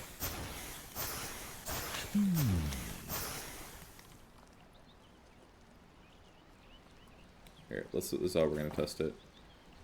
It's actually kind of, it's 30 attributes. My I would like this to stop. So I want the DPS to reset. What I should just do is do 2 of these. Impaired. Alright, let's see what that DPS is, just with regular items.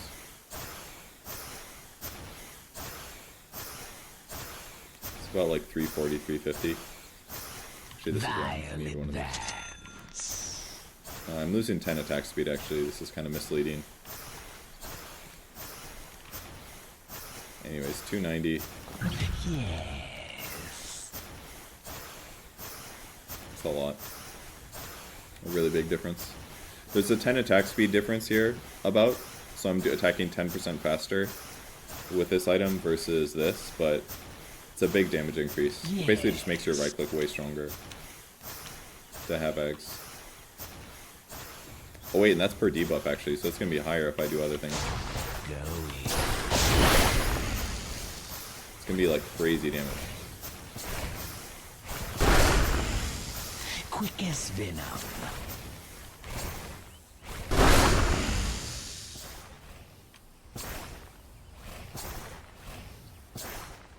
Right? No, the damage, the 244 is hit still. You're right about that. But there's another damage number that's ticking that you're not seeing. Like, watch this. So, look at this. So, you see how the number is very clean? It's very easy to see 220 every single time. It's really easy to see it. 222. Okay, see that? Now watch when I get this. Yes. There's some other number there. That other number that's there is this AGS. I promise. So the number is the same. My right click number is the same, but there is a percentage.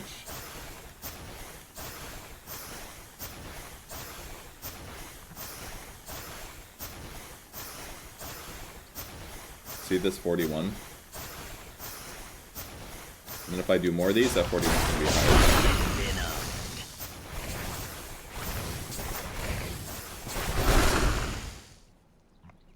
A lot of shit going on. So the poison sting is 205. Up here, it was 41 with Ags. Before that, it was going to be less, I think. Because this 22 is becoming 16. The Ags tick is 41. So the damage gets put into Poison Sting, basically. So if your base damage is high on Venomancer, aka you have a lot of stats. But it says Venomancer's attacks have increased base damage per debuff. So it says it upgrades Poison Sting, but it doesn't, kind of.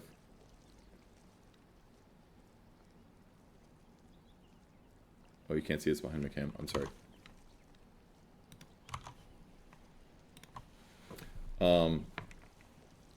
So the 16 here is your regular Poison Sting. The 22 becomes 16. Me hitting the target dummy for 205. This is the Ags damage. Here's me attacking the target dummy for 244. Noxious Plague is doing 170. My Plague War is doing 11. Venomous Gale did 7. The Poison Sting is 205. So the damage gets transferred through Poison Sting. So and it's always next to the damage. So what it seems to me is happening is that it's ticking every 1 second or whatever, or every half second when Poison Sting procs. But Poison Sting just existing on the person's body, when I attack them, Poison Sting will do a separate source of damage based on this new Ags total. I'm emphatically moving my hands, but you can't see it. So, if the Poison Sting's on them and I attack them, they take bonus damage. They take an extra proc of Poison Sting. That's that number that was overriding with the dummy. So, does that mean Venomancer is Ags as an option? And the answer is no. Not a fucking chance. It's bad.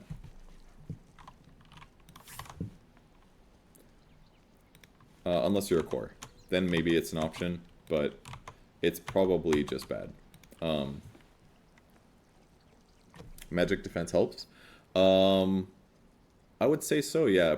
Magic resistance would probably work on it, because it's Poison Sting damage that's being dealt, and Poison Sting does magic.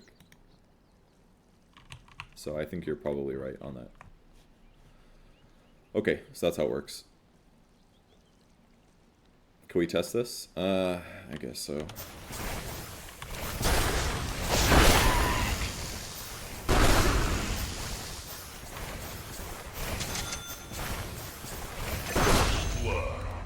Okay.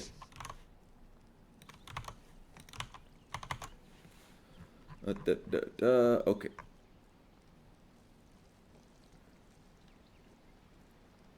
Poison Sting 205. Poison Sting 164.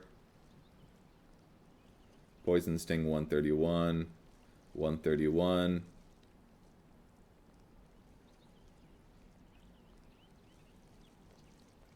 Loses 3 debuffs. Yeah, it works. Lots of 205s. Yeah, it works. It's magic, yeah. It does magic. Believe it or not, I am friends with Slacks. Very good friends. Okay. Yeah. It's not good. Everyone's gonna have magic resistance anyways, so I mean, it's a damage increase, right? Like, if you hit them with 4 debuffs or something, it's basically giving you free damage.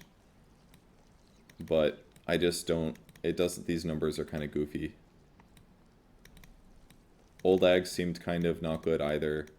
The most recent one, I tried it one game, and they just wouldn't break the Gale, and then it just never went off unless heroes died, so...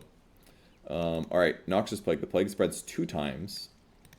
But the initial damage for all spreads after the first one is reduced by 100%. Oh, okay. The initial spread for all after the first one. So that's why it looked like they went together. With Vim and Venom. So that's why this is doing that. Is the sweetest. It's going back and forth. So, this part is good. Because basically what it does is it means this percentage-based damage, the max HP's damage, will spread multiple times in a fight. So if you put on one tanky guy, he can be hit by it multiple times, because it's going to spread from him to others, and then it'll be spread from them back. It just doesn't do initial damage anymore. I didn't know that the first one could also do damage. So it does 200 damage to the guy you put it on, then it's while doing 4% per second. Then when it spreads, it does initial damage again. I didn't realize this. And then because of this new not patient zero thing, it can spread a second time. Let me just double check that. Initial damage, ticking damage. It's going to spread, deal damage, teeth, and then it's going to do ticking damage. And let's see what happens when it spreads back. Yep, just ticking damage to everybody. But what's pretty crazy about this is it's a little Chain Frost-like in that it can proc 3 times now. And when this guy spread to these two, and then these two sent out, this one and this one took double hits. Not that it matters, I guess. It's not Echo Slam-like, because you can't refresh, you can't double the buff. It just would reset it a little bit.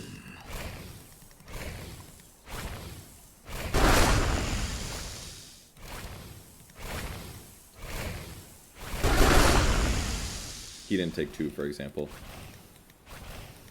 Anyways, definitely way better.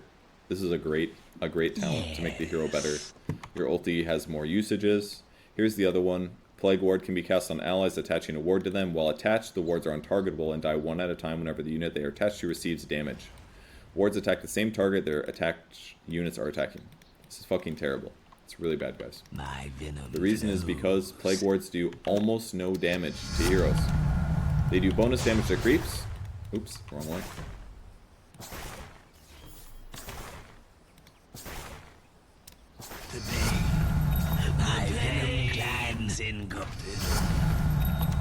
Plague Wards do almost no damage to heroes, is the problem.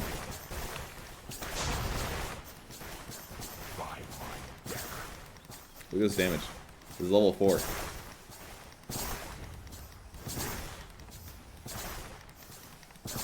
This is not a damage benefit. What this is it's a breaking blink dagger benefit and a slow benefit. The damage is not that high. I mean, it could be doing 15 damage per second, basically.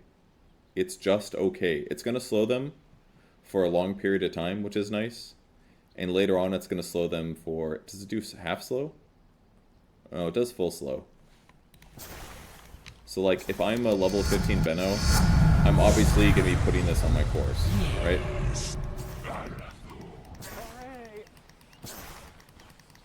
So this guy's being quite slow. That part's kind of good. But it's not... Like, you basically put this on... Right, it's a little bit less bad than I was thinking, but it's still bad. You're putting this on your Primal Beasts and on your... Duration's 40, you can't increase that, right? You would get health regen reduction, which is kind of good, but... You're putting this on your Primal Beast and your other Initiator heroes so that they can better chase down opponents. If your allies already have a lot of catch, it's kind of mediocre, because in a lot of cases, you're kind of spreading Plague Wards throughout the fights anyways.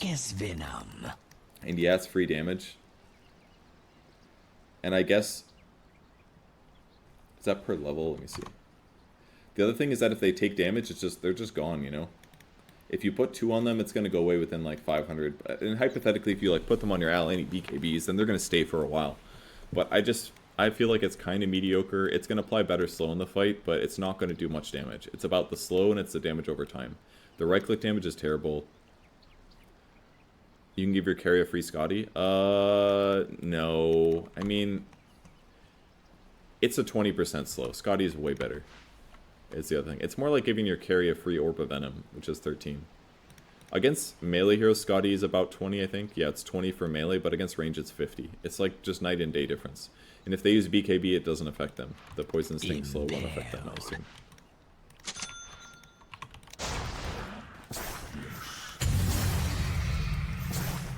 Does that slow them? Okay. It applies, and he's taking damage. But it's halved, and the slow doesn't work.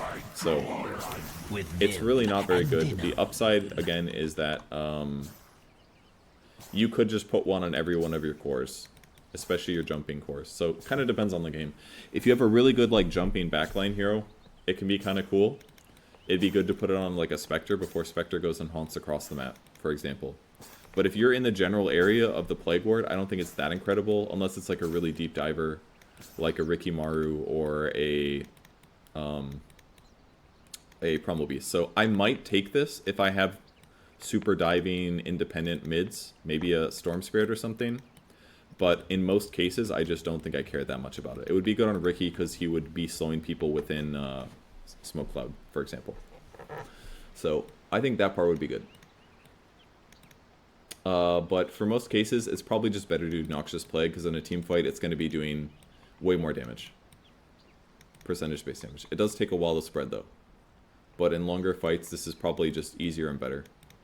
So, Venom Scale impact damage is down. The damage is down. It's still amazing at level 2, though. These numbers jump up a lot. It goes from 10 to 40 instead of 15 to 45. Basically, same jump. So, still a lot of damage at level 2 Gale. So, you should usually still get level 2 Gale, guys. Don't leave it at level 1 because the damage is way higher. And then the Ags Shard, they take more damage. Oh, sorry. If Venomous Scale is dispelled. Also, Ags does both now.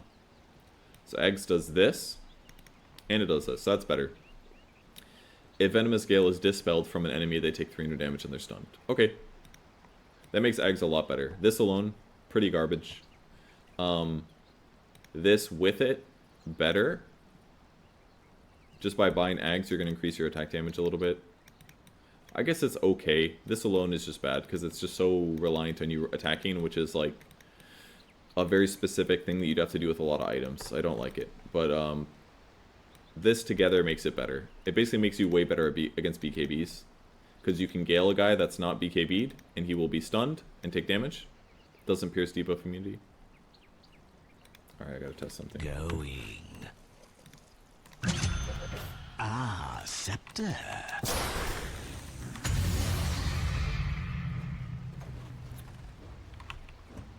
Did I miss something? Oh, it's a shard. Oh, shard. Okay. I got confused. My bad, guys. Alright, well, that part sucks. Okay, so the shard does not... Alright, this is how they had to nerf it. The noxious, whatever the heck it was called... Latent toxicity, it was single target. It wasn't AoE. By buying the shard now, that means your Gale would be able to AoE stun, pretty much, which is kind of broken. So the fact that it doesn't work against BKB is a bummer, but the fact that you could put this on multiple heroes is kind of good. And against supports, most supports aren't going to have BKB. So if I'm playing Veno and I go on a support, it's kind of good. Let me check Yules. I assume Yules would work as well. A touch of venom. Also works. Do you take the damage? He does take the damage at least. So if you, in most cases, you're just getting 300 damage against those heroes, which is a good thing. What about BKB?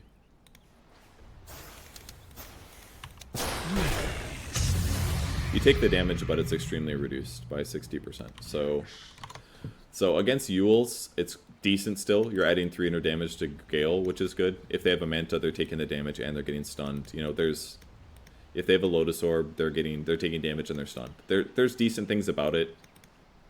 It could help encourage you to take the Gale talent, just to lower that cooldown. Health regen reduction is quite good too, though. So I don't know. Anyways, a lot of interesting things to think about for Veno for sure. I would say for the shard, it's probably just better because you're going to Gale when you're going to Gale. And sometimes you're going to get it. You don't have to worry about pressing the skill at the perfect mind read time. You just play your hero. You Gale people. Sometimes they get stunned. Again, the Ags is probably... Oh, wait. You're never going to have this. Oh, wait. This is shard. Sorry. The Ags sucks, guys. Don't buy the Ags. Unless you're playing core Veno. It's the only way, I think. Alright. We covered this already. If the enemy already infected with the plague gets hit again, no impact damage is done, and the debuff duration is refreshed. So this is just a straight buff to the hero. This didn't exist before. You couldn't get the plague twice. Now you can get the plague twice. So right off the bat, Noxious Plague is better. If you get Patient 0, it can happen multiple times. Isn't it the same? No impact damage is done, and the debuff duration is refreshed. Or does this just mean that that I was right before, that the initial damage wasn't dealt before, and now it is? Ags works with all debuffs from item skills, so you can do insane damage. Oh yeah, I forgot to test that. Okay.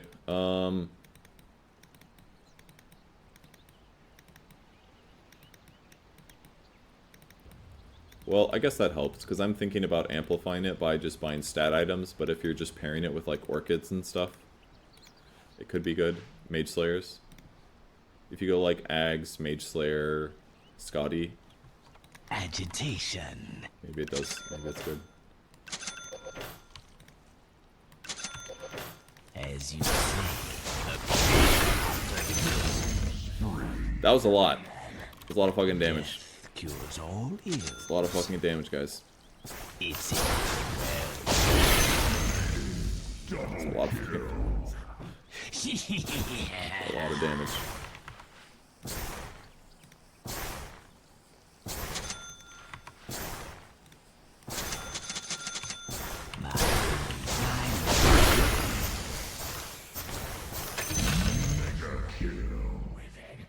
This Ags is pretty good. Oh, Shiva's counts 2 times? That makes sense, yeah. I noticed that on the ulti one, because, I had 2, see?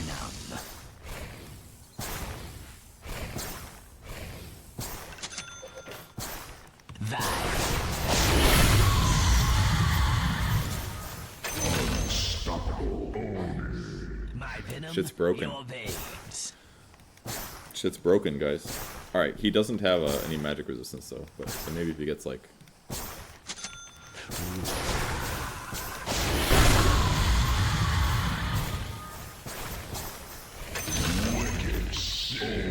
your downfall. Shiva Parasma? What the fuck is Parasma? I don't even remember. Oh yeah, that's Witchblade.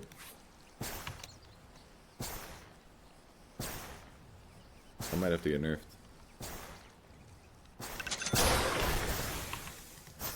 Yes. Just 1 for this.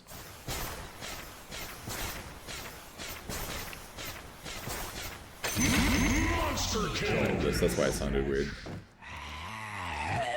Oh, Plasma would be 2 because it also lowers magic resistance. Yeah. Alright, that's kind of bonkers. Kind of viable.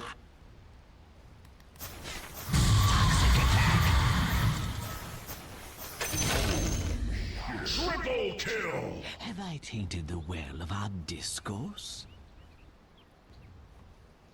Look, the thing is that, like, you're not gonna rush it. I think Plasma's probably the weakest with Scotty. Is there any kind of an aura that you could get that would affect them offensively? I mean, there's definitely neutral items like Ceremonial Robe or something that you could have that would affect them. If you pair them with, like, does they have to be your debuffs? Debuff from Venomancer, okay, so it can't just be allies as well. That would be way too broken otherwise. Radiance would work, for example. But I think that what you would probably do... He's taking a lot. He's taking like 30 damage per second just from that. Your buildup would probably be like... You wouldn't get Orb of Venom. That'd be maybe a later thing. I don't even think you'd buy Ags first. I could see a Shiva's being like an item rush, like Mage Slayer Shiva's or something.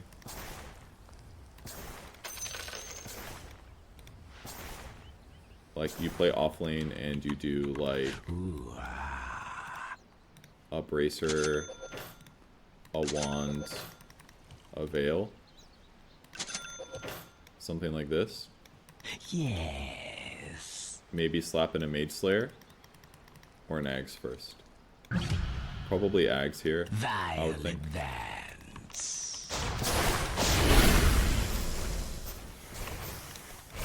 That's not... Well, he's got a lot of items, but... Yes. What if I like remove 2 of these?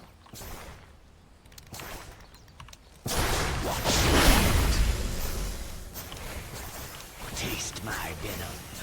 I'm gonna check the log.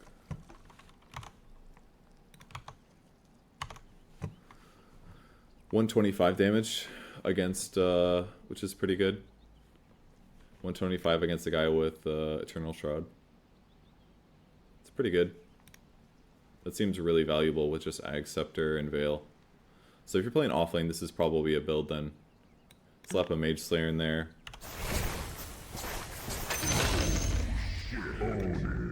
If you get Grove Bow, you are so happy.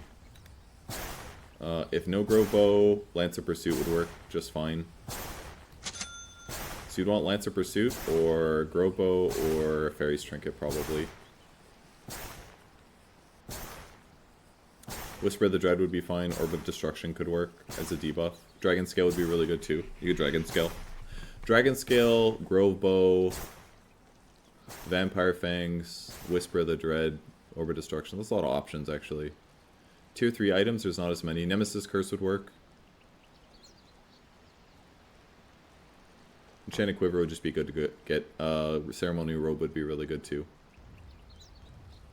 There's certainly some items, huh? Not so many things from Tier 4 Timeless Relic. There's still good things, but, you know, they're not quite the same. Alright, maybe this is viable. The Veil Ags. The other thing is you have to attack and not be dead. And you're really shit movement speed with this. Yes. That's the downside. But it could definitely work. Alright, it's viable. You're right. With items, it's viable. I was wrong. Thank you, guys. This kind of sucks, though. Level 20 talent, max HP percent is decreased for this talent because it spreads multiple times now, and Poison Sting Slow is nerfed again. Valid. Viper. Corrosive Skin's innate, leveled up with skill points. Attack speeds, I think we saw Viper yesterday actually. Maybe we didn't. Attack speed slow rescaled. 3 at level 1, 3 at level 1, bonus magic resistance 5 at level 1. That's nice, good for him. Ag Scepter no longer multiplies the damage. It increases the attack slow multiplier up to 4 times. That's huge. So like 120 attack speed slow. That seems very good against the right heroes. Poison attack, poison burst. After the debuff expires, all enemies around the target and radius take damage equal to 100% of the magic damage dealt. I feel like I read this on stream. Corrosive Skin. Damage per second and magic resistance are increased while he's in Nether Toxin area of effect up to 100% after 4 seconds. That's kind of cool. So you could put Nether Toxin down and use it to just kind of tank. Put Nether Toxin down and fight. This one looks really good to me. In terms of if they have a lot of magic damage or if they're way more mobile than you. I like it. Poison attack range is just reduced. This is going to be a big deal because your ability to chase down people is just going to be way worse. Poison attack does give you attack range bonus. Is this what the one? Is this what it was? Is it just gone now? Might just be gone. Nosedive no longer disarms. Skin splatter radius decreased. What does that mean? Oh, you can still nosedive, but it doesn't disarm anymore. So this would be your way to apply corrosive skin in an AoE. It's just the splatter radius is not the whole fucking screen anymore. Cast range is increased. I gotta check my clock, dude. I'm like running out of time. Let me check my phone really quick.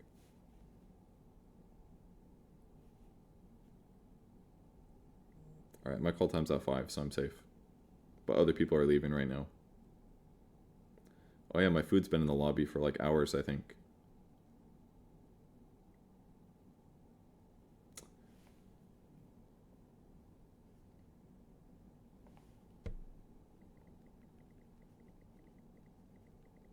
Sorry guys, been streaming. Thank you. My food's been downstairs for about 2 hours. That's fine. Okay, I didn't miss that much. We're good. My call time's an hour and a half, so I gotta speed read the rest. Smaller AoE cast range is much higher. This is good. This cast range was atrocious. I think higher cast range with lower is better. That means you can initiate with it or escape with it. Dive speed is increased as well. Wonderful. Level 10 talent, corrosive skin damage per second is up because it doesn't triple anymore. Corrosive skin magic resistance replaced with corrosive skin attack speed slow. Ooh, this would be crazy with Ags.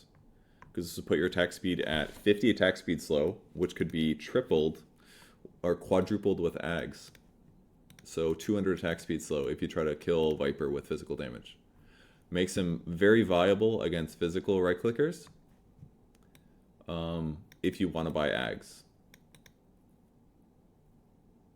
Oh, but you can increase the damage per second here.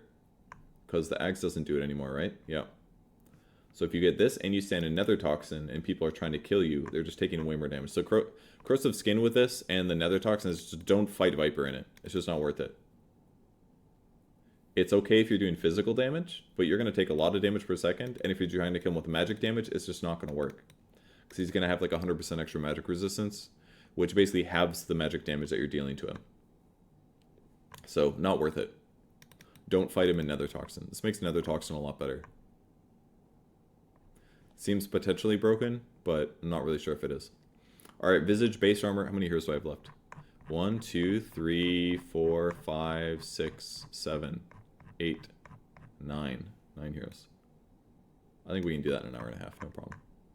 Alright, Visage, base armor increased by 1. Gravekeeper is innate, passive. Can be level of skill points. It's got built-in damage reduction. The layer recharge time is worse at level 1, but you get it for free. This just seems good to have against some kind of a nuke lane. Sepulcher. Grave Chill affects all enemies within 300 units of the target. Gains only 25% of its bonuses from each secondary target. Very good against illusion heroes. Fantastic against illusion heroes. Very good against heroes standing in creep waves, because you're getting extra free movement speed and attack speed, so that's good.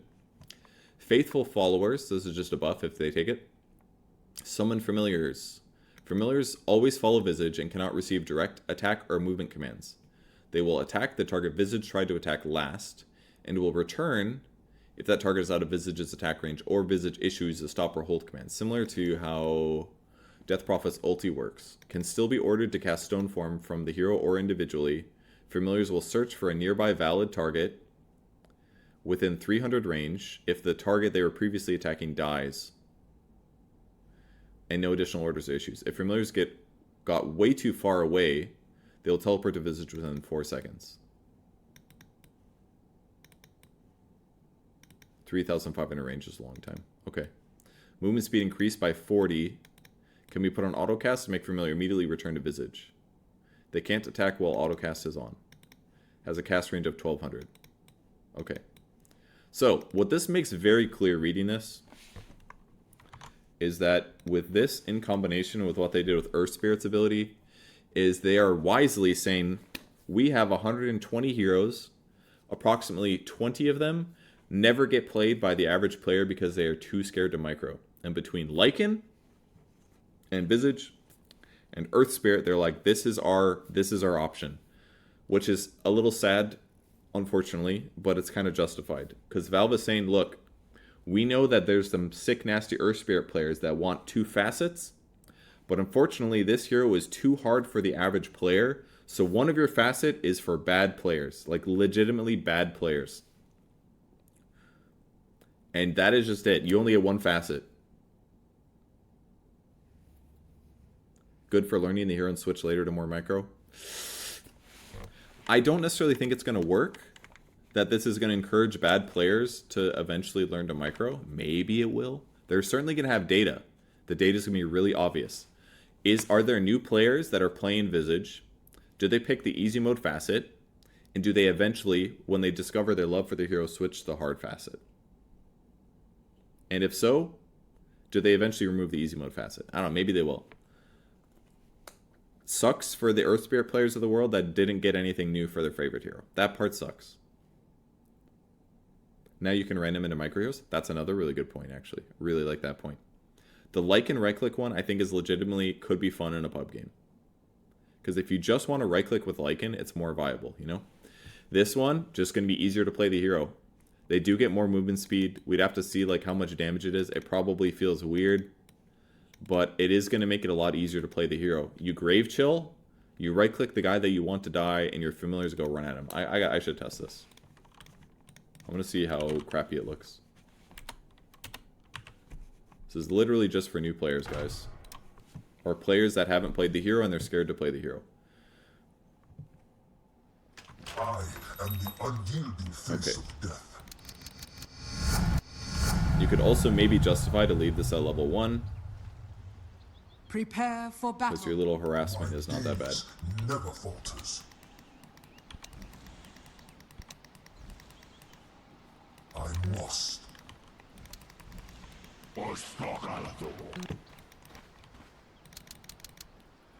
6 for the people that cannot contemplate. Levels. The sky forward.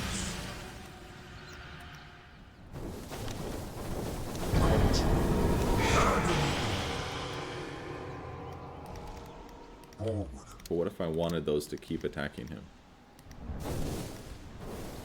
With purpose. I will find them. I don't know. I thought you had control over...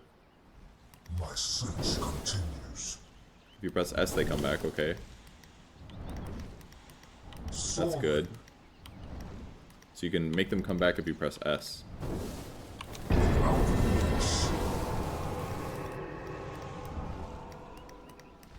But they won't attack him if you're far enough away. I take wing. Is it clicking away? Swooping. Or is it a leash range? Projecting. It's a leash range, I think. Without delay.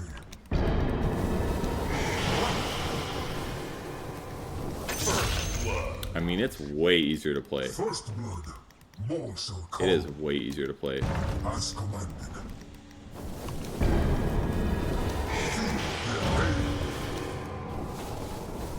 So much easier to play.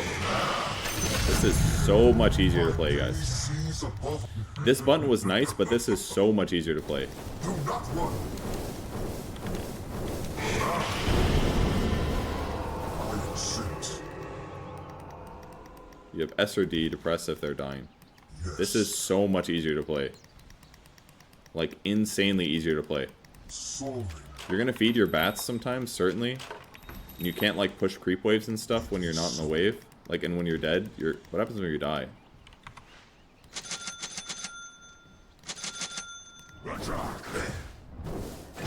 They just die with you. Oh, that's tough. That is tough. That's really tough, guys. I don't know about that. That sucks. Yes. Because that means if you die, you have to resummon your familiars.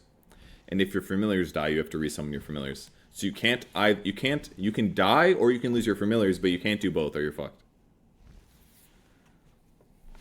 It's pretty close to, I don't know if it's your attack range or what, but they retreated a little bit too easily for my liking, personally. I think it'd be better if they don't retreat within like 1,000 range or something. Unless you press S or stop. But it's probably way too good for bad players is the issue. Otherwise. With that said, you can just kill them or cast stuns on them. But would Pike increase the leash range? Alright, we'll do a couple more chests, but I think this is still great for new players, but for somebody at my level, it's probably not safe to play. Beyond the veil must forever stay. Projecting. Prepare for battle. I don't know where I feel. Oh. They shall hunt. Forward.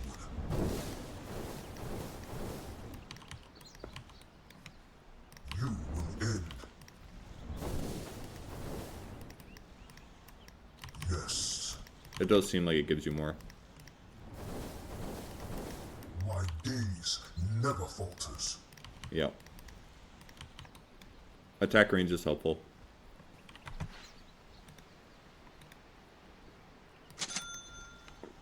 It is so.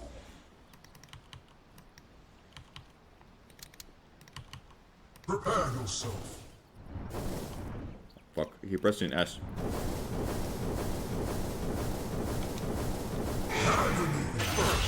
Okay. Which would mean that this probably works. Without delay.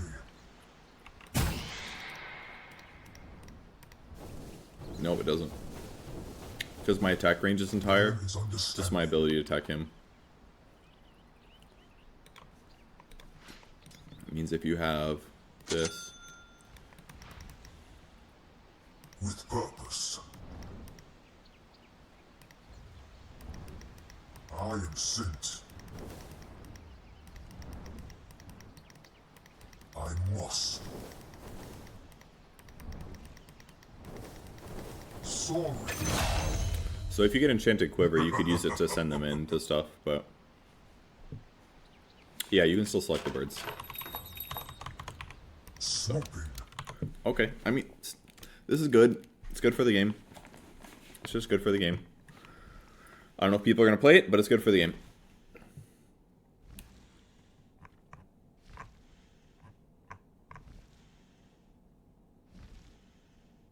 They're also consistently putting all the easy mode talents to the right.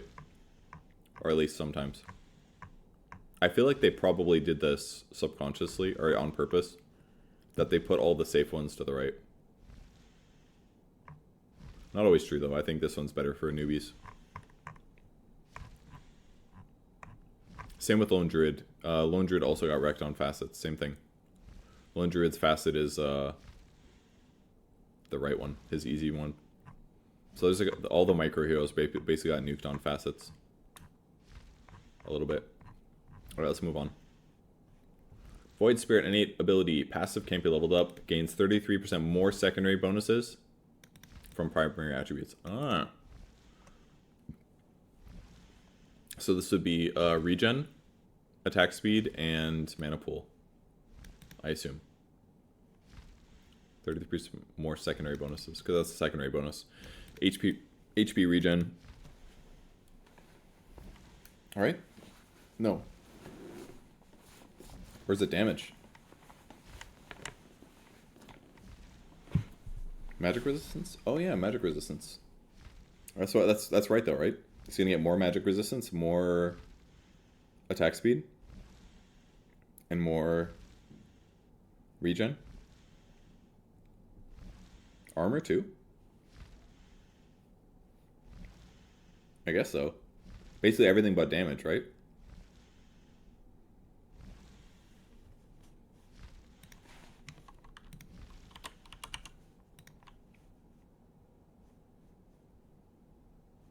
I abhor the blindness of the mortal.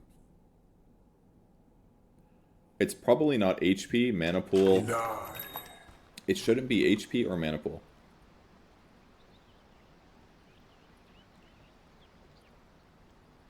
Prepare for battle. It's probably not. If it's HP, then it's armor. Right? So, if he gets a strength, an Ogre Axe, his regen goes up by 1. The HP looks correct. The regen, he's got 3.1 extra regen, now he's got 2.1. So that's the same.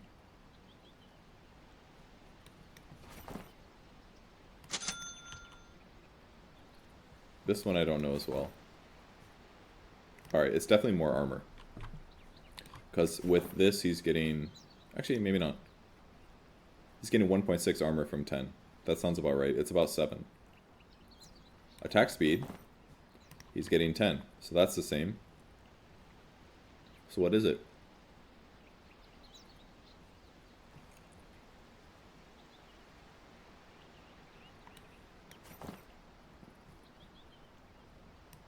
Oh, you're right. Taken. So here, it shows it as only 1 regen.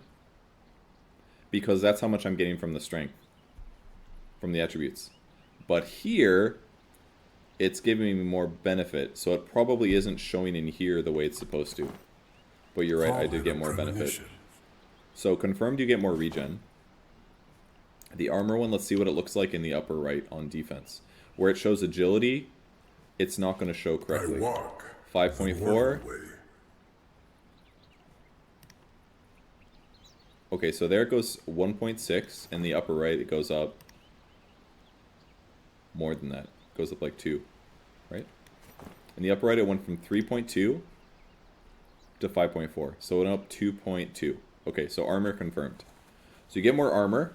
Let's check attack speed next. 129 attack speed. What's it right here? 119, 129. So you don't get attack speed, right? That seems weird.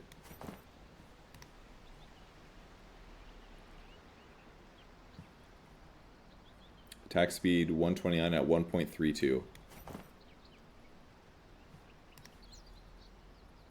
I'm worried that the attack speed number is wrong.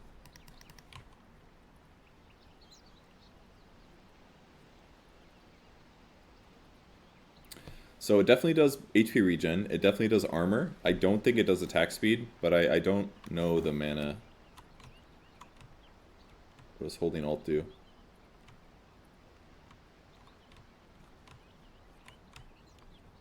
Doesn't do anything there. Oh, it shows what... Oh, cool. You can see what talents if you hold alt up here. That's helpful. Definitely remember that. Hold alt. Moving without traveling. Maybe the secondary bonuses means that because HP's first, that's not the secondary. The secondary is HP regen. Maybe for armor or agility. I don't know. This isn't fucking clear at all, I don't think. It was always so. It definitely does regen. It definitely does armor. Let's check the int one. Do you think I've not seen this? So,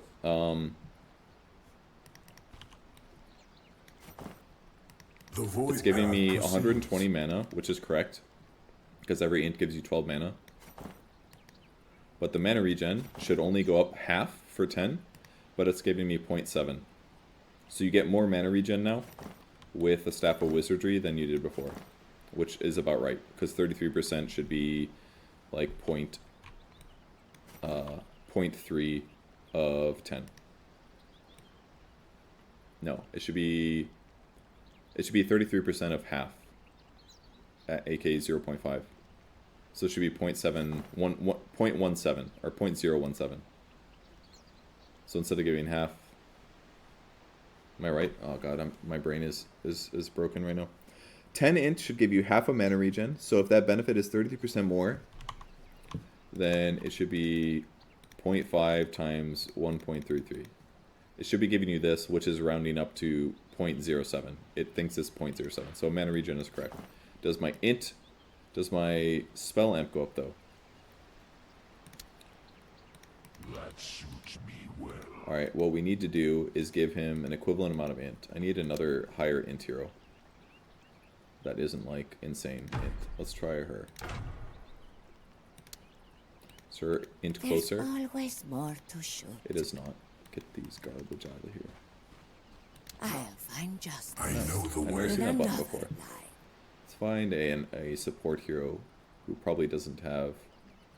Those are universals. Let's do this guy. God, they're all terrible int. Endless. Void Spirit has like bonkers int.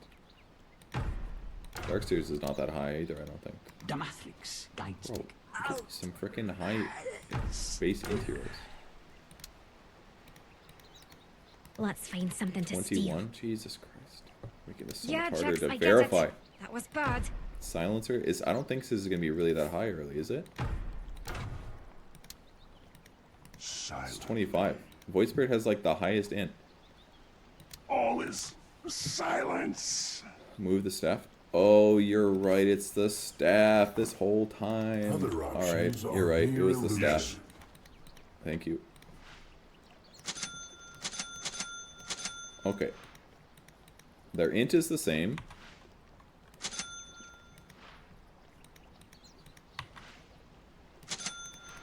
Alright, confirmed he gets more magic resistance. Because their numbers should be the same. Here he is with the exact same... Oop. Oh, am I right? Yeah, okay. They have the exact same int. When I take the staff off, and they have the exact same int, he still has more magic resistance. So, Void Spirit is just going to have more magic resistance in the late game.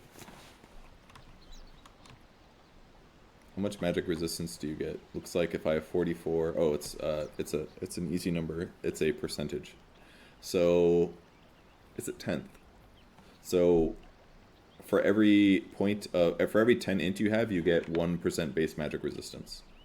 which is quite good. So that means if you get 100, you get 10% more base magic resistance, so you start at 35 instead of 25. But Void Spirit will get more than that. He's going to get an extra 33%. So for every 10 that he gets, it's times 0.1. Oops. Yeah. 0.133? No. Sorry guys, my brain ain't working so good. It was already... Is it 0.133? He gets 13%. I don't know why my brain is fucking up on this one. I'm sorry. I just need a moment to focus. Clearly I'm still a little exhausted.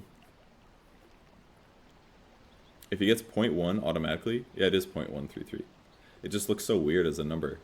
Because 0.1 is what he gets, it's 33% higher, so it's 0.133. Okay, I was right. It just... What the results were very confusing to me. I was like, this looks so weird. So, that's what he gets. He gets 33% more, so if he has 100 intelligence, he has 3.3 more magic resistance, basically. It'll matter a little bit. It's not going to be gigantic. The armor and that are going to be the best part. The regen is less good.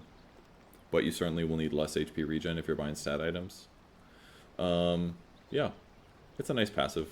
Alright, let's move on with our lives. That was just the beginning. Resonant Pulse. Barrier absorbs all damage types. Cool. That's nice. Void Spirit gains a physical damage shield equal. Means we're going to see less voids like living at 1 HP than they used to. Void Spirit gains a physical damage shield equal to 40% of magic damage dealt to enemy heroes. Buff duration is 20 seconds. What?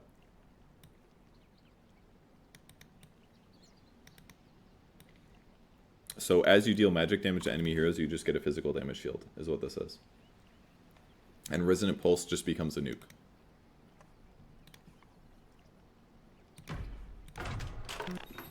Ages of formation. The map. So no more shield anymore. Oh, that's an ally. So, what is this? Oh, duh. I did a nuke, so I still get a shield. So let's compare the numbers really quick. Have played your part. The shield is from 40 to 60 base, and you get 100 extra. So at level 4, it's a... I'm gonna level me up to 4. So this should be a 260 damage shield barrier right now. Which looks about right with the pip. That's 100, that's 100, that's about 60. So I'd lose 260 here, but if I do magic burn to my opponents, it's just good. So Radiance, Void Spirit, is just legitimate. Radiance. Is it only abilities? Damn. I walk the hidden path.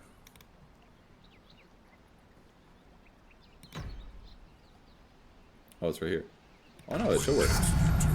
The power of the void brings radiance. Alright, where the fuck is my barrier? Where's my barrier? What is this?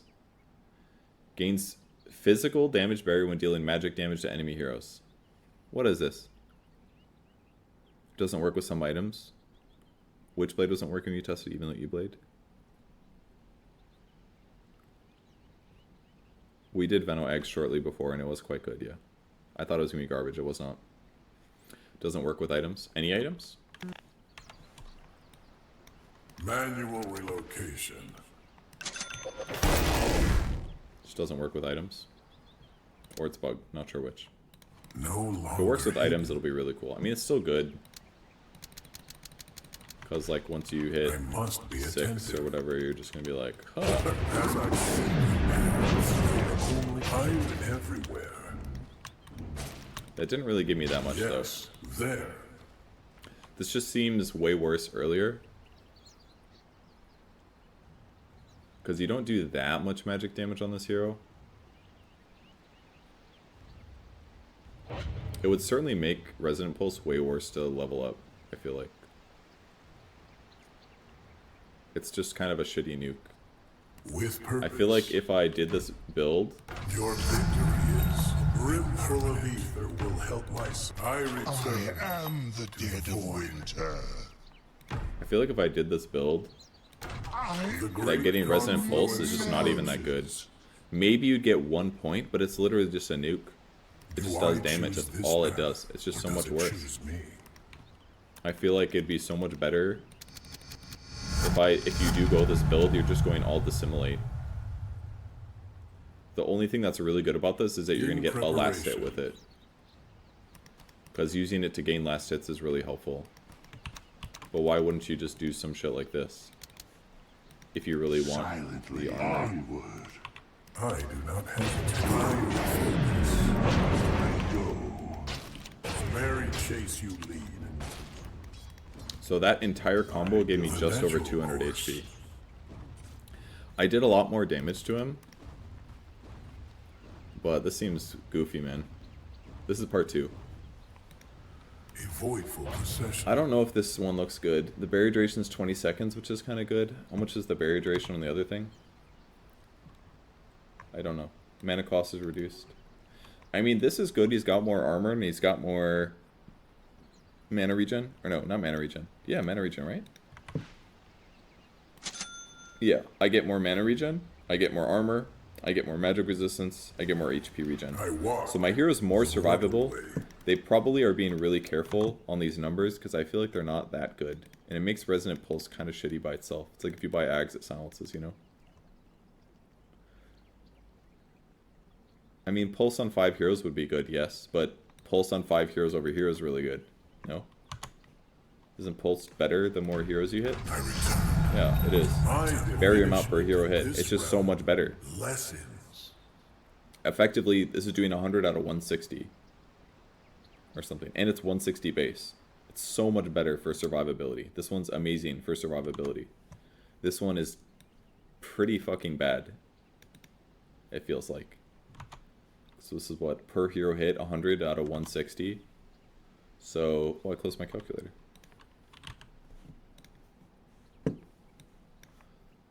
100 divided by 160. So basically it does 62% magic damage dealt, more or less. It's actually worse than that, because that's dealt, not thrown. This is assuming they have 0 magic resistance. It's really bad, I feel like. Because if somebody has resistant, like this number just seems really low. If it works with items, then it's fine. If it doesn't work with items, it's bad. It's just bad. It's not an 18-second cooldown. It's a buff duration of 20 seconds. It lasts for 20 seconds. Yeah, if you hit multiple heroes, it's probably better. If you do a bunch of AoE. But against a single target, it's just way worse. With that said, you have more survivability early, so maybe it's worth it, and then later on in the game it's okay. But I think without items, it just seems bad. Is my guess. And Resonant Pulse Barrier already absorbs all damage types. The left one is just a better version of Void Spirit with more armor and magic resistance and mana and regen. So, I don't know. Later on in the game, like late game when you're doing more damage, it's probably better. But again, it's only magic damage. It's not your physical. And generally he scales on physical, not so much on magic. So, I don't really see it getting that much better. Even with Spell Amp, you're doing 12% more damage. Like, it's not that much of a buff. I feel like you just get Ags and use 2 Resonant Pulses with the last one to get lots of barrier, and that keeps you alive. I don't know, looks bad, man. Warlock Strength Gain decreased. New innate ability. Passive levels up with Warlock. Whenever a unit dies on the fact of any of his abilities, a minor imp is spawned in their place. So it's similar to the Shard. Favoring heroes under the effect of Fatal Bonds. They explode, imp health, damage. Fatal Bonds had this before, so now it just is built in, I guess. So if you get Fatal Bonds, they probably become the same as the old ones. Tech damage against buildings. Ag Shard improves values by 1 level. Okay. Slacks will be happy. That means with 4 Fatal Bonds, they're here, and then up to here. That seems really high damage, honestly. Did they scale before? I don't remember them, and I don't know if they scaled. It was Chaotic offering permanent immolation damage per second is increased if his current health... Oh. By his health, mana, and regen. I thought it was HP. Okay. And mana regen? I don't even know it was mana regen. Oh my god. Very good with Sanj Kaya. That's why they had me buy Sanj Kaya last night. I didn't get a chance to read it on the broadcast, so...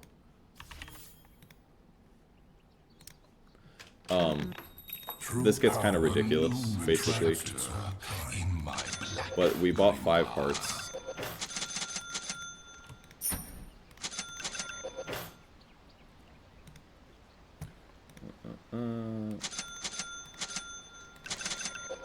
Dang it. So this is a lot of HP regen, obviously, and then they had Kaya Sanj, which increases your mana regen. I guess it's easier to get HP regen than it is to get mana regen. And then you have like some crazy golem that's gigantic.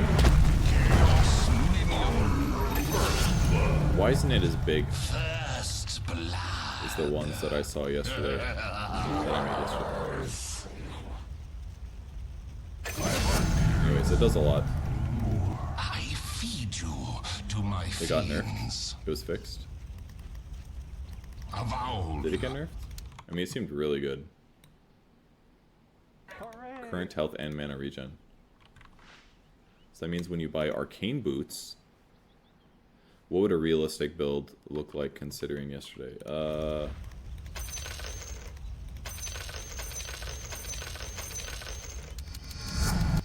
Your hero has pretty good mana regen already, so Kaya Sanj helps.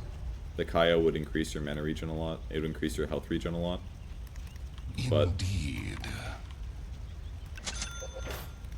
Greaves would give mana regen or HP regen. A Greaves build would increase both. Does this increase regen? Amplifies heals I provide, but that's not what I want. A pipe would be a lot. Means if you buy pipe, you do 16.5 more burn.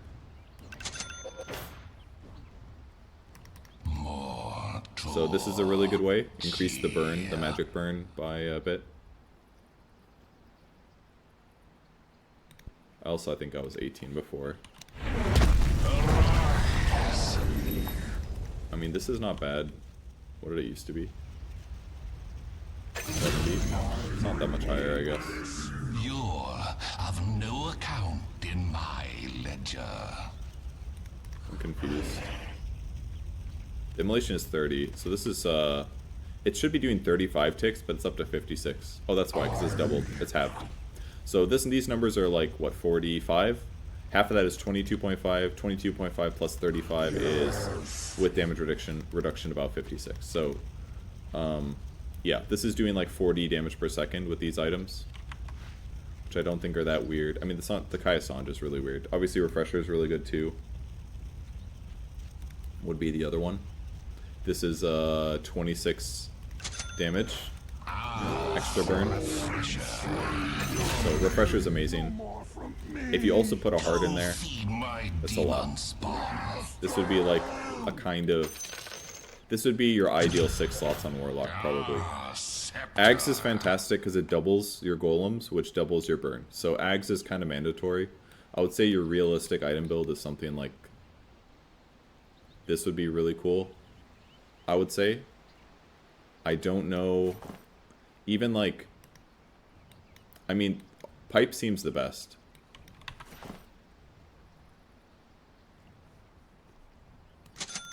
This is a lot of HP regen. Arcane Pipe with this, because this is like 16, you know? There's a lot of regen on your hero. Your survivability is kind of bad, and you might need like a Glimmer or something instead, but W is a heal, it's not regen. It won't work. What does this give me?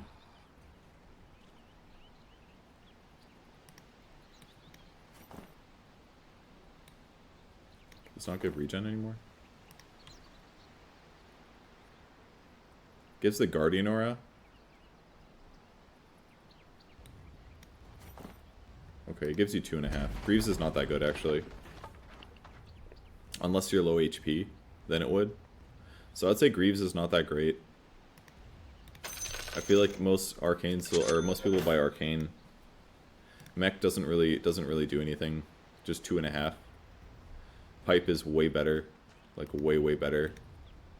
Because it gives 14 extra health that mech wouldn't. So I would say pipe is really good. Stacking mangoes in your inventory with a trusty shovel would be really good. Basically any HP regen item would be good. Seeds of Serenity, Safety Bubble would be fine. Mana regen stuff. Eye of the Vizier would be good. Bull Whip would be great. That's 4.75. Light Collector would be really good. Light Collector would be fantastic. Doubloon would be broken, probably.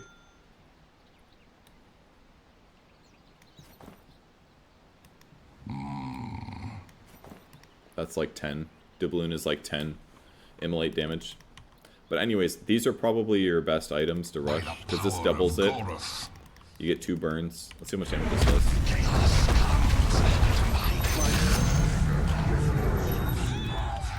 Let's check. 53 times 2. So it's about 100 magic damage per second. We slab this in. We're getting about 10 HP and about 5 mana. So that's 15 damage. Compared to this, it's not as good. Because if Kaya Sange gives you 15 aura damage, it's not as good as Refresher. They basically just buff the Axe Refresher big time. Because this is 26. What did this give you? 5 mana, 10 HP. So it's 15. And Refresher is 26. So Refresher is better. With that said, at this point, I would buy Kaya Sange. That's going to give you 15 health and 8 mana.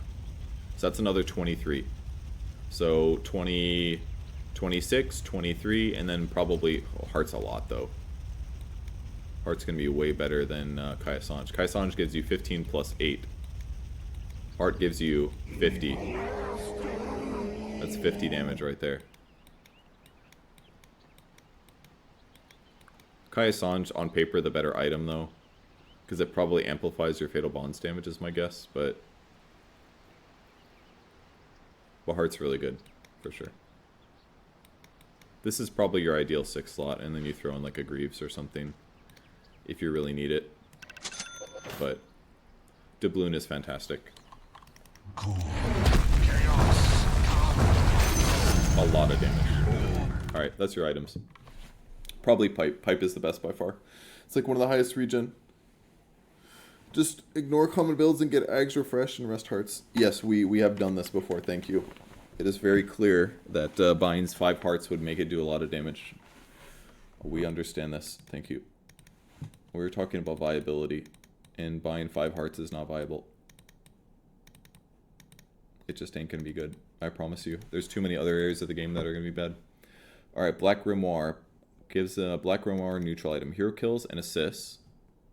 I do work today in about 45 minutes. And I need to fucking hustle because I have like 6 heroes left. And I took way... Alright, I gotta go way faster. I'm fucking accelerating. I went so slow on the last 2. In fact, I'm not even done with this one. Infuse them with charges. Item can be used either in neutral or regular item slots, but it cannot be put in the backpack or dropped. Can be consumed to grant experience per charge. So you get experience, you get charges with assists and kills. For that, press right click on the item, consume item. Black Grimoire starts with 1 charge and a cooldown of 420 seconds. So you can't basically use it till minutes into the game, but it helps guarantee that you have levels. This looks kind of decent for my playstyle of Warlock, which is like healing and shielding basically. Losing this would kind of suck though, because it is a lot of damage. But it would allow you to level up quicker, which is that useful? I mean, you can use it whenever you want, right?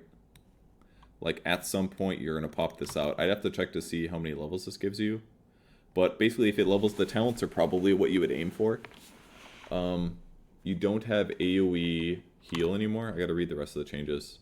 They buffed Cast Point of Shadow Word. That's great. The backswing is better. Heals all friendly units and damages all enemies within 300 radius. Amazing. This is probably what I would use Black Grimoire for, is to get a lot of early levels and transition that into Shadow Word healing. And like heal death push, kind of. You could basically use it for a death push with a lot of extra levels. The damage is rescaled, still amazing. Like, still god tier level 1 skill. It ticks every half second instead of 1. This is one of the best skills. This is genuinely one of the best skills right now. But it's truly a good Warlock skill. It does like... It does 160 damage at level 1. And if you do it in melee range against your opponent, you hit both of you.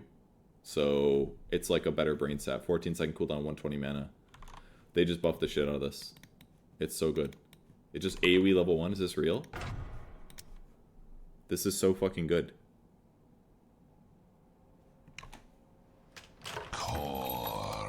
Like... Oh, it does damage.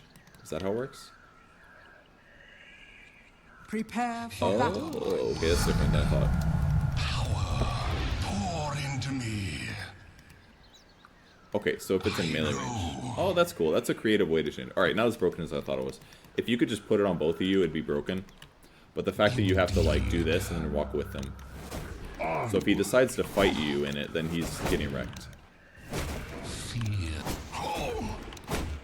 Or if you do this and he's fighting you. Yes. Okay. Creative way to fix it. To make it much better, but not make it broken. If it was just AoE application, it'd be mega busted. I thought this was placed it on with anyone. I thought it was AoE of 300 radius. Okay. I think Black Grimoire with Shadow Word points would be good. Helps you get kills in the laning stage and assists in the laning stage. Later on, you use this to make a quick level up. Was that 240? Or 420? 7 minutes. So 7 minutes, you could use it to guarantee that you get your 6. If you don't have your 6, which would be nice. So basically smooths out your game a lot better. Or if things are going good and you have your 6, you save it until later to try to like power level into a more good, a stronger ability. All right, I really gotta accelerate because I need to be. My call time's in 50 minutes, and I have to be prepped for this. I have now realized maybe I made a mistake here. Let me think. I think I'm probably doing tech analyst, and I need to have a segment ready to go. Maybe I have not planned very well.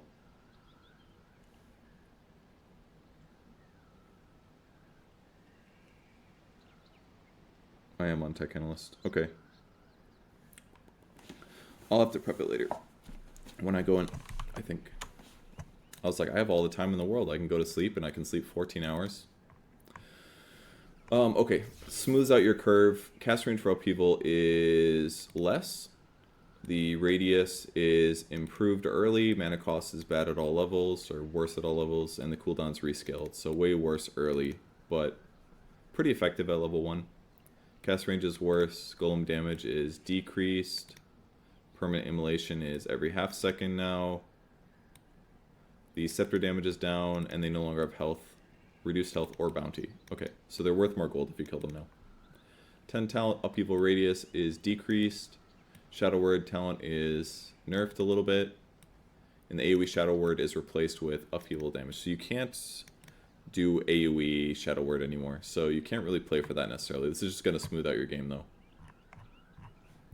You just look a quick look at his talents. Shadow Word heal damage, upheaval attack speed for allies. You can heal yourself and stand next to your allies, though, so it's kind of an AoE, but or heal an ally that stands next to an ally. Kind of cool. Golem on death or upheaval damage. Plus 40 upheaval damage. It's pretty good. Could be like 80 upheaval damage. Seems like the upheaval talents are the best ones by far. Go like all up.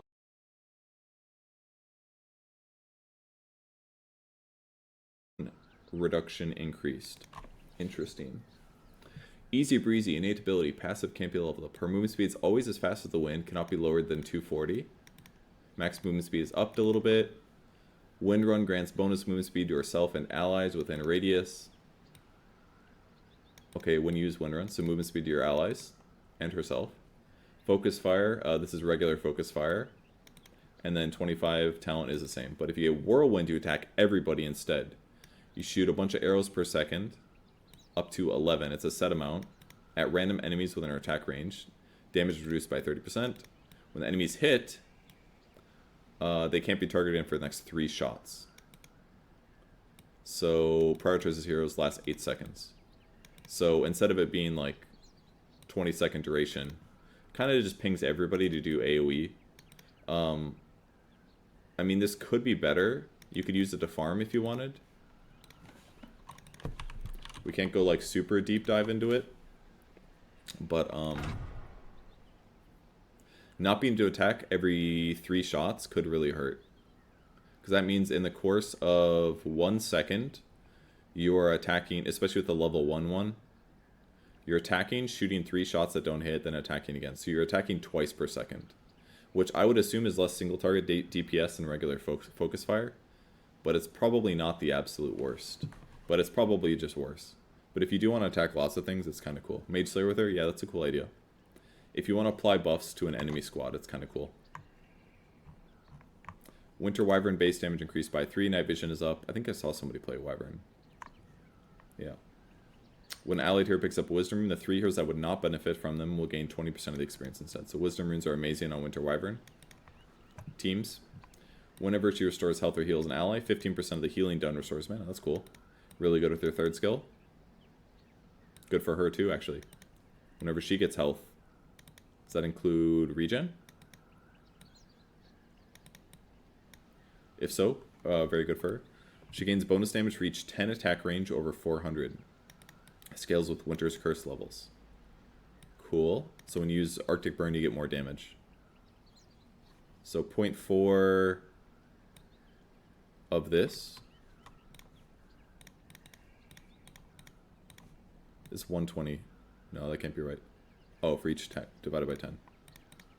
For each 10 attack range. So 12 damage. So you basically get 12 damage when you use Arctic Burn, which seems pretty good. Let me just do a quick Winter Wyvern.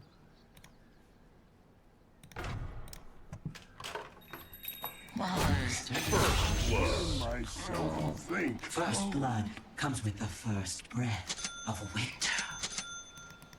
Yes.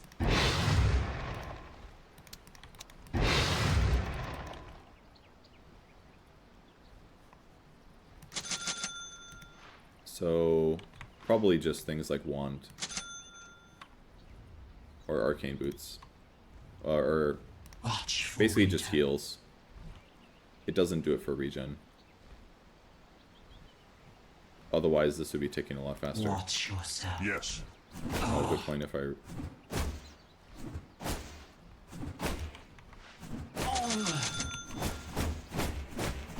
Yeah, it looks the same. I know the Okay, it's the same. So yeah, if you use your 3rd skill, you get some mana back.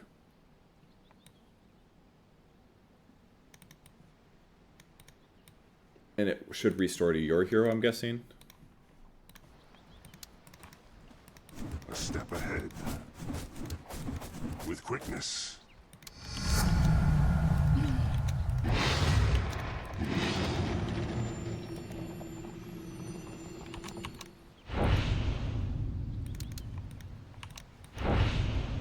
I strike. Yeah. The mana goes to the person that you're restoring life to. So, kind of cool with mech. Mech Winter Wyvern is kind of cool. You can mech your allies, and then they will get 15% of that mana. So that's if you use Greaves, you're giving them like 60 mana on top. It's like a lot of mana. You could pump a lot of mana into your allies. Very good with IO as well. If you had an IO on your team and you use Cold Embrace on the IO, you're going to give even more combos. So, Wyvern IO, very interesting. Burn damage interval decrease, this is fine, doesn't give you night vision anymore. Can now target allies, but not Wyvern herself. Okay, that's cool. This is a really nice change. It means you can use it against a solo target now. Because your ally can gank somebody, you can cast it on your ally. Cast range decreased a little bit, movement speed slow, rescaled a little bit better later. Projectile speed no longer has variable projection speed based on the distance to the target. It's always 1200. Okay. Winter's Curse. Mana cost decreased. Now is a base duration of 2 seconds. Base duration of 2 seconds. Okay. Duration now increases with each taunted enemy at the moment of the cast. 2 seconds for every taunted enemy hero. So it doesn't feel bad to just use it on a hero by themselves now. And now is a max duration of up to 4 to 7 seconds. No longer ends prematurely if no enemies are around. Okay. With the mana cost going down, that's good, but the cooldown's still pretty high. It's going to feel way better to use it, though. Especially because you can Winter's Curse somebody, you can Splinter Blast your ally, which will then damage the Winter's Curse guy, and you can Arctic Burn them. So it's way easier to use it against a solo hero. So this is a nice change to the hero that'll make it more versatile. I'm into that. Witch Doctor, Grigri, or as Slacks calls it, Grizzy. He starts the game with Grigri, a neutral item that can't be dropped or placed. When the owner dies, 100% of the gold lost from the death is added to the item cost, which also passively increases by 1 gold every 3 seconds. So even if you're not dying, you're still getting gold. So it's 0.33 gold per second.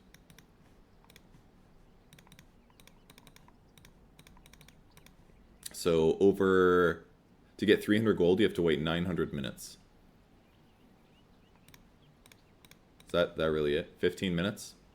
So you're getting 300 gold in 15 minutes with this item. Pretty shit. It's good if you die. You consume it to permanently destroy the item, and you refund the gold. So if you're dying in the early game, it's pretty nice to just power it into like an item of some sort. I imagine you wouldn't want to use this for about 10 minutes, but you never really know. You could use it hypothetically to get a fast boost, but that feels like a waste to me. I feel like the right time is around 12 to 30 minutes or something. Alright, I'm literally almost out of time. 1, 2, alright, I can make it. I can make this. Cast damage increases by 35 per bounce. I think that looks great. Voodoo Restoration deals damage to enemies instead of healing, and has 200 more range at all levels. I think this is cool too. No healing at all, just does damage. It would be cool with a Bloodstone build. I'm into this. And then Death Ward attack 2 separate targets on one with reduced damage by 30%. Prioritize the closest enemy hero. Paralyzing cast no longer has bonus damage by default. Ooh, that's painful. But I guess if you don't get this, you maybe get this. I mean, basically just he has more AoE. Pretty much. Well, except for this one. Maledict deals its first damage instance upon application. Cool. Damage per second is increased. Tick damage interval is decreased, so it's harder to bottle through it. And the radius increased a little bit, and the cast range is increased. So Maledict is just straight up better as a skill. Way better. And you can break blinks with it. Because before you cast him, people could blink away. Even if it applied. Death Ward damage is decreased by a little bit, and the range is decreased, so you have to be close to your opponents. And Voodoo Switcheroo, attack speed reduction buffed, and cooldowns up. Maledict talent removed, 200 health at 10, that's great. 15, health talent is gone, now it's Maledict AoE, it's probably fine. Maledict burst damage is buffed. Interesting. This is the one that's most curious to me personally, because Voodoo plus... Like, I could definitely see myself going, like, 1 cask, Maledict Voodoo. Because if the damage doesn't increase, it's like leveling this up doesn't feel that good.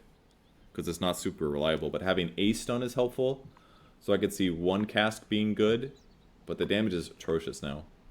1 cask, 30 damage per second. That seems kind of okay. Affecting both heroes, especially if you get tanky.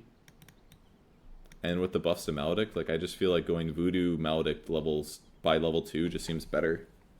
You burn your mana into killing people. I don't know. That seems good. Wraithgame Vamp Spirit. Passively provides lifesteal, just built in. Lifesteal against creeps is reduced by 40%. When slain, he's transformed into an untargetable wraith with free pathing and increased attack speed and movement speed. Okay, just always. Only transforms before the actual death, not before reincarnation. Okay, it can still reincarnate while in wraith form if it comes off cooldown during it. That's cool. Duration is up to 6 seconds. Bonus attack speed is 75. Bonus move speed 25%. Acceptor turns Vamp Spirit into a 1200 range. Okay. Increases Wraith duration by 1 second and reduces respawn time by 10% for both Wraith King and allies that died as Wraiths. That's really good with Ags. That's really cool. Makes Ags a lot better. Bone Guard. His abilities either summon skeletons and fight alongside their leech or help him fight. His second basic ability when the facet is picked. For every 2 kills made, gains a charge. For every 2 kills made, gains a charge. Every 2 kills made, gains a charge. Okay, yeah, that's normal. My brain's tweaking out. Number of skeletons per spawned hero when reincarnating increase, just automatically now. Agshard no longer does skeleton count. And then over here, if you get Spectral Blade, it's new second basic ability when this is picked. So the skeleton spawn is basically like what you're choosing over, you just get the lifesteal here. So your lifesteal is way worse early. So he's going to have worse sustain, but this passively places a curse that after 3 seconds will deal pure damage and a physical damage equal to 70% of the cursing attack. The curse damage benefits from the lifesteal. Curse cooldown for heroes is 18 to 12 seconds. Curse cooldown for creeps is 6. I gotta look at this. No longer makes skeletons focus spells target. So skeletons are basically in their own little world. Mortal Strike, Ag Shard now also grants bonus damage in Wraith form. Cool. Wraith Aura from Ag Scepter moved to innate ability. They have to remove this talent because it's a basic. It's not always there. 20 Wraithfire Bast impact damage and DPS. Okay. The other one is... I do not recall. Lifesteal. Okay. Maybe people get the lifesteal now. Skeleton attack damage replaced with health. That's quite good, because if you go a lot of damage items so you don't have health, you might need it. And skeleton spawn replaced with 70 attack speed. That's a lot of attack speed. So the 20 talent is either cleave or attack speed. I feel like everybody gets attack speed, personally. Okay, I gotta look at Spectral Blade. See how this shit works. So, curses people that he attacks, dealing a flat amount of damage and a percentage of the attack damage again after a delay.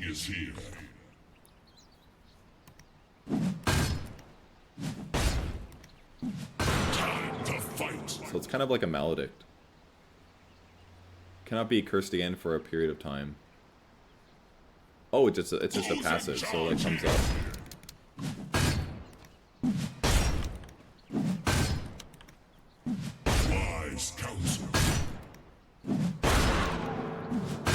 And then once you use it, it goes on cooldown for a while. By my decree. And they just make it go away, so it's not as annoying.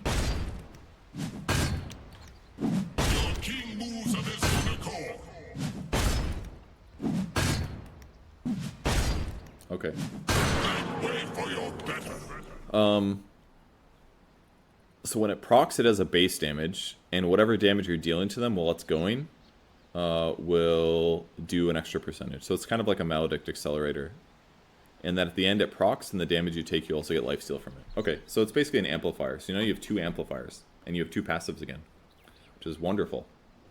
All passive racing is back, baby. I think when somebody picked this yesterday, they did go Spectral Blade, which makes sense, because it's just going to increase your damage. You're getting some pure damage after 3 seconds, and physical damage equals 70% of the cursing attack, which give you lifesteal. So it's delayed, but I mean, applying that with crit is probably sick, because it's an extra crit, basically. Places a curse that after... Alright, I just gotta see if it works with the shard, or the... this. Take a knee, peasant. That just seems really good. I don't know. Like, I'm a level 2 hero, he's a level 2 hero.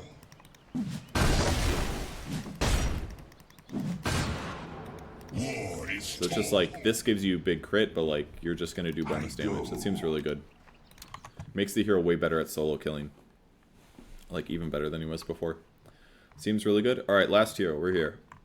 Right before I have to leave. I really thought I had all the time in the world. Static Field ability returns as an innate. Zeus shocks any enemy that he attacks or is hit by his abilities 4% of their current health. This is lower than the Arc Lightning, which did 6 at level 4, I think. So this is a bummer. However, we've got Live Wire. Static Field makes damage depend on the distance between Zeus and the damaged enemy. Max percentage of 7 is reached at 200 or closer. So in low range, it's really high. Minimum percentage of 2 is dealt 1200 further. Okay, so your ulti does 2% no matter what to enemies. But if you're melee range, you just do more damage. So melee range on Zeus is better because his attacks... Oh, this is built in, by the way. You just attack and you're dealing 4%. But in Min, your static field facet just does an extra 7. So your percentage damage is still really high, actually. I thought it was bad after watching it yesterday. The Divine Rampage looked kind of shit yesterday when they used it. hits enemies in ascending order from the ones at the lowest health to the with the interval between strikes. Whenever an enemy is killed by it, you get 15% increase. So if you kill somebody with Thunder God's Wrath, it's good. If you don't, it's bad. The problem is that with the intervals coming out, as soon as the first one hits, somebody in your team presses pipe, and then the next people that are hit get pipe to block it. So it's just bad. If they have a pipe, it's garbage.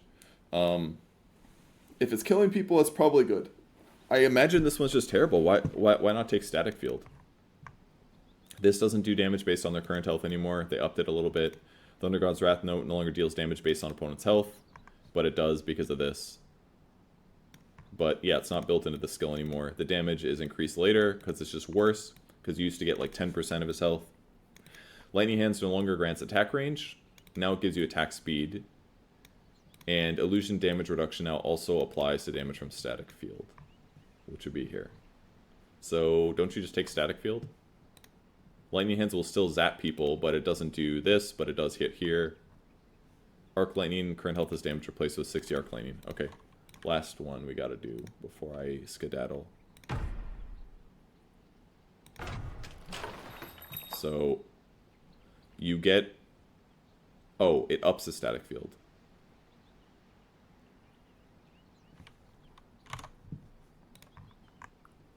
Static Field. So it does 4%.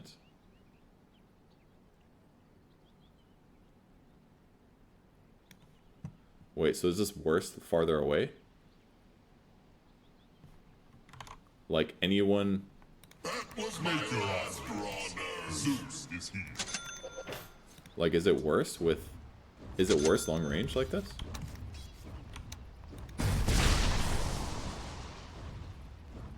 Long range is worse. Ah.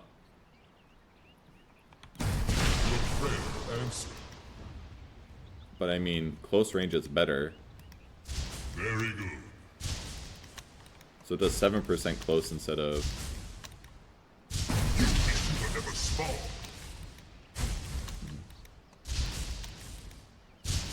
Divine invasion. Okay. So it makes it worse far away by half, but it does more when you're close, within min range of 200. Yes. But if you're in the middle range, it's probably okay, because you're going to deal... Is that 1200 range it does too? Yeah, I feel like this should be 4 at 1200, and then past that 2, is what it feels like to me, but I don't know, the Zeus seemed a little underwhelming. He played good though. So anyways, that's the end of the patch. I gotta go. Get ready. Thanks everybody for watching. I appreciate it. I'm gonna host the ESL stream. I'll be there in like an hour and a half. Thanks everybody for watching today. Goodbye. Where's the raid button?